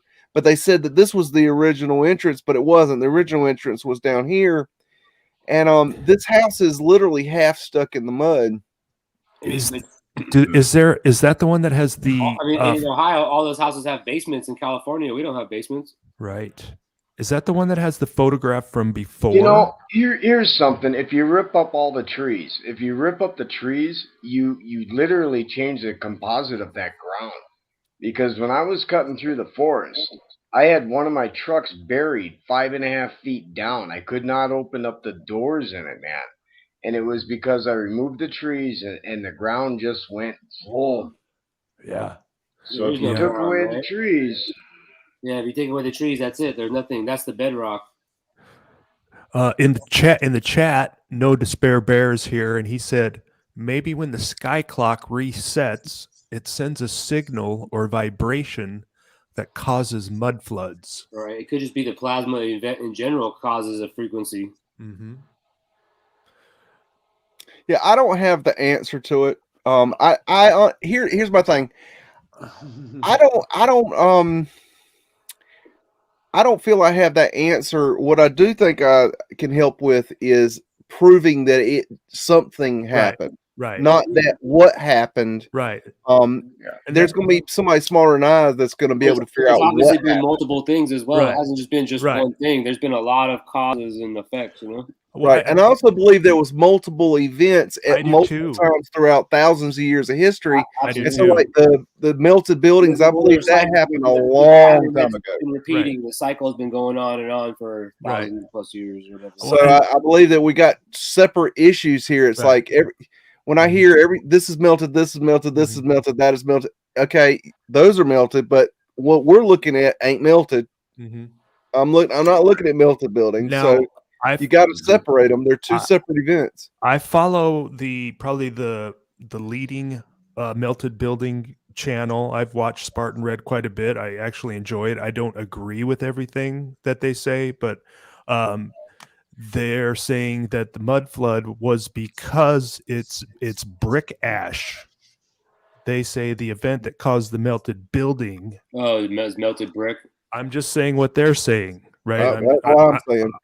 And when I asked you I didn't ask you what the answer was. I was just like, what do you think the possibilities are of what happened, so that when people new come to it, they can at least get their feet wet in some different areas, because I know we don't have the answer. I'm just saying that people are gonna want to brick ash. I mean, yeah.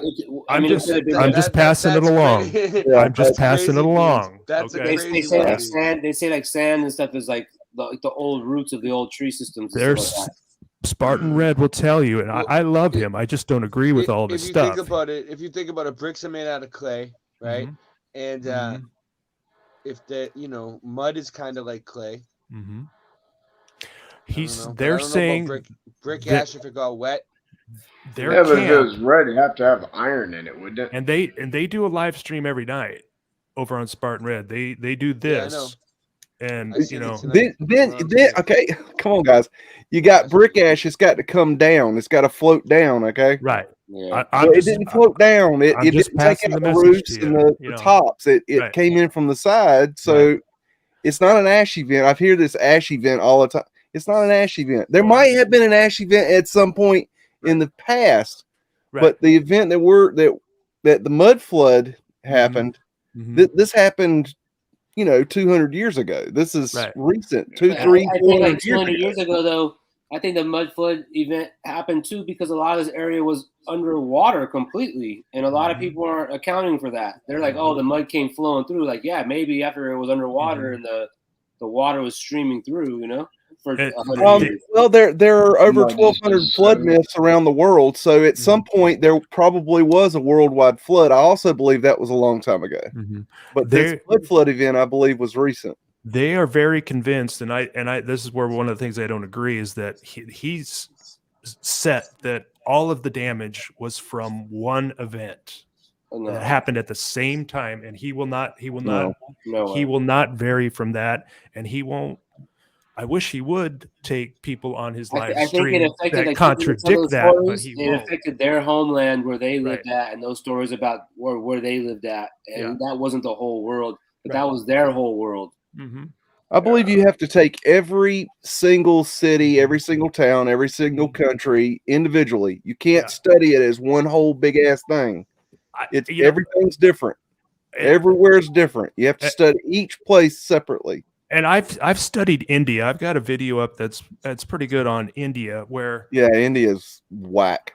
It is. And like you'll have a building that does appear to have been melted, but in close proximity to it, like a palace, it's immaculate. Yeah. And I'm trying to figure out how, if there was a melting event, that one building would get melted or destroyed, but the one next to it is still perfect. I'm still trying to map my man around it. You read the old, the Indian Bhagavita, whatever the names of them. I mean, you read these old stories, and they had, from their stories, they had wars with all kinds of crazy ass weapons, and they probably had the ability to zap a building and turn it into a popsicle.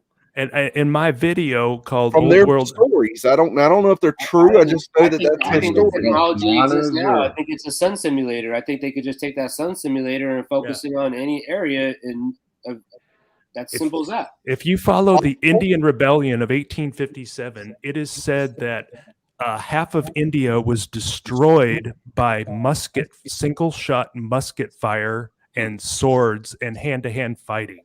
Wow. Those were those were the weapons at the time. Yeah, okay. So there's a lot of work. Yeah. Single shot rifles.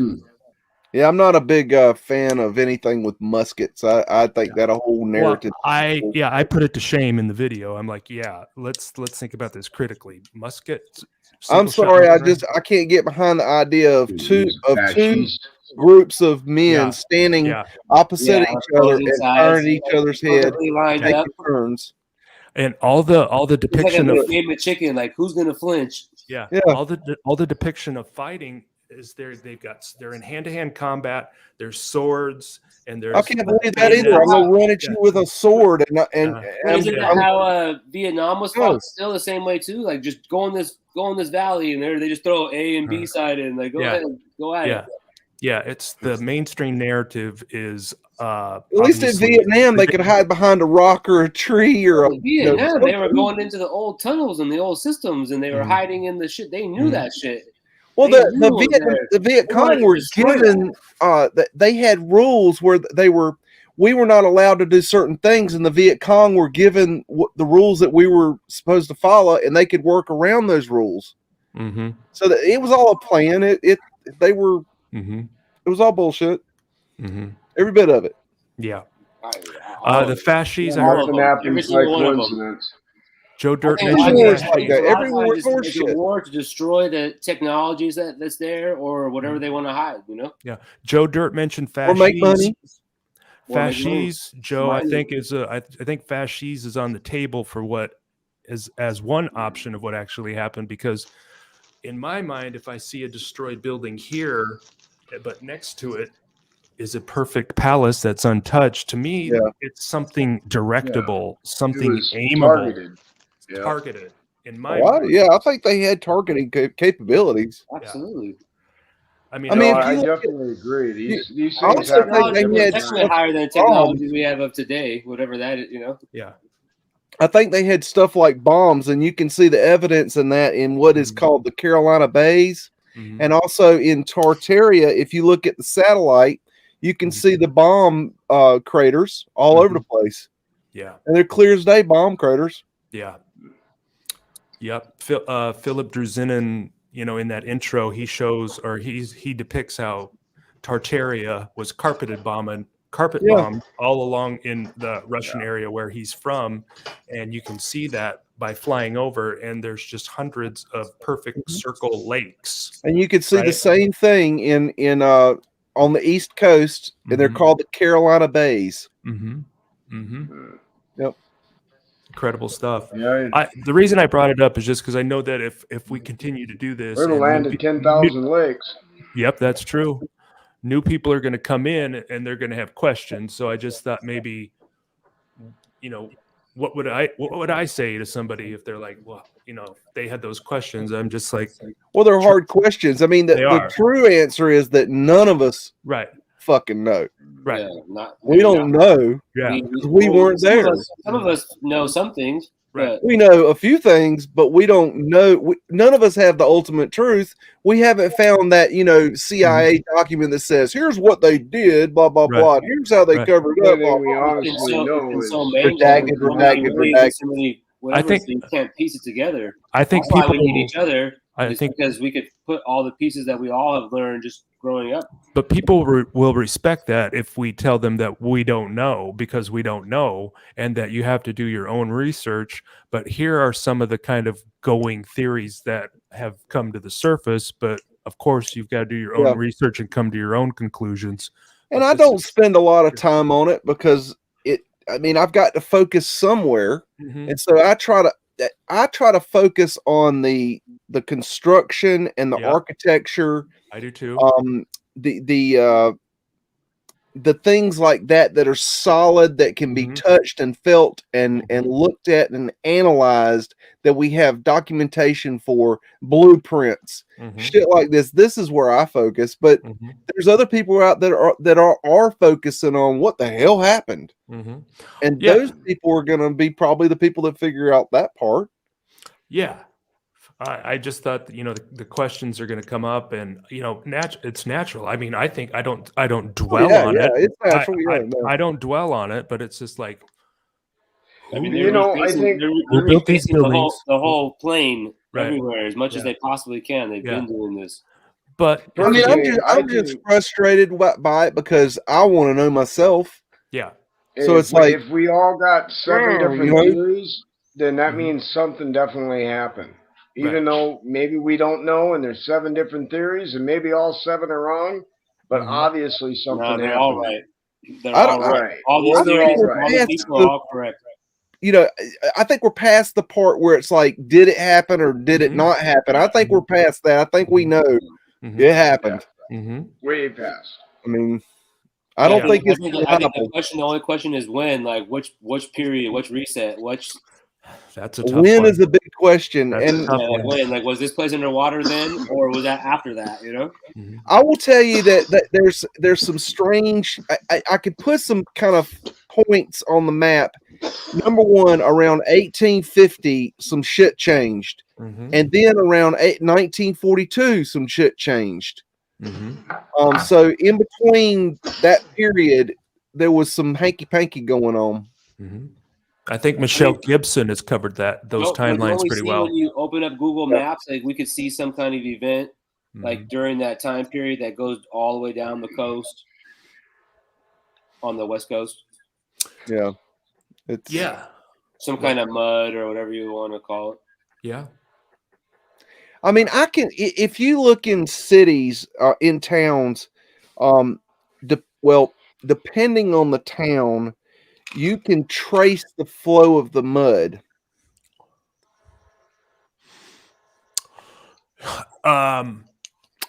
If you looked at it overhead from a map, were all the cities, were they all hit from the same direction? Let me give you an example. Let me show you what I'm talking about. Everything came from the north,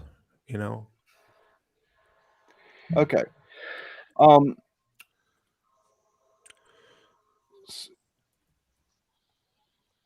Let me show you a little town in Tennessee. Okay, I'm gonna share. This is a little town that I know quite personally, and it's called Sweetwater, Tennessee, and it's about 45 minutes west of Knoxville, Tennessee. I'll give you an idea where it is.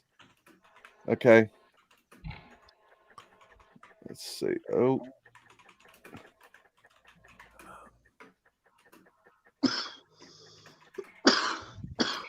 Okay, it's here's had Knoxville. Knoxville's right here, and Sweetwater's around in here. Okay, let me see if I just had it. I lost it. Okay, wait a minute. Let me back out and.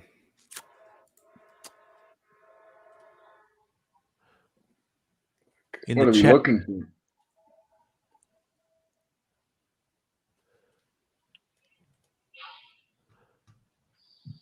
Michael Joshua Lewis in the chat is looking for a liquefaction event that was caught on video. Hopefully he might have a link.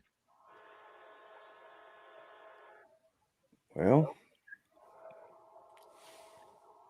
I don't know why it's acting up on me. Okay, Sweetwater.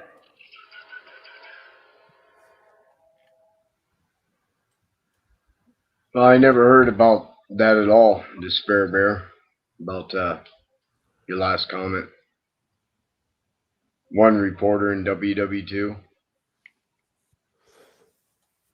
Daniel Becker. Well, I mean, I don't think that shit's real either, because when I went there and I seen the place that was supposedly destroyed and it was green and lush, and yeah.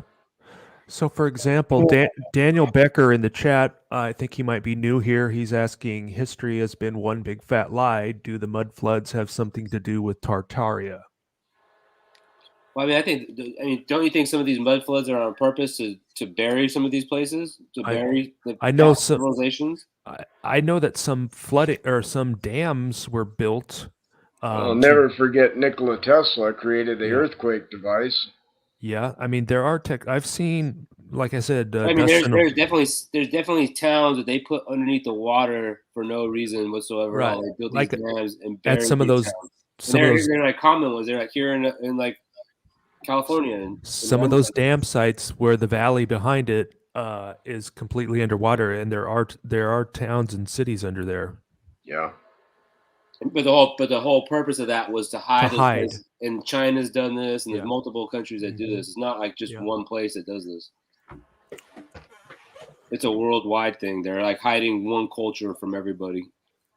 Oh, one of my greatest fears Okay, I is got it here. Here it the is. earth shaking and just getting swallowed up by it. Okay, y'all seeing this? Yes. Okay. All right. This is a little town called Sweetwater, and this is just a really old little town, and there's if you can follow the mud flow in this town, right up this hill here. If you follow it up, you can just see the flow of the mud as it goes up. Okay, and you see this is mud flooded here. And you can just follow the mud up as it goes up. See how it goes down? But where does it originate?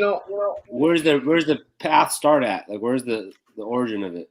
Well, I would assume you just go to the top. There's mountains around too, or hills I seen. And this looks like about the top here, roughly in here. It kind of flattens out. So you got some mud flood there. So it obviously came from higher than here. So then you go up here, and then it kind of levels out, it seems. So my guess is it would have come from up here somewhere. Okay.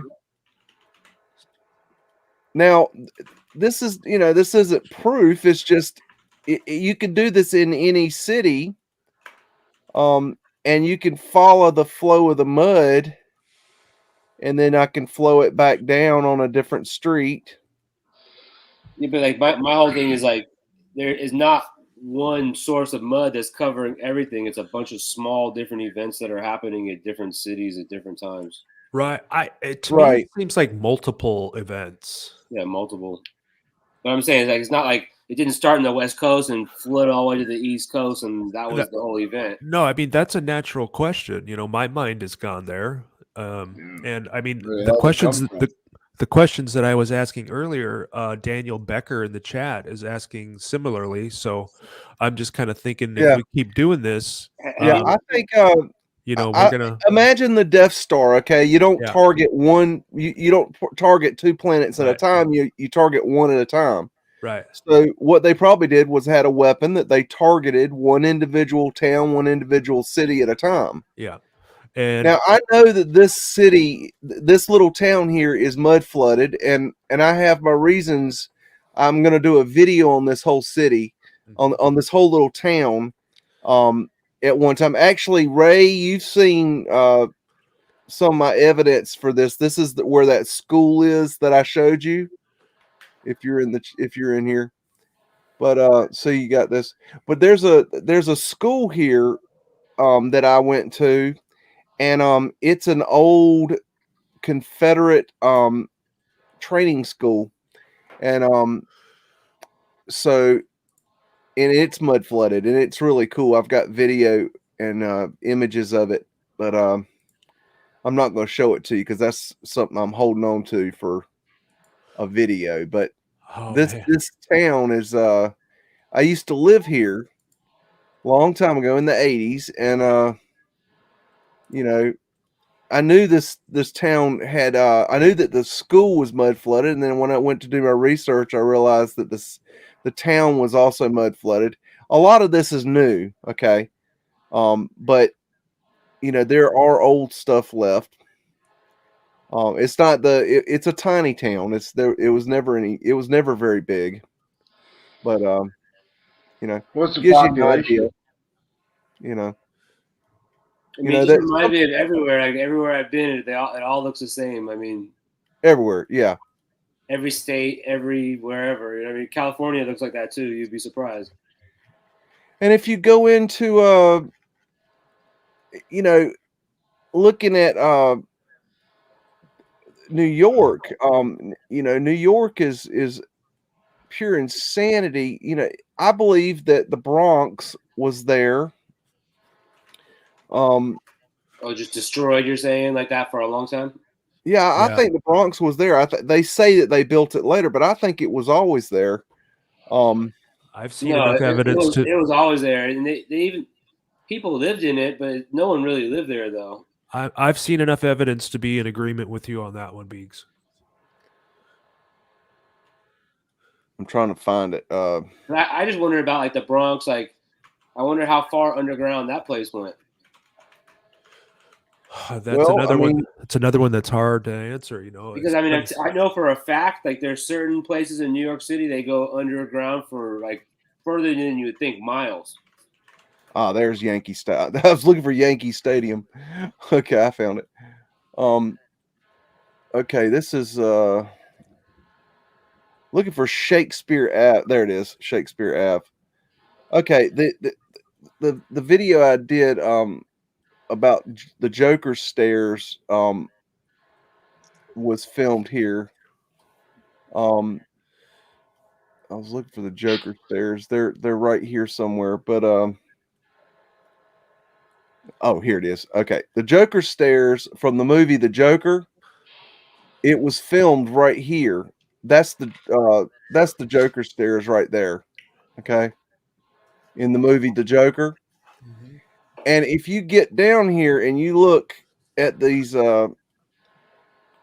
stairs, I mean, this thing is ridiculous. Oh, what the hell? Okay. They would have, yeah. If you go up the road, okay, and come back around right here and then go back up, okay, you can just follow the flow of the mud. Okay. You get up here, this is the top of the Joker stairs here. Okay. Now you can follow that flow up here. Okay. Oops. It almost feels like it could have been the epicenter could have been from within the city.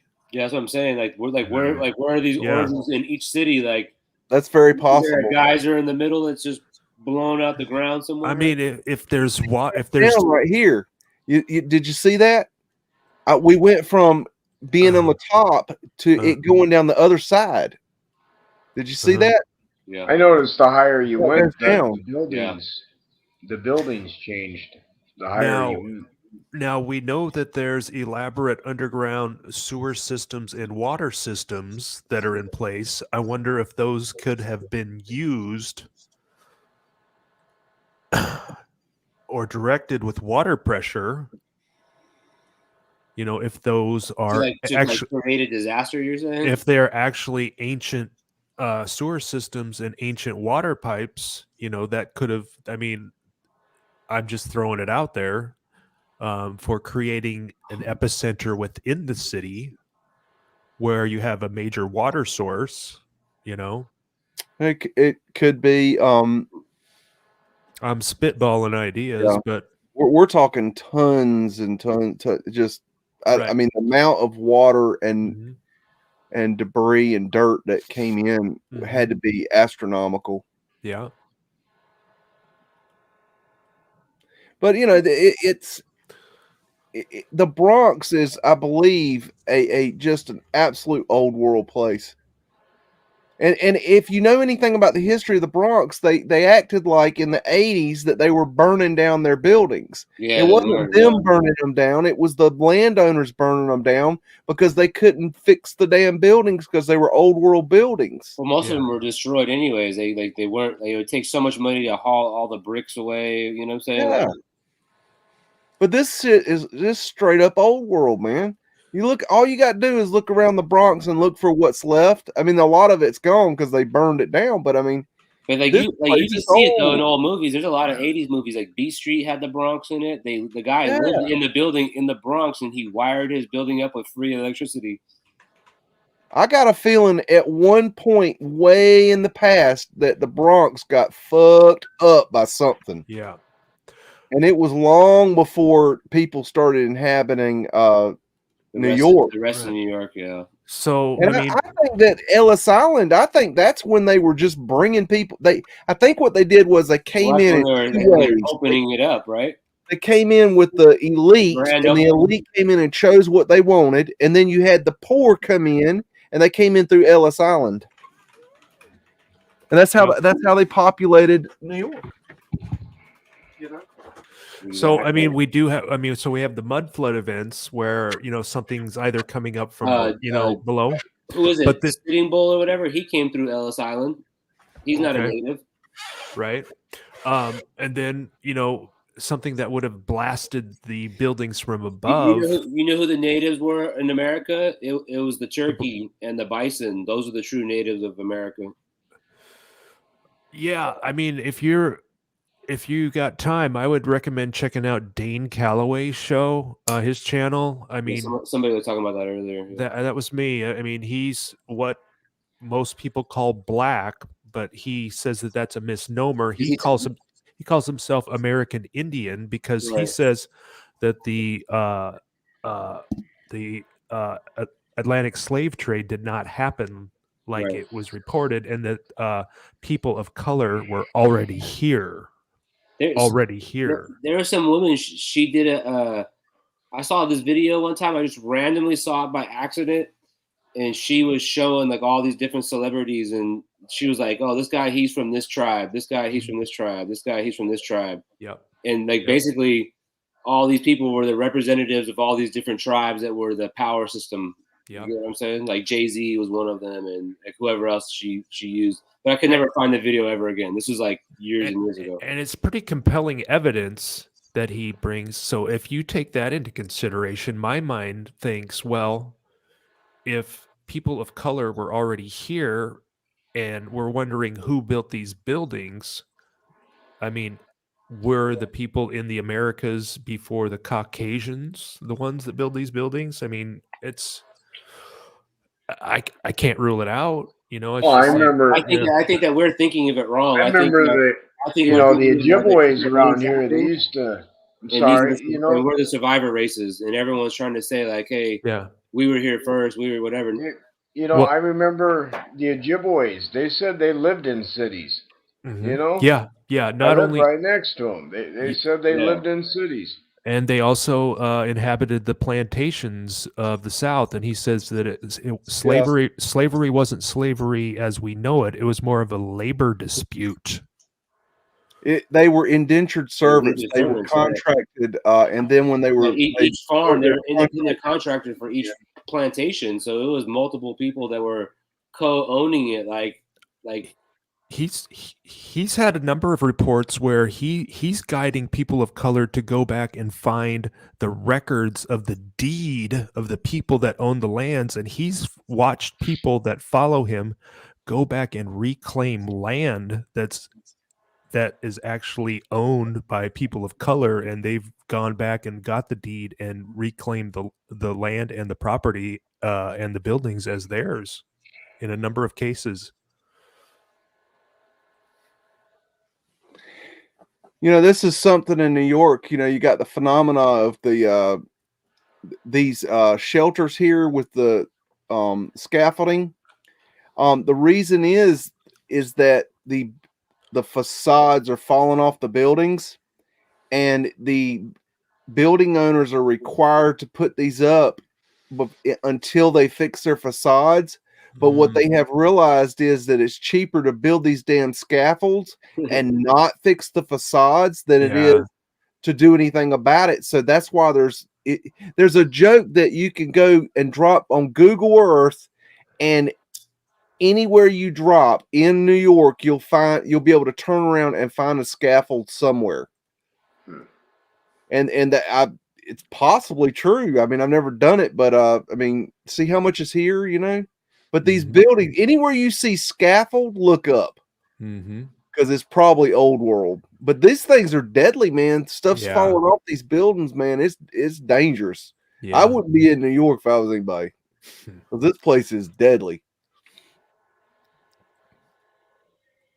You also have to think like there was periods in history like where different parts of civilization was like Escape from New York, like. People took it over, you know what I'm saying? Mm-hmm. Yeah, I'd be terrified an air conditioner is going to fall on my head. Cymatic windows. Mm-hmm. Check out that door. Yeah. That's a beautiful door. Yep. So if we're talking about things that could have caused the destruction of the Bronx, I mean, Joe Dirt mentioned earlier fasces, and I know Martin over at Flat Earth British has mentioned that quite a bit. I mean, that is a directable and aimable weapon of, extreme electro forces. That's a theory. Yeah. A Here's fasciste another thought. being a weapon is a theory, but we don't have a fasciste in our hands that we can say. Yeah, dude, "Look, your microwave this is has a one in fasciste." it. Your microwave has one in it. I mean, it's in technology everywhere. It's used for practical things. It could be used for destructive things as well, though. Here's another thought that I just had. I just watched Dune, I believe in right? the fascists. I just don't. I mean, your microwave has one. That's how it works, It's just going to come up when we're talking about it. It's like that's what some people are going to be attracted to is fasces, or some people are going to be attracted to plasma event. So it's just like kind of want to know a little bit about each one. So Here's another thought. I just watched Dune, right? And we all know the movie Dune. Yep, kind of I don't always. care who we are, we know it. Mm-hmm. Well, they got these things called the thumpers, right? It calls in the worms, right? Mm-hmm. What if they had some type of thumper that just made the ground liquefy? I've mentioned him before in the stream, but Dustin over at Bushwhacking Buffalo, he covers that. He's doing a lot of good research, and he's found evidence, or I should say depictions of ancient mining technology where they have what looks like a giant worm, but it actually has like steel jaws. What if you could pull the water up? What if you could pull all the water up somehow with some type of electric, and it just, changes it to shit? Then you would see swellings of the land, wouldn't you? And if they built the places on bedrock. Yeah. I mean, I just like spitballing ideas. I can't really focus in on one for like future videos, because it's really time consuming. But it's just I'd like to be able to talk, in depth with newcomers or people that want to kind of spitball ideas too. But I'm not going to stick to one. Going back to the fascist, let me be clear about that. I believe that there was something called a fascist. And I believe it was a technology, but the problem is that we don't have a fascist on hand that we can pick up and show people and say, look, here it is, and here's how it works. Look, and fire it, and it blows a hole in a building. The best we can do, and I've seen Martin do it quite well. I mean, it's just shared depictions from the old world that, obviously they're just etchings or drawings. Right. But they show, they depict fasces, they depict high power weapons. There's a building right in my neighborhood that has the fasces right on the building. Well, yeah, it's everywhere. It's an important piece. It's an important element, no doubt, no question. Yeah. No. Here's my point. When somebody from the naysayer camp, they come out and they say, "Okay, you believe in this fascist? Well, prove it." Well, we can't. Yeah. And we need to understand that. We need to know that we can't prove that. Right. It's a theory. I don't think that's the argument here tonight. It's just building that building right there. You wouldn't build it like that. You would flatten the ground and build it right. You wouldn't, those buildings on the Joker stair, those were, you would have had I think like six stories underground. Yeah. Into the side of the hill.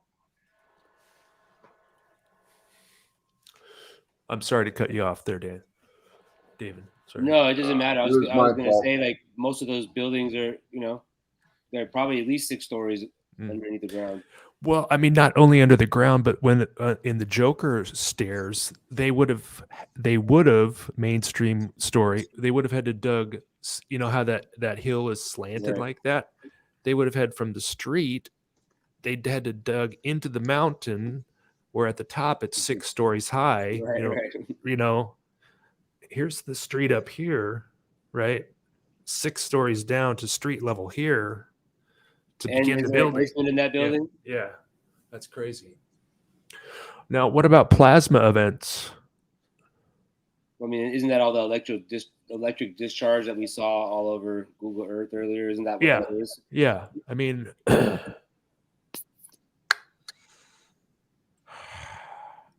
wow. Or is that the realm short circuiting? Is that the motherboard short circuiting? It looks just like a motherboard. That's what I was gonna say. Oh, there's Ray. Ray, I forgot about you, man. I can't see. He's underneath the logo. My mic was muted for a while. Oh. I thought I was talking and I wasn't, and then I was like, "Are they hearing me?" And then I realized I was muted. Well, I mean, they call it the Mother Earth, the motherboard. You know. Yeah. Yeah.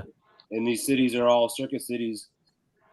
I like the guys over in the melted building camp, but they're just Spartan Red is just so unwavering in his opinion. Like he won't spitball ideas, as much as I would like him to do. Like they're not all correct. I mean, I think they're all correct. I mean, every single one of them is correct. They're just saying this guy's wrong. It's just like you're saying, it's different times, different periods, different things happened at different times. It was one period. And then it got melted, and then it got flooded again, and then it got melted again. You know what I mean? Like, who knows how many times some of these buildings have been melted or flooded or built on top of, or One of my next, I've got so many videos I'm working on.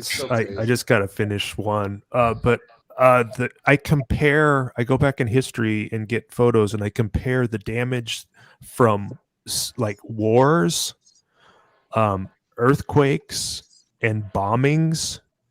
And the damage is identical.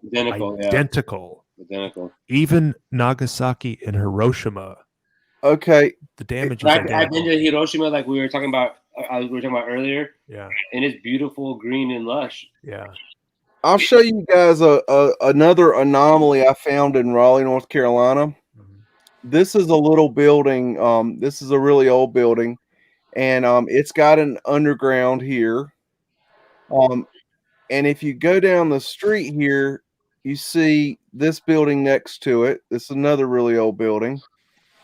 And you look behind the building, and you've got arched windows. You got underground here. Okay, nothing real weird, and you don't see anything here weird, right?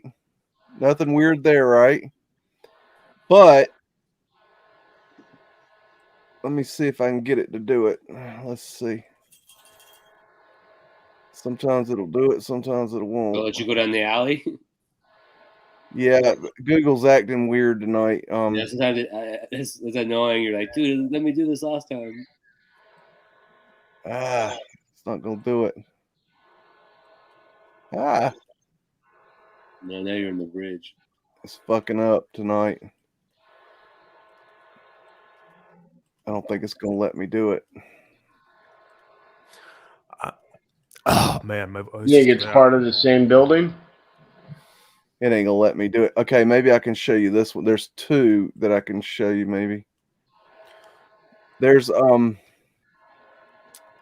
Ray, how are we doing on the live stream? My voice is giving out. I think I might have to call it a night pretty soon. It ain't gonna let it. Yeah. It ain't gonna let me show. I was just gonna let people. I was just gonna let people finish up, and then I was gonna end it after that. Okay. I mean, yeah, my voice we already went later than we were supposed to go. Oh my god. It's already. I'm sorry. There's a way to. Sometimes you can. Sorry, Ray. The Google Earth. Oh, I wanted to end it too. I was just waiting for him to finish up. I don't want to cut him off. If you go down the hill here and you turn around, there's actually a building underneath here. I'm okay. That makes sense. And then there's another building underneath. It's probably like the walking version. Yeah, there's a version where you can actually go in the building. Yeah, I've seen that. Like a lot of like buildings, like even like some of these buildings we were looking at earlier, you could actually go inside of them in Google Earth. That's kind of what I'm hoping. Like maybe if if we can grow this, like maybe some night in the chat, somebody's gonna go pipe in and go, oh, hey, I'm the engineer at such building, or my dad or whatever, and hey, does somebody want to come down into the basement with me? You know, Does anyone have any good ideas for a some of these background? buildings. My family's had some of these buildings, and I've been in these basements, and a lot of them are just bricked up. Yeah. Listen, there's I probably put a some background openings on somewhere. Yeah. Oh, I mean, absolutely. There's I know, like, for sure, certain spots in downtown LA, you could go for 3-4 blocks, but then it gets bricked off at a certain point. Well, what if one of us gets that golden ticket, and we find that opening down there, and we got our cameras rolling, you know? Yeah. I mean, if you know where it's at, I could tell you, I'd probably try to go in below all of it. So, I mean, I don't know. I've been in all the tunnels, all the pathways, everything. Like, I mean, everything that I could find, every historical thing I could find, saying this used to be a train station. Yeah. Like, all right, let's go in there. Let's see what's there. Like, let's see what they blocked up and what they didn't. So some of it, like, they close it down. Literally. Oh, sure. Yeah, I mean, they would have to. They can't have people walking around down there. Well, people are like living down there and stuff like that. They want to get those people out of there. You go in the train tunnels and shit, dude? Yeah, I've been in everywhere, like in like probably like 5 or 6 major countries. I've been in train tunnels. How big is the population How big is the population that lives underground? You know, in the tunnels. Well, I think you'd be surprised. It's bigger than you would think. You know, I think there's like different types of people that live underground. I think there's like, I mean, sometimes I think that we do all this work and we're powering the city above to power the people below us. Really, you know. Well, the way they used to heat or they still do heat the buildings from the heat that comes from the ground. Yeah, steam. Wow. I mean, and that goes deep. In New York, that's why you know like how deep New York is, because the level of all the steam shit goes so far down. You know. I wish we could show something about the underground tunnels, dude. Like, I wanted to go look at one with Joe in Cambridge. He was telling me about. Well, but we got to get into MIT. There's an underground tunnel under MIT. A lot of them are pretty boring. Like, I mean, I've been in a lot of them, and it was like, this sucks. Like, it's dark, it's scary. Like, there's some fucking, like, this used to be a train station. It's not anymore. You know what I mean? Yeah. Like, now it's dark. You know what I mean? You're like, oh, this is awesome. Like, it's dark.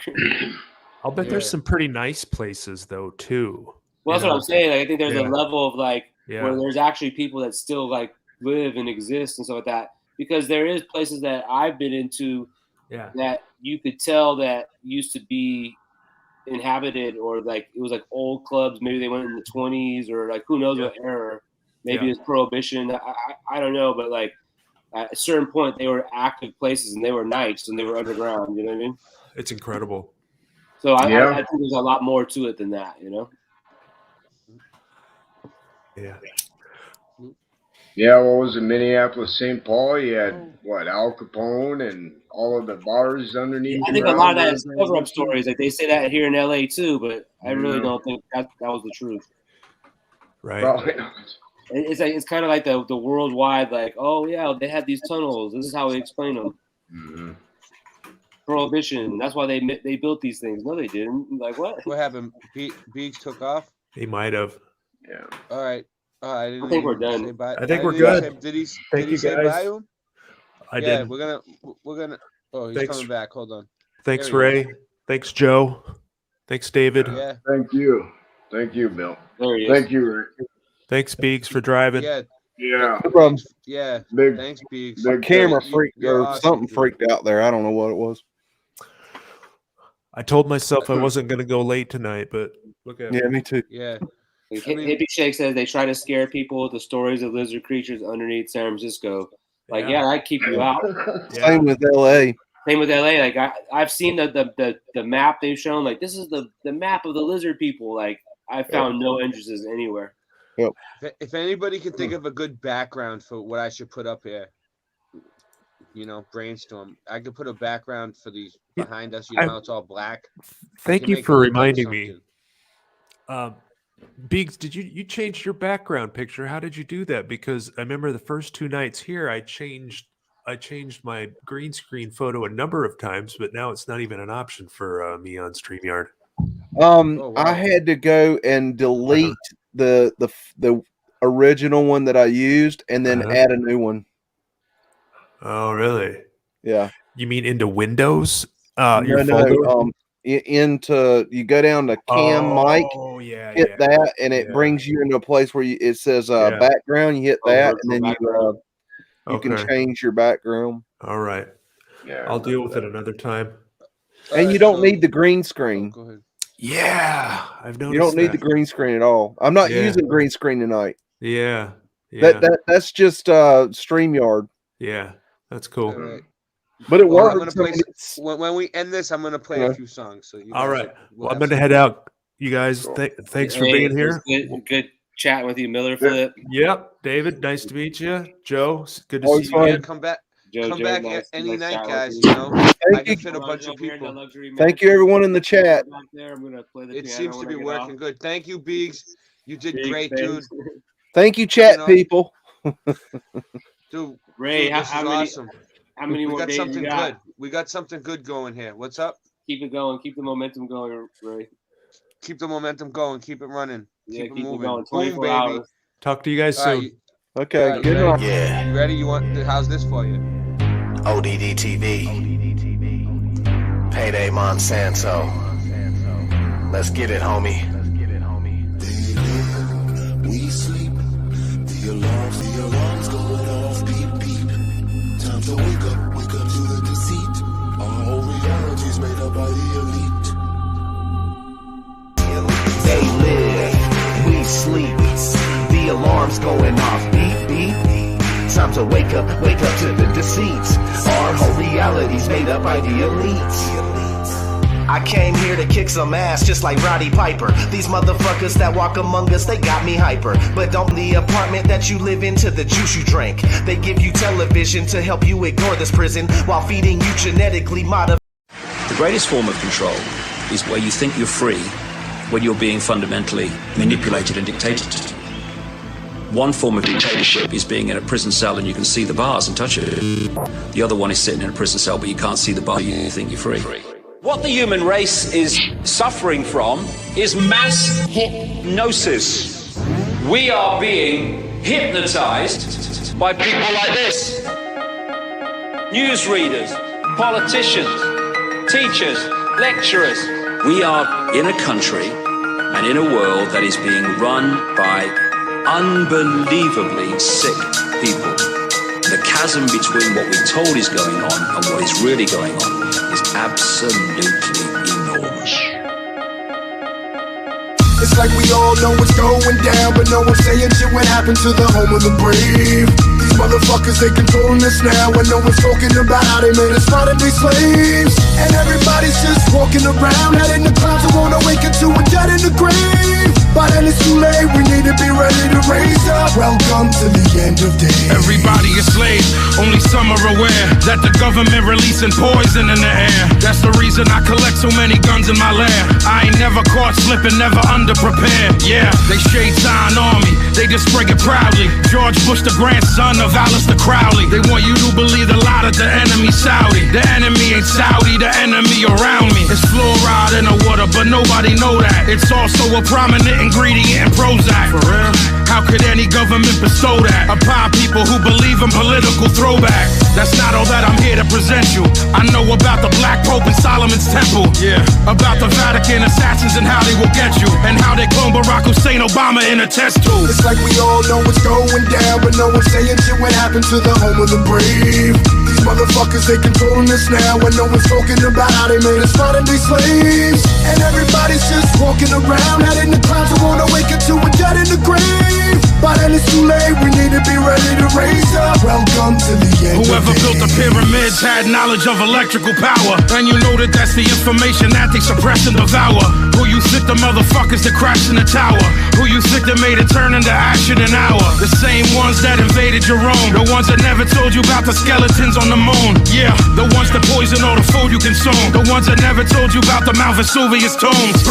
The bird flu is a lie, the swine flu is a lie. Why would that even come as a surprise? Yeah, the polio vaccine made you die. It caused cancer and it cost a lot of people their lives. Do y'all know about Bohemian Grove? How the world leaders sacrificing children in robes?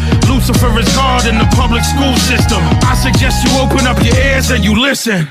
It's like we all know what's going down, but no one's saying shit what happened to the home of the brave. These motherfuckers, they controlling us now, and no one's talking about how they made us modern day slaves. And everybody's just walking around, head in the clouds and won't awaken to a dead in the grave. By then it's too late, we need to be ready to raise up. Welcome to the end of days. The greatest hypnotist on planet Earth is a oblong box in the corner of the room.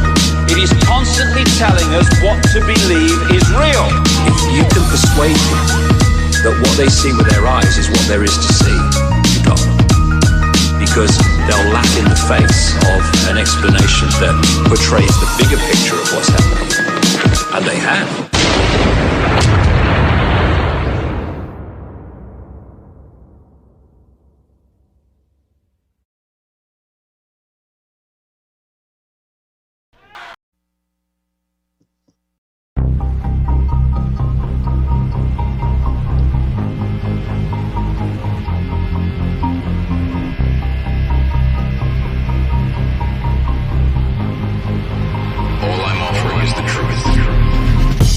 Your payments past due. Your life just races past you. Wake up, the Matrix has you.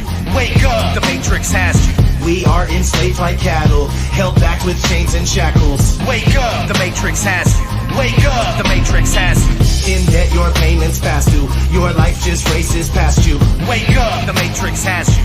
Wake up, the Matrix has you. We are enslaved like cattle, held back with chains and shackles. Wake up, the Matrix has you. Wake up, the Matrix has you. There is a hidden agenda at play. Same old bullshit but a different day. They're telling us lies and they're getting away, deceiving the world and it isn't okay. Get out my way cause I'm shining the light on these bastards with every chance that I get. Attempting to wake people up to this nonsense until the elite just can't handle this shit. Sick of living life in utter madness. So sick of them treating us like maggots. Look at textbooks taught in classes. Do some research, nothing matches. Then they start waving their Hollywood wands. No sign of a brain because all of it's gone. That's where they wanted you at all along.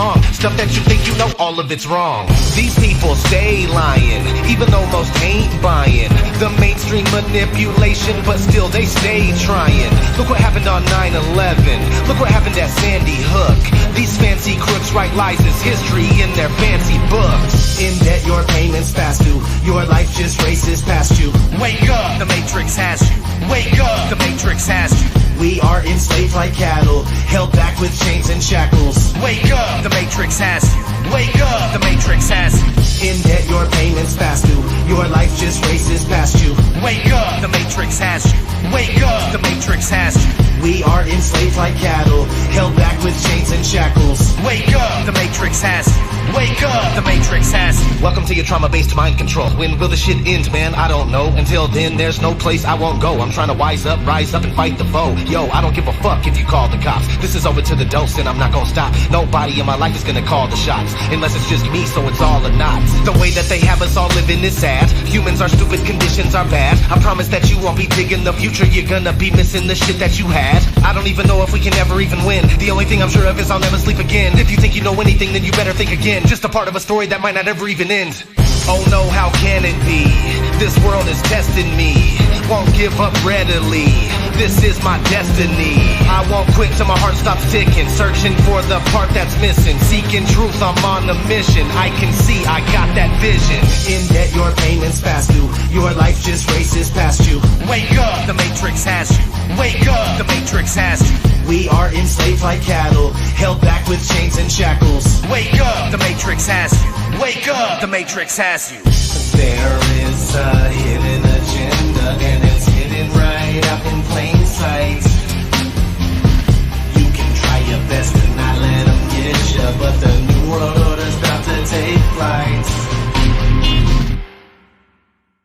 The system that we live in was specifically designed to keep all the human beings relentlessly confined. Kill us and dumb us down, make us ignorant and blind. Everything you see before you is a prison.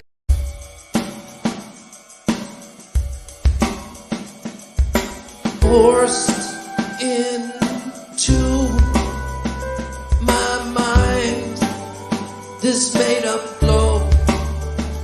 Now I've set free my mind. I let it go.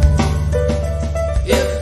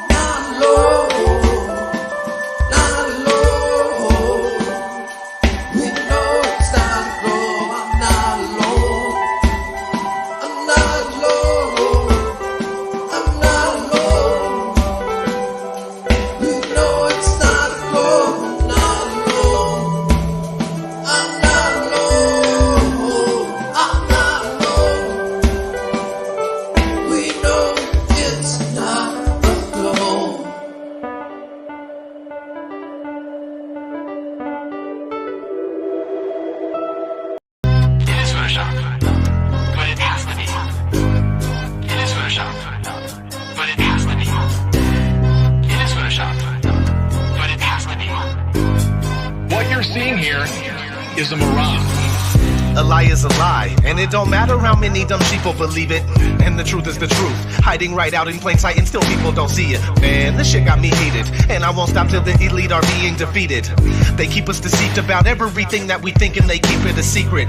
What we're taught is not conducive with reality. Big bang, evolution, and there's gravity. I tell the truth, and then these motherfuckers laugh at me, telling me the earth is photoshopped because it has to be. Most people accept the deception happily, but what they're doing to us all is a tragedy. God created the heavens and the earth in a verse, but we're living in a famous on the galaxy. They say we're monkeys on a ball flying through outer space, but there's no proof, it seems to have vanished without a trace. NASA and other agencies falling down from grace. You can take that bullshit pseudoscience and get out my face. I'm the antisocial type, you're a government prototype. That's why you make it a point to tell me that I'm crazy every time you're angry, cause you know I'm right. I'm standing outside the house of cards about to watch it fall. No more living on a cartoon ball. Horizon means horizontal, indoctrination is awful because you're taught the globe model. Ever since y'all could crawl, we follow rapists and murderers, liars, thieves, and sun worshippers, saying we can't see curvature cause we're all too small. And though it's never been proven, they say we're ripping and shooting, the earth is spinning and moving. Oh no, no, not at all. It's a criminal enterprise where deception intensifies. Assholes got us all living like on a cartoon ball. It is photoshopped, but it has to be.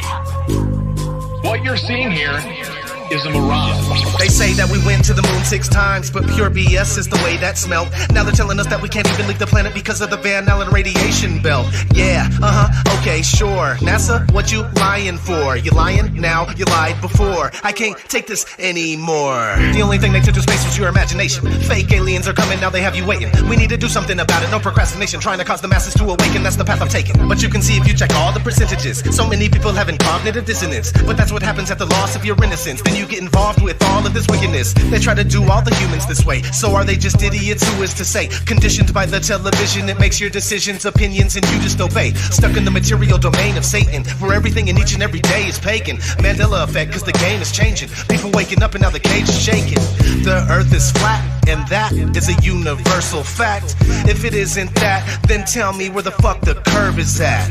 They tell us that we can't see it because we're all too small, and now we're spinning on a cartoon ball. Horizon means horizontal, indoctrination is awful because you're taught the globe model. Ever since y'all could crawl, we follow rapists and murderers, liars, thieves, and sun worshippers, saying we can't see curvature cause we're all too small. And though it's never been proven, they say we're ripping and shooting, the earth is spinning and moving. Oh no, no, not at all. It's a criminal enterprise where deception intensifies. Assholes got us all living like on a cartoon ball. It is the world that has been pulled over your eyes to blind you from the truth. Like everyone else, you were born into bondage, born into a prison for your mind.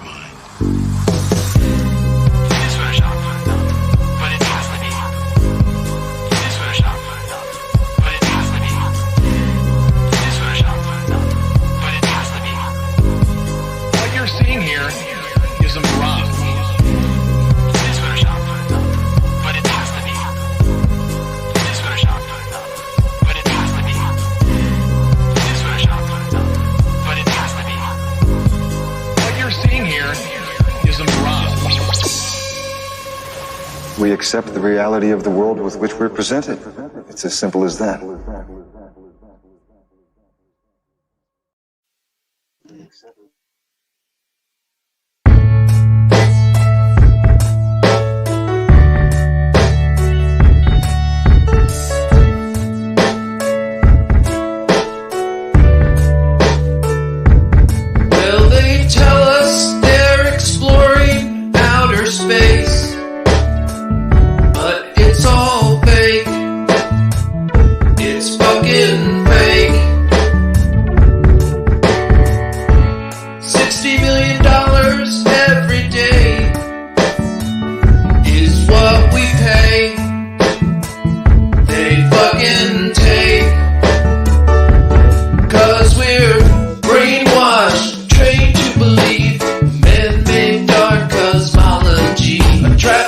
by evil fuckers many centuries ago to dupe the population and take control of the world. Seen it all before, it's the oldest play in the book.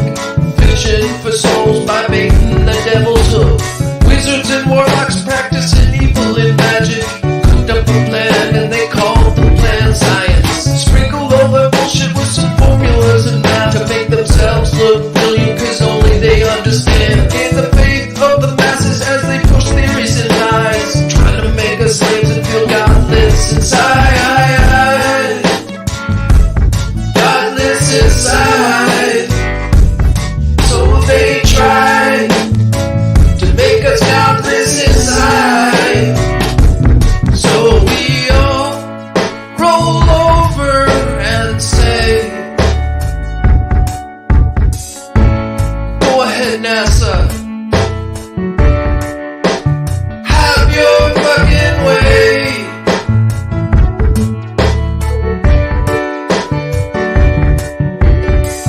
Why can't we see so much farther than they say? 50 miles plus across the ocean on a clear blue day. Why would they say it's a mirage you're looking at? Yeah, right, that's not science. That's just a load of bogus math. Use your eyes and a zoom lens. Spot an object far across the sea. That's all it takes to prove there's no bend to be seen. Look for any curve, and it just leads you to the fact. We got hills and valleys, but the rest is flat. It's fucking flat. Ooh, it's fucking flat. Ooh, it's fucking flat. Ooh, it's fucking flat.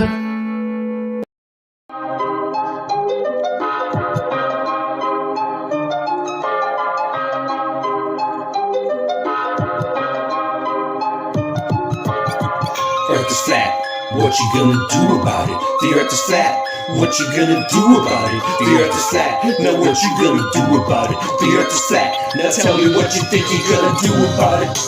Tell me what you think you're gonna do about it. Tell me what you think you're gonna do about it. Tell me what you think you're gonna do about it. Earth is flat, what you gonna do about it? I thought you knew about it, would you rather do without it? The earth's a center, the sun and moon moves around it like a clock. Can you hit a moving target with a rocket? I'm not hard to get along with, just take a bong hit. Do you serve up any content? The stars are constant. You want a consolation for it? It makes me vomit. We never do get hit by comets. I know you want it, just leave another use of comet. NASA lost it. The earth is flat, what you gonna do about it? Earth is flat, what you gonna do about it?